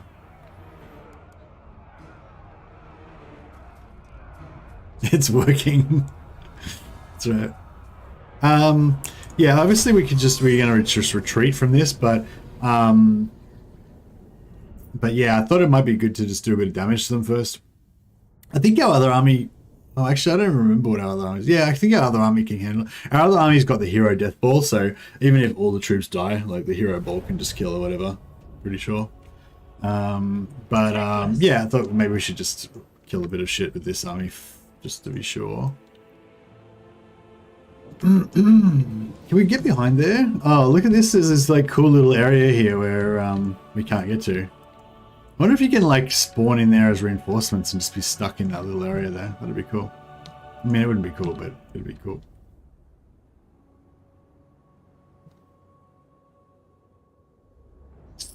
I feel like this could be good because we could be blocked off from their artillery. Maybe.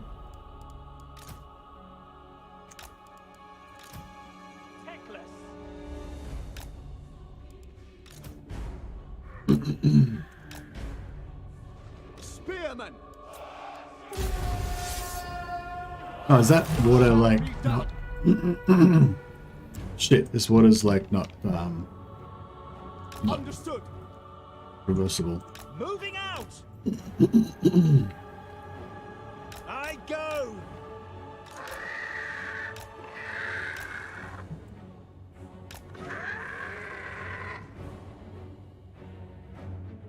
Guardian.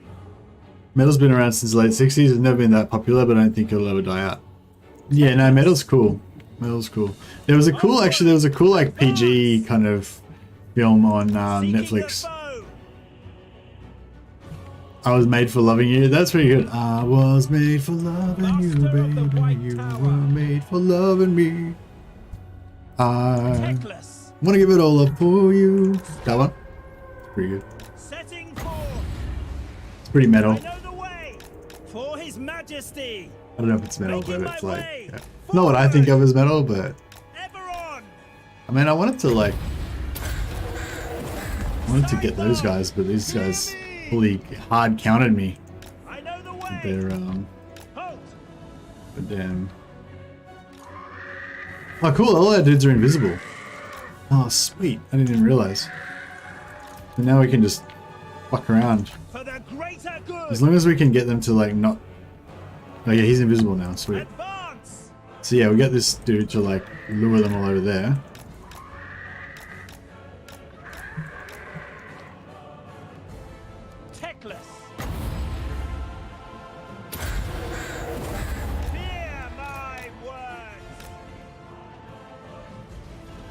Do they fly? Oh shit, they've got a flyer. Is that a flying caster?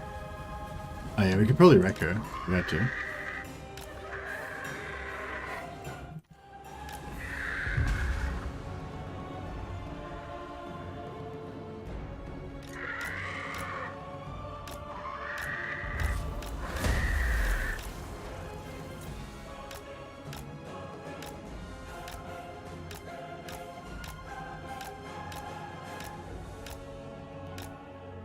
Jazz is incomprehensible unless you can play music. Yeah, I never really got into jazz. Let's get a charge bonus so we can actually do some damage on this guy.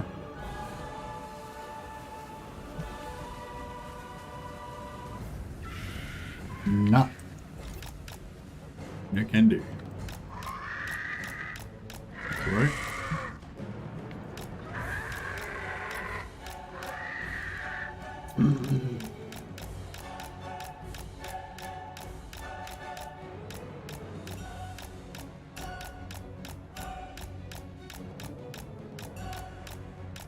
Something casting spells on me. I think he's she's like casting shitty spells that do fuck all damage, like just over and over again. But it's actually working.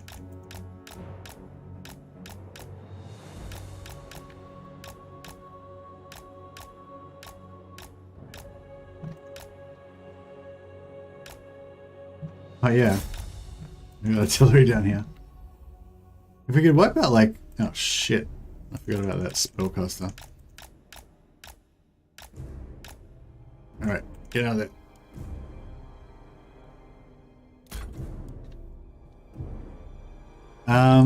Yeah, I don't know. I think there's a limit to what we can really do with this.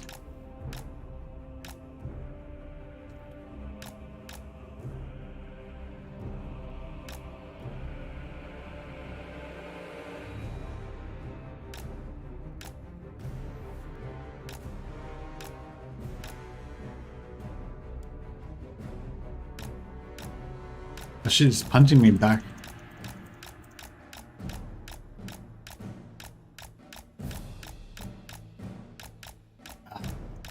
Keeps like getting around in front of me and punching me back to what? Like, is he doing that on purpose or is it just like what the fuck?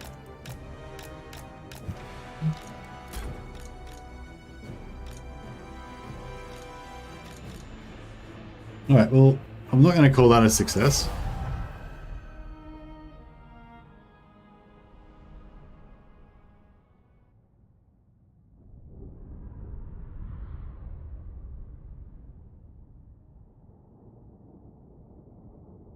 I've sort of enjoyed jazz a little bit. When I like it's been I've watched a couple of movies that were kind of like about jazz. What was that like black coffee based one? Mulholland Drive? Or no, was it Mulholland Drive or there's one like that was jazzy. Now is not the time. Oh, what was that unit that we lost?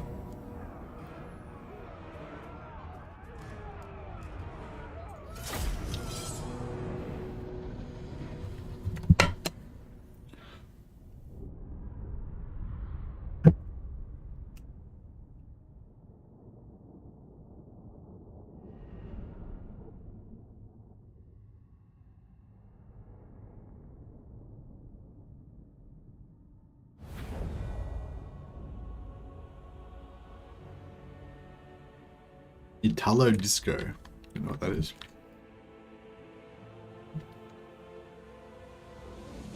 Alright. Handmaiden.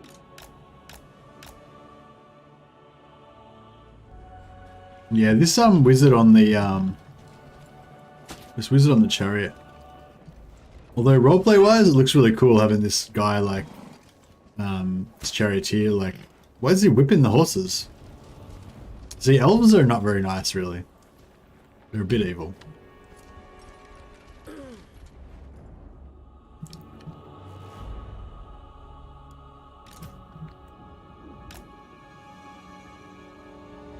Spearman. Understood.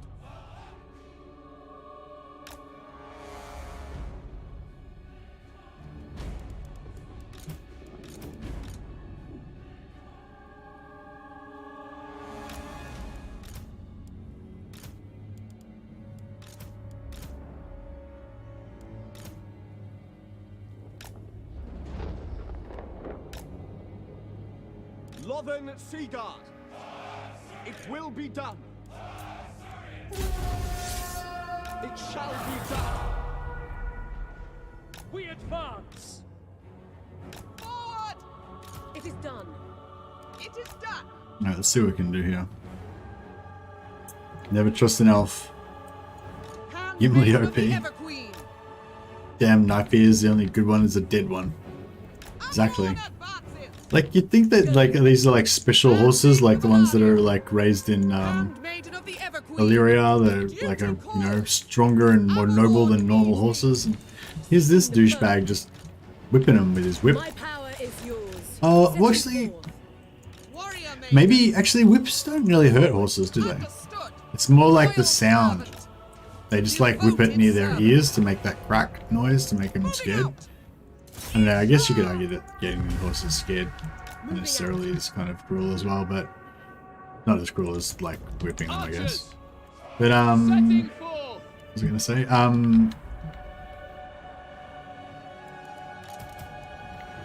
Handmaiden of the Everqueen. Araya! Maiden Guard. Alright, Malekith. Let's do this. Surrounded by swordmasters. Onward! You can't escape. Loremaster of Pearl.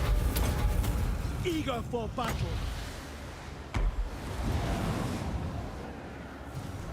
Handmaiden of the Everqueen. Sister of Avalon. I Shit, go then. she needs to get the fuck out of that. Sir Loremaster. Loremaster of Pearl. Command me. Azor Dana. Efua! Bend to my will! Lakoi Soraya! Scython, hear me! Guardian of Avalon. Stay true. Going abroad. How much more wins we got? 132. Oh yeah, we got heaps. Ulfwan You just Maid. chill out of the way. You just stay over here somewhere where you can't get damaged too much. Guardian. We should be able to handle this.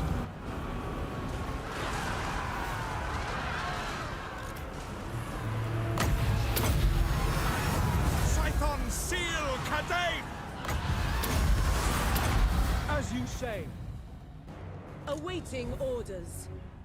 Making my way. Lawmaster of Hoenn.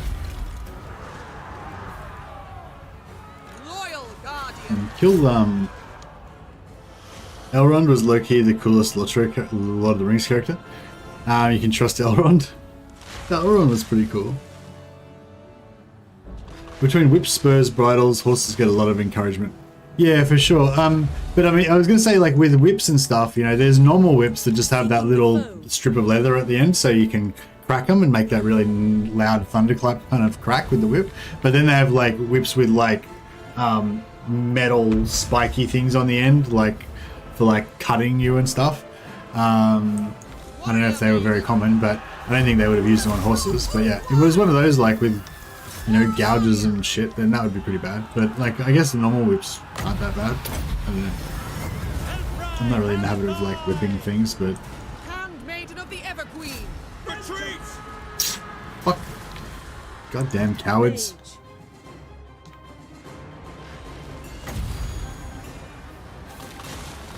Retire! Winds of magic rise. Lefane Lecky! Guardian of Avalon. Sunfang lusts for battle. Hey, what about cooldowns? What are these guys fucking routing for? Pussies, get back in there. Yes. Onward. Men Louis! Araya Men Louis! Servant of Did we the get him? tower. We haven't got him yet. And no one's even fighting anymore. Everyone's like, fucked off. To Louis Sinai! Routing. Yeah, get back in there, Dick. Heir of Anarian. I'm waiting Kill him. for my lady. Anyone got any buffs they can pop that are useful? That's not useful. Rai Harathoi. I'm trying to kill him. Shit. You guys. Lawmaster of Hoenn. Following Ethua. This, I don't like this guy too much. Tyrion. Kill Seal. fucking Malekith, for fuck's sake. Excuse my French.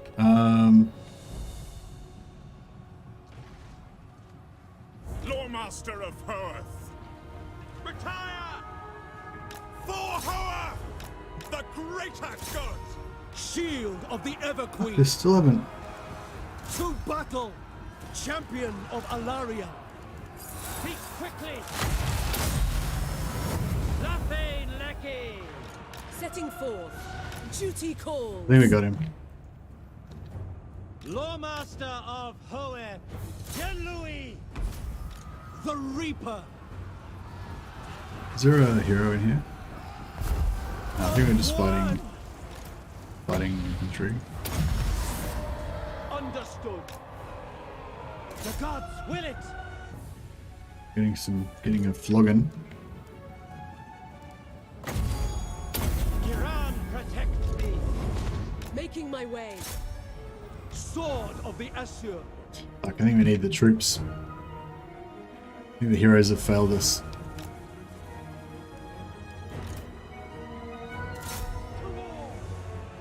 High Mage. It is done. I accept. To battle! Done. Sithon Seal Cadé. For Alt One. Attack! Louis Sinner.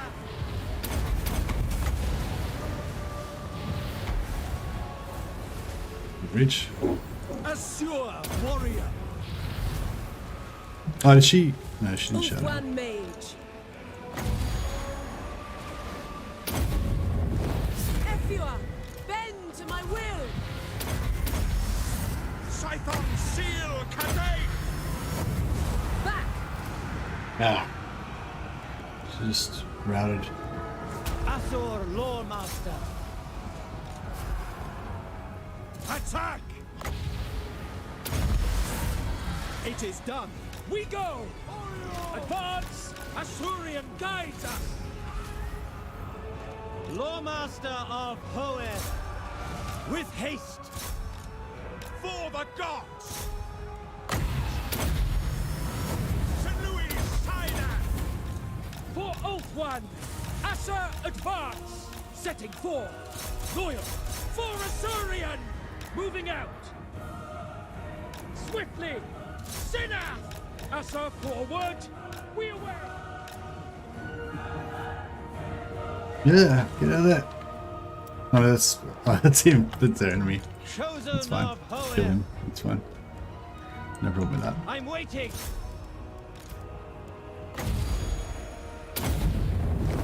Lakoi Soraya! Moving out.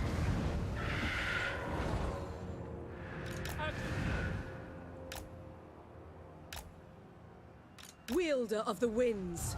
Heir of We Anarian. need to get the fuck out of there. Guided by light.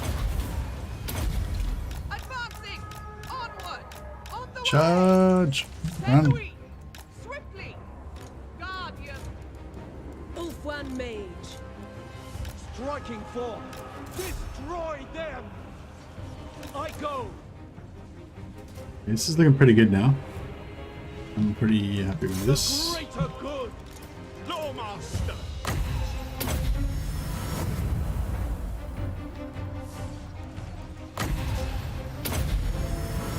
Alith Anar.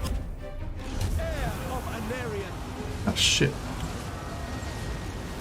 We away. Kill them. Ancestors! March! We away!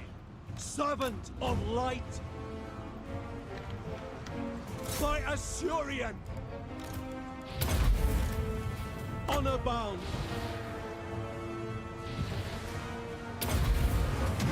Azor Danan. Lepain Lecky! Handmaiden of the Everqueen. Loyal! For duty! Apace! Onward! I shall. Defender of Ulthuan. Lawmaster of Hoeth. Ufrai Haratoi! I think we're all pretty much maxed out there. Azor, advance. Forward. Very well. Tireless. Forward. Speak quickly! Moving on! Sunfang lusts for battle. Moving on. The Reaper. Alright, we've still got a couple of 3 guys left that are still combat ready. Everybody else is retired to the back lines.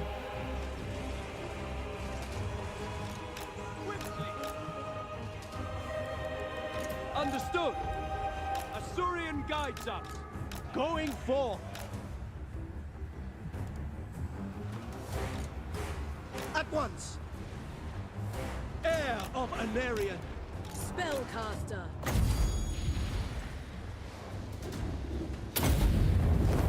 Winds of magic rise! We away. Loyal. No mercy. With Oh, me. here we go. Oh, that was a big one. Sinath. That was about 2 years. Army losses. Moving out to victory. Shield of the Everqueen. Heir of Anarian. Onwards to victory. On the head! Sword of the Asur. Advance. Onward.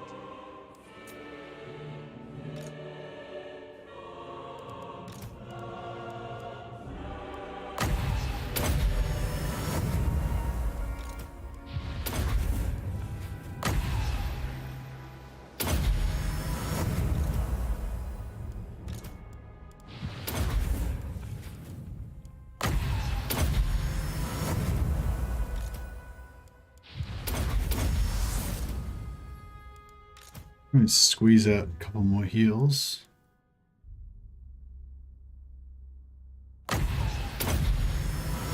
So how do you build a Tyrian? Solo fighter or unit support lord? Hey man, I build Tyrian typically as a tank. So yeah, basically lean into his like buffing early game units, give him the one that the red line that buffs archers, at least give him the 3 points. And then well, I suppose I go blue line. I like to go blue line for the movement and for the reduced cost. Yeah, I typically use Tyrian sort of like as my like defender guy, I guess. And give him a cheap army of archers to defend mostly. So I focus on like 3 points in a red line archer, blue line for reduced cost and or replenishment. Depends on what faction I'm playing. If I'm worried about money, like I am right now, then I'll take the Quartermaster. But in most high elf campaigns, I wouldn't be worried about money, so I wouldn't worry about it. Even if I was playing Tyrian, I probably wouldn't worry about Quartermaster. But I would still use him. But I'd still use him with like cheap units to like help us help getting the just early game economy advantage, you know. Enslave them. But yeah, I don't know. I feel like Tyrion's one of those lords that's kind of got enough points to get everything. Like, you can't literally take every point and every skill, but you can do both, you know. You can make him a elite combat lord and give him pretty good buffs for units as well. Shit. We're gonna lose this army. If he had a heal, like, maybe we'd be alright, but...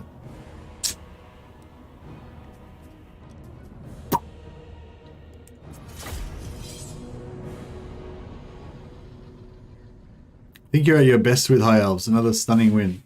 Oh, thanks, man. You're always very complimentary. Nice, you know.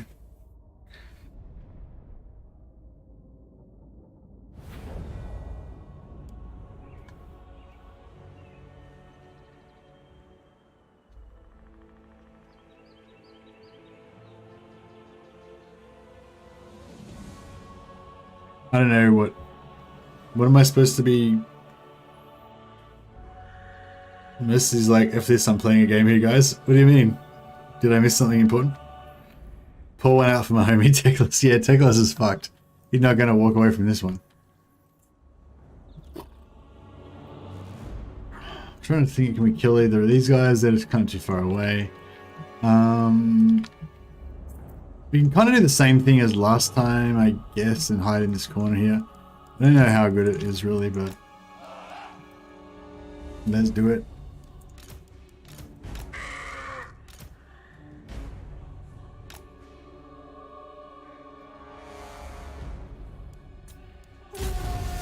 Teclis, moving out. Acknowledged. At pace. Asa, move. So we're at 70, 68, 69, 61, 61. Yeah, alright, so that's our front line.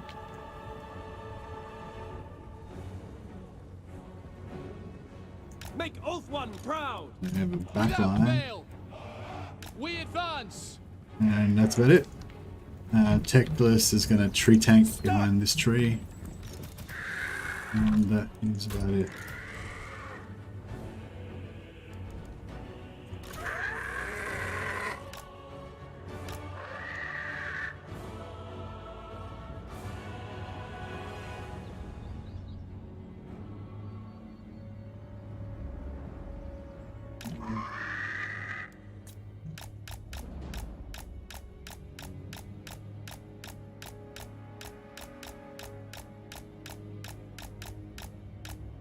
Like, I don't think this is going to work too well, because sooner or later we're going to get shot and die. Or one of their numerous flying units is going to... magic. Dicks. Alright, well, maybe we'll try and hide at the back. We don't die from this magic straight away. Oh, he's back. Oh shit, get out of that. Oh, bro, get fucked up.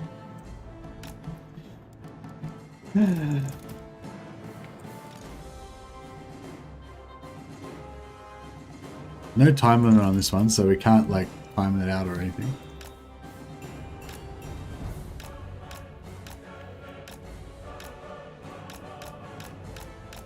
If we can maybe get Nagarythe to run down here and suicide into our archers. Pretty cool.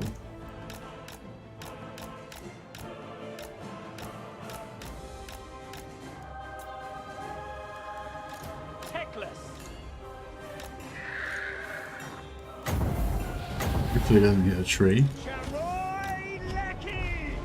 Oh, you can come back here. Fuck you. Come back here and get shot.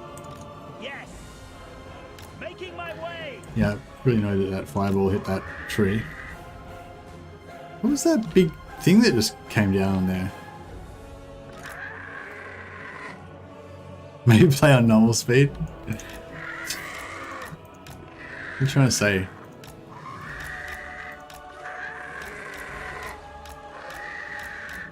So we need that artillery to not fire at our infantry, so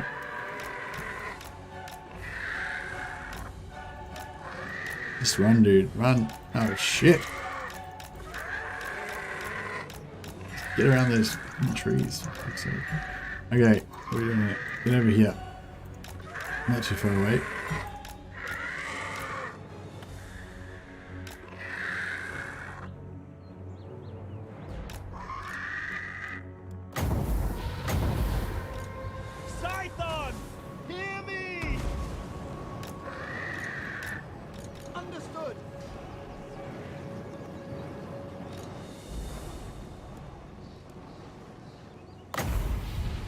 Oh yeah. Oh yeah. Boom. Alright, Nagarythe's not fucking gonna bother anyone for a while. Shoot her in the tits. Well, I guess she doesn't have any armor there, so that's good advice, I guess. Their end is nigh.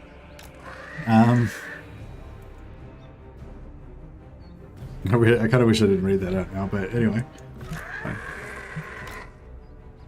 It was kind of funny, I guess.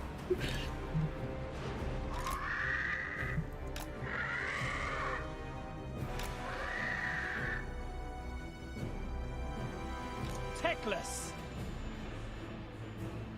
Advance. Onward.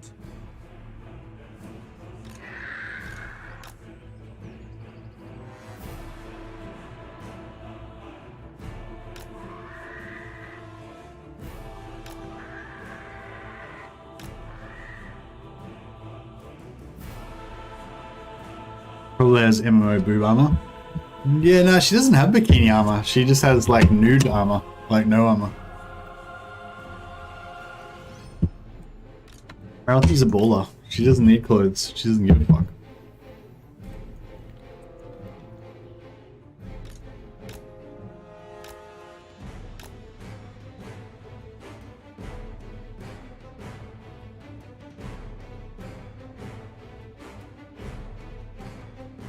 We're losing a bit of interest in the only 58% of people want to see a King Arthur Knight's Tale stream now. I'm like losing interest slowly. Where was that other lord? Do you reckon we could lure that other lord in as well, maybe? No. It's hard to like keep track of what's going on over there at the same time as what's going over here. Okay, these guys seem to be interested. If I hide on this tree, maybe that'll get it done.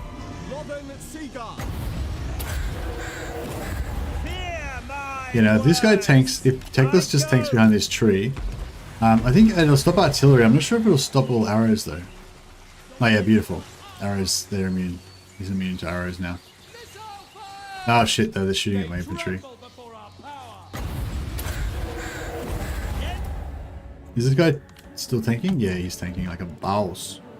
Oh, he's getting hit though sometimes. It's not great.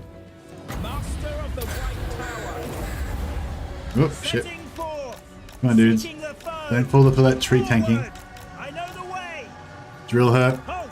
Execute her. Ever on. I Hurry up. go. Kill her. There we go. Seeking the foe.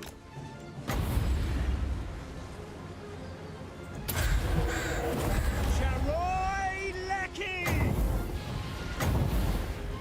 Ahain Kadei.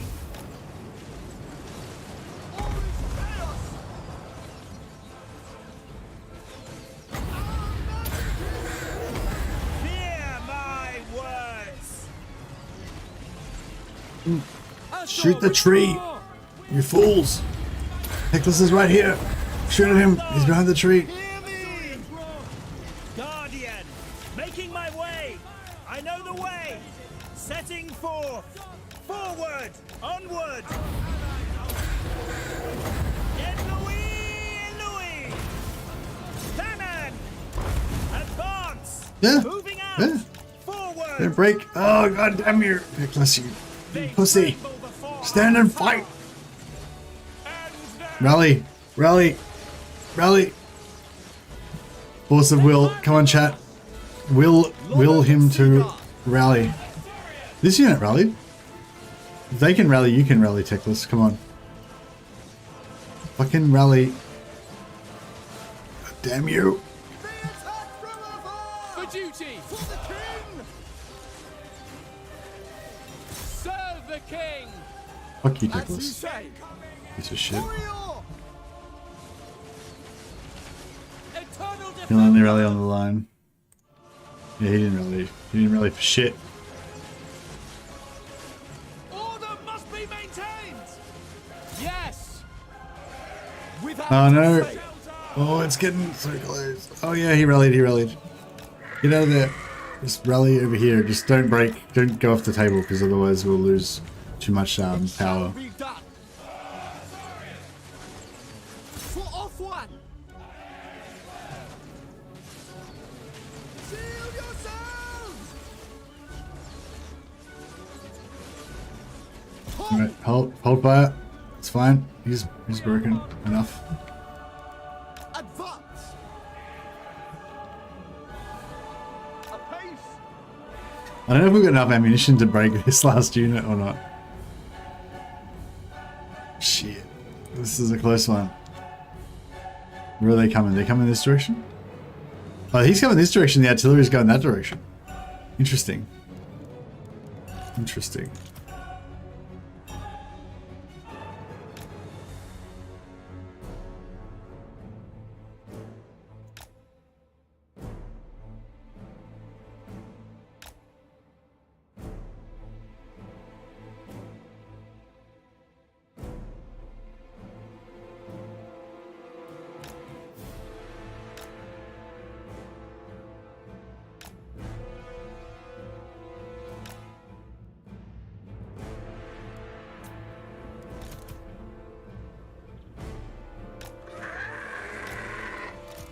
Northern Sea Guard.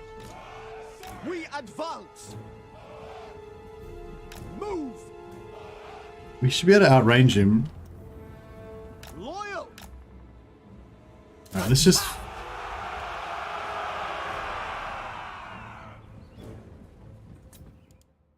I don't know if he's gonna like... Oh shit! Oh, he's got no ammo. Cool. Actually, yeah, he might be able to come around here. Can we shoot this fucker or what?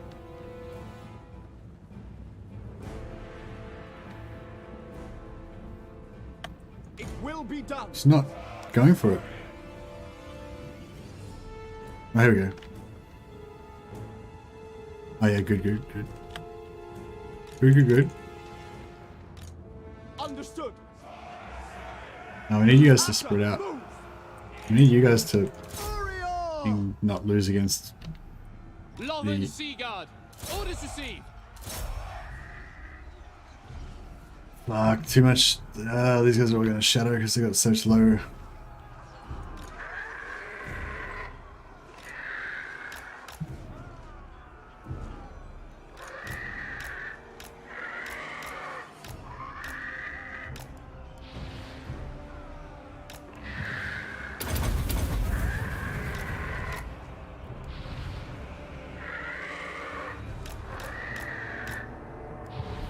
Suck it! Alright, that was hard work. Hard work, not gonna lie.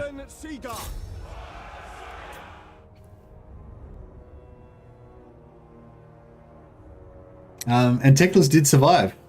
He fled the battlefield wisely. That's because, you know, that shows Teclis' high IQ. He's like, fuck it, I'm outie. He just leaves the battlefield.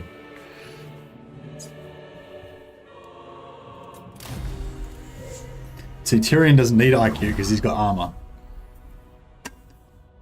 G effing G. Thanks, John. Thanks, guys.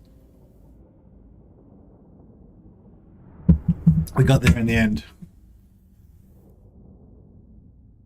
And we got Hag Butcher for Teclis as well. I'm not sure if he might have already had it, but he's definitely got it now. So I think we might have enough Hag Butchers to get free agent actions now, which is always nice. If you play a faction like that's remotely close to Nagarythe, you've always got to like farm the shit out of her trait with like every single one of your lords. Restrain the captives. So you get like six butchers. What the fuck? Oh, this is Nagarythe's last army. Cool. We're about to be victorious. Yeah, I've changed the goalposts. Instead of getting minor short campaign victory, our objective is just to wipe out Nagarythe. If I was going to go for a long campaign victory, then I would say wipe out Nagarythe and wipe out Malekith. But all this other crap about owning like 17 different settlements, like spread all over the whole world map, like yeah, not interested. Hey, Click Monkey. Oh, no worries, man. Have a good sleep. I'll keep the spirit alive for a little bit longer. I'll probably wrap it up soon though. So you're not missing much. But yeah, thanks for all your support, man. Always a pleasure to have you in chat as always.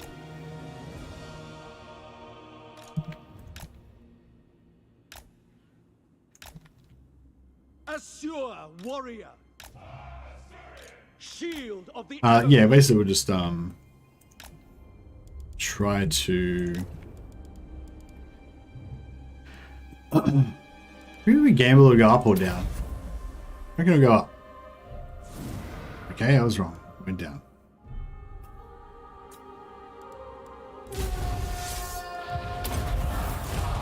Scython Seal Kadain! Lawmaster of Horrors! St. Louis Sinan! Speak quickly. Ator Dhanan. I'm waiting! Ator Dhanan! Althwan Mage! Champion of Alaria. Handmaiden of the Everqueen! Emfrai Harathoi! See how much heals we can get out of this.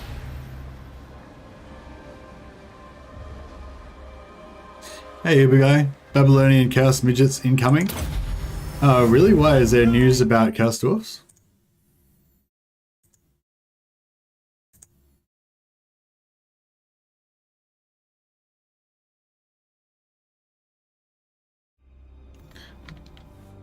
Is there some sort of new news about Chaos Dwarfs that we haven't seen yet, Uber Guy, or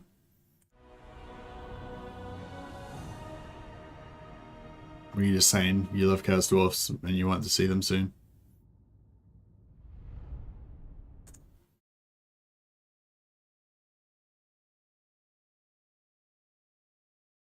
Maybe he's saying that Uber Guy is a Chaos Dwarf, and so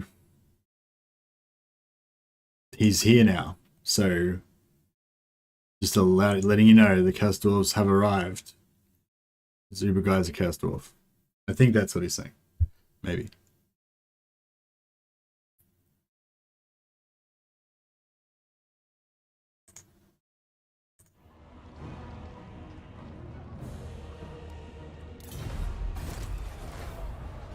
Not officials, but a lot of leaked stuff. Old prototype units that have been scrapped are suspected to show up evidence of they being fleshed out, as well as evidence of... Have you got any links or anything like that? Can you tell me what I can search for to see this stuff that you're talking about? I haven't heard of any of this stuff. I'm just checking Reddit now to see if there's anything on there that's new or interesting. Can't see anything.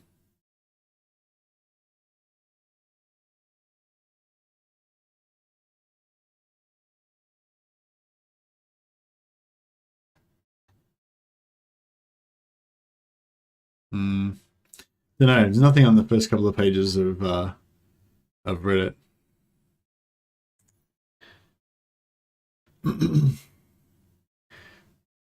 YouTube, yeah, it sounds like hearsay. Sounds like unfounded hearsay. But yeah, but if the scoop is that one of the DLCs is going to be Chaos Dwarfs one day, then I don't think that's news. Thanks though.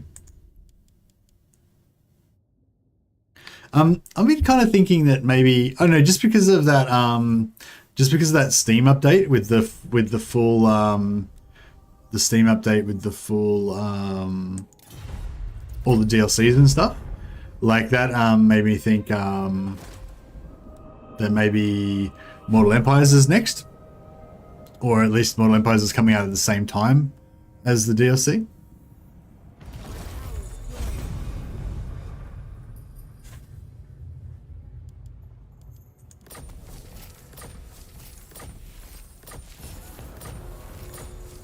And that makes me happy because I wanted suffered defeat in multiple defensive battles. It was like 2 defensive battles, fuck. And then I won a defensive battle. So I should have like lost a point off of that. Mega map gonna get crunchy. I don't know what that means either, sorry.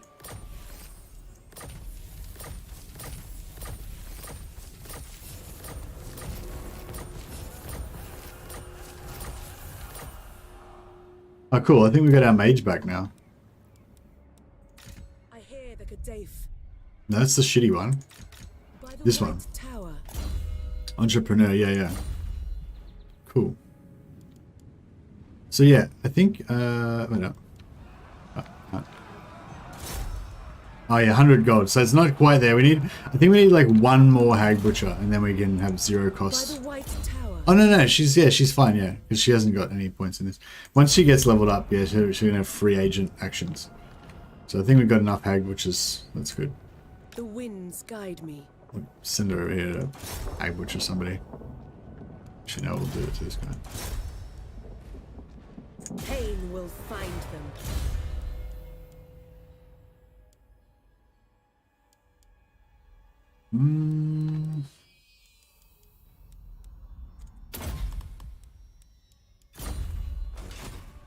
Okay, I think this is like Nagarythe's last army. Cut you down for wasting my time. Yeah. Well, she got 0 settlements left, so. Well, no, let's give him regrowth so he can at least heal himself. The Druki are petulant children.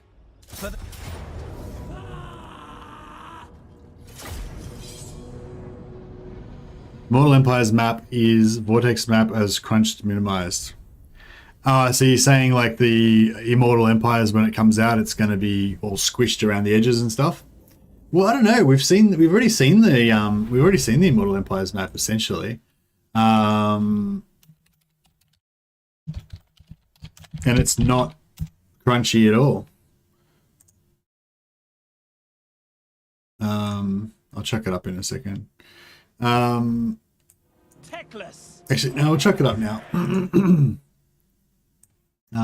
So yeah, so this is the data mined Immortal Empires map overlaid on top of the current map. So excuse me. So yeah, is that good?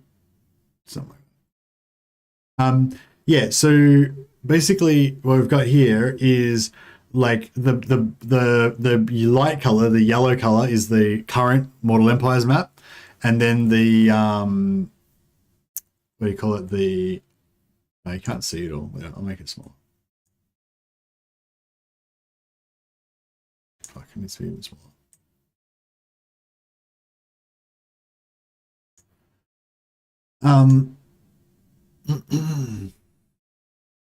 Is that? Yeah, I think that's pretty good. Yeah, so this is like the the Mortal Empires map is this yellow one, and then this is the Immortal Empires map that was data mined. So yeah, you can see that like the like Southlands, for example. Southlands is still the same, pretty much the same. Well, Southlands is more crunched, I guess. But like, who cares? There's nothing there anyway. There's only some Tomb Kings which still fit in there. There's no extra factions that they really wanted to add on in the Southlands, unless they do Araby, but Araby's like more in the north part here anyway, so but yeah, fair call, I guess. Yeah, Southlands is pretty much crunchy for sure. Nagarythe is like kind of the same, I guess, ish. Although it's got water on the left hand side now, which is cool, really cool, and it's bigger than it was. And Lustria is, I don't know, it's kind of smaller scale, but there's extra parts onto it, so it's probably like more total landmass, So yeah, there is, okay, so you're right, there is crunchiness for sure. But what else was I saying? But we've got like all this extra stuff. Like there's heaps of extra area, But yeah, I don't really care about the whole like crunching of the edges part, because I only really care about the old world. Like in my opinion, like the old world is like the shit. Like the Empire is like the star of the show, right? And so that's how it should be, Like the Empire should be full scale, and everything else, if it has to be, can get shrunk down a little bit. Like I'm fine with that, This is Ulthuan here, so Ulthuan previously went from there to there. Now it just goes from here to there. So it's like a little bit squished, north-south squished, but it's still the same width. And it probably still has the same amount of territories. They're probably just closer together now. And I actually would like that. If it has the same amount of territories, but they're closer together, I actually prefer that, because I love having lots of settlements all really close together when you're defending. Or even when you're attacking, I guess. It's just more satisfying to be able to take something every turn, rather than having to like move halfway there and just not get anything for that turn, and you kind of feel like you wasted your time, and you probably can't replenish, and all that kind of stuff.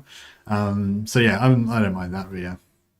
Anyway, thought some people might have missed that previously. Might be interested in the Notice the tiny space on the right of the foggy map in the sequel. What? There's the tiny space on the right of the foggy map in the sequel Mortal Empires. I don't know what you're talking about, Ibigo. Some settlements in Mortal Empires for Warhammer 2 are actually missing on all continents, if I recall correctly. Yeah, probably, I guess. I don't know what you're referring to, Mythical. Noctilus's settlement, I think, doesn't show up on the map, but that might be because maybe they've made it so that the Noctilus's settlement doesn't show up unless you've got the DLC or something. Not sure. But the other thing is that this was like this is an old map, so they said that it might not be current. So it could be like exactly like this, except for Noctilus's island is actually there. You know what I mean? Galleon's Graveyard, yeah, thanks, Gaijin Yami. Yeah, I was struggling there. Yeah, Galleon's Graveyard, yeah, is not on the Immortal Empires data mined map. But yeah, there's nothing really that I really care about on the Immortal Empires map. I just like the general idea of it, that there's so much water, that there's water down the eastern side and there's water all the way down the western side, so that makes it like seem likely to me that it's actually a globe, or it's at least like a tube, so you can go from east to west. I don't know if you can go from north to south, but it looks like you possibly can, because see, they put water all across the north as well. So that kind of makes me think that you might be able to sail south here and come out up here, Like they might make it so you can sail off any edge and come back, Or maybe it's like a globe and it sort of wraps around and it's not flat like this. Don't know. But yeah, but like, no, I don't really know. Like, I don't really care about Ind. I don't really care about Koresh. Like, if and when they add them in, like, that's cool. That'll be great. Look forward to it, you know. But it doesn't really, you know, doesn't really make much difference to me because I don't really know anything about them from the lore or have any history of, you know, digging them or whatever. Yeah, I'm mainly just interested in the old world and how it interacts. Like, I'm really interested in like playing the dwarfs now and having like the Chaos Dwarfs right here on your northeastern doorstep. You know, I'm more interested in how these extra grey parts kind of inform the existing map, you know, and change the dynamics of the existing map rather than actually what's in these parts. You know what I mean? And I kind of like the idea of having like an elven trading empire and trying to like get naval power and stuff like that. Like, yeah, there's a lot more water, so I wonder if like naval power would be kind of cool. It'd be kind of cool trying to have like a elven British Empire type of thing, like a British East India Company, and setting up like bases on all these little islands and stuff, and trying to set up like a trade route or whatever. I don't think there'll be any mechanics that will really play into that, but you know, could do it just for roleplay reasons. Yeah. Anyway, I don't know if there's much else to discuss about that we haven't already discussed, but yeah, so that'd be cool to show off anyway. Okay, I think this might be the final battle where we kill Nagarythe once and for all. I'm just going to basically ignore her and use my... Oh shit, I have to take out that catapult. Crap. Oh, well, while we're doing that, I'll just sit here and heal.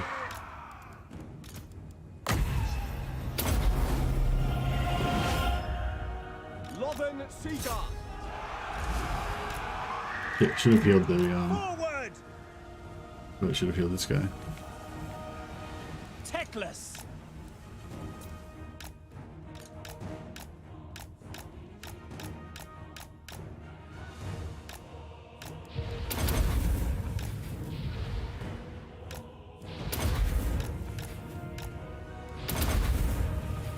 Fine. Really bad though.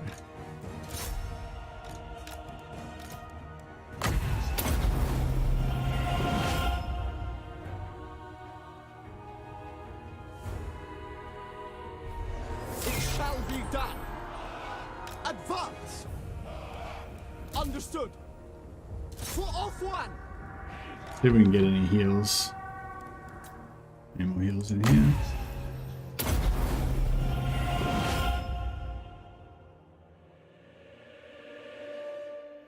If they have trade points like an Empire 2? Oh my god, yes. Yeah, trade points like an Empire 2 would be in Empire would be good. Because then you could fight for dominance over them. Like if they had heaps of money, if they gave you heaps of money, if you sat a ship on it or whatever. But I don't know. You have to. It's weird the way that it works with armies and supply lines and stuff like that, though. Yeah, I hope they introduce more naval elements. Like, I don't necessarily want them to have naval battles. I like the idea of how I sort of like the idea of how we've got it now. I mean, naval battles would be cool, but like, you know, assuming we're not going to have naval battles, like I think it's fine, the sort of island combat thing that we have now. That'll do. But I hope it'd be cool if they introduced more like strategic stuff to do with naval control, like those like trade points and stuff like that. Maybe it'd be cool if cities could have naval units or naval garrisons or something. Like maybe if you level up a city to tier 2 or tier 3, or you put a garrison tier 2 or tier 3, or you have a port level 2 or something like that, then basically they'll actually the city will like if it's a port city, it'll actually have a military radius in the water. You know, because this thing, like if you attack a settlement, then you get the garrison in, right? But if you attack like, and if there's an army nearby, they don't join in. Whereas like but if it's on land, then they do. So I feel like it'd be cool if they had like you could level up your cities to have a zone of control in the water. And just I don't know, like I can't think of any other examples off the top of my head right now, but stuff like that to make like sea battles and sea strategy more valid and more relevant stuff, you know. Maybe give the High Elves some stuff, not like Black Arcs exactly, but something else to do with some other sort of naval unit or some sort of naval thing that you can put on normal armies or something. Noble son of Ulthuan, ever loyal. There is no limit to my power. The gods guide me. Well, yeah, I think we might just leave this campaign there, guys. Yeah, it's just we did have a pretty good turnout for this campaign, and I really appreciate you guys showing up and everything. But like, I don't want it to become like Warhammer 2 channel. You know what I mean? Like I feel like Warhammer 3 is like the current game. And so I want to mainly focus on that. And also all the new stuff that we can find out and learn about the game and everything. It's all Warhammer 3, you know. So I think, you know, I might come back and do another Warhammer 2 campaign in the next few weeks, you know, just to... because I love Warhammer 2, you know, and I'm sure a lot of you guys do too. But I don't want to like spend all my time playing Warhammer 2, you know. I still want it to be predominantly Warhammer 3. So yeah, so I might end it here. As I said, I was going to go for the short campaign victory because I've only ever won the campaign like one time. So it'd be nice to win it like a second time. But yeah, so I thought we just had to do like these two things and then conquer 2 of those. And I was like, yeah, sweet. I'm like nearly done that. And then you scroll down, it's like, oh yeah, and you've got to control 8 of these things like all over the fucking map. You know, like Nagarythe, we could get Nagarythe, Harganeth, Hag Hall. I mean, we could probably do it, but it would probably take me another like 2 or 3 episodes, and I don't think like, I don't know, I don't know how exciting it would be. Like, I think we've kind of proved the point that, you know, you can win the game without recruiting any units. So yeah, for anyone who joined late, this was a no recruitment campaign, so it was no recruiting of units, no using any of these buttons, no mercenaries, no global recruitment, no regiments of renown, no normal recruitment. You know, the only way you can get units is via quests or via confederations and stuff like that.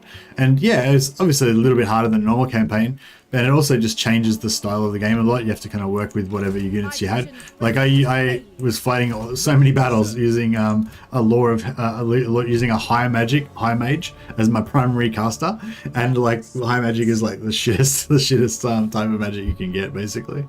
So yeah. It's pretty crap. But hey Griffin, nah, probably we'll play a normal campaign next, I'd say. Because I don't really like to do like back-to-back challenge campaigns and stuff, you know. Like I think challenge campaigns are good to like spice things up if you haven't played, like if you've just been playing, like if things are getting a bit boring, you know what I mean? But yeah, I'll keep that in mind. I don't know what faction would be good for a no heroes campaign though. And I'm not sure if it would be fun because like heroes are fun, you know. Yeah, like I do miss the old historical stuff where you didn't have those superpowered heroes and everything, but yeah, I don't know. I feel like basically heroes are fun, and the more heroes you have, the more fun it is. So yeah, I do challenge campaigns normally in order to promote like different play styles or to make it fresh. You know, I don't really do them to like just do the hardest thing possible or whatever. So anything like if something's harder but it's less fun, I'm not probably that interested in doing it, you know. But anyway, but still, it's something to keep in mind. If I could think of like a fun idea for a no heroes campaign, maybe I would. But yeah, thanks for the suggestion. If anyone else has got any suggestions for fun campaigns, as I said, I'm not really looking for a challenge campaign, but themed kind of campaigns where I'm like migrating somewhere, or like I'm trying to ally with a particular faction, or I'm trying to do something a bit different, or whatever, like that sort of stuff I'm definitely up for. Yeah, themed campaigns or campaigns with a specific objective that's other than your normal standard objective, that's kind of the stuff I'm into. So if anyone's got any ideas like that, chuck a comment in on the stream. If you're watching the VOD later on, just put a comment down the bottom, and I will read it. Just see if anyone else is hosting. Try not to piss off the Wood Elves. There's no Wood Elves in Warhammer 3, here we go. Yeah, so next campaign is going to be Warhammer 3. We've been playing Warhammer 2 for a good week now, so I feel like that's a good. Oh, Day Offensive is back. Ah, she's playing Wasteland. Well, I don't know if any of you guys are interested in Wasteland. It's not Warhammer 3 or Warhammer 2, obviously, but yeah, Dame hasn't been streaming too much lately, so I thought we should yeah, chuck her some support. So yeah, if any of you guys want to check out Wasteland, I think Wasteland was actually a really interesting game that I was actually really interested in playing, but I don't know, just never kind of got around to it. You know, I think I actually bought it, but I just haven't actually played it still. So I'm actually kind of interested in that, but I'm actually going to go to sleep now. But anyway, but yeah, go and say hi to Dame Offensive for me, and actually I might go and say hello as well. Yeah. Anyway, yeah, she's got like she's got 30 people watching, but I'm sure she'd appreciate a few more. So yeah, if you want to go and say, even if you want to just say hi briefly before you go off and do something else, I really appreciate it. Yeah. Anyway, let's go say hi to Day Offensive, and thanks guys for watching the stream. Much appreciated. Catch up.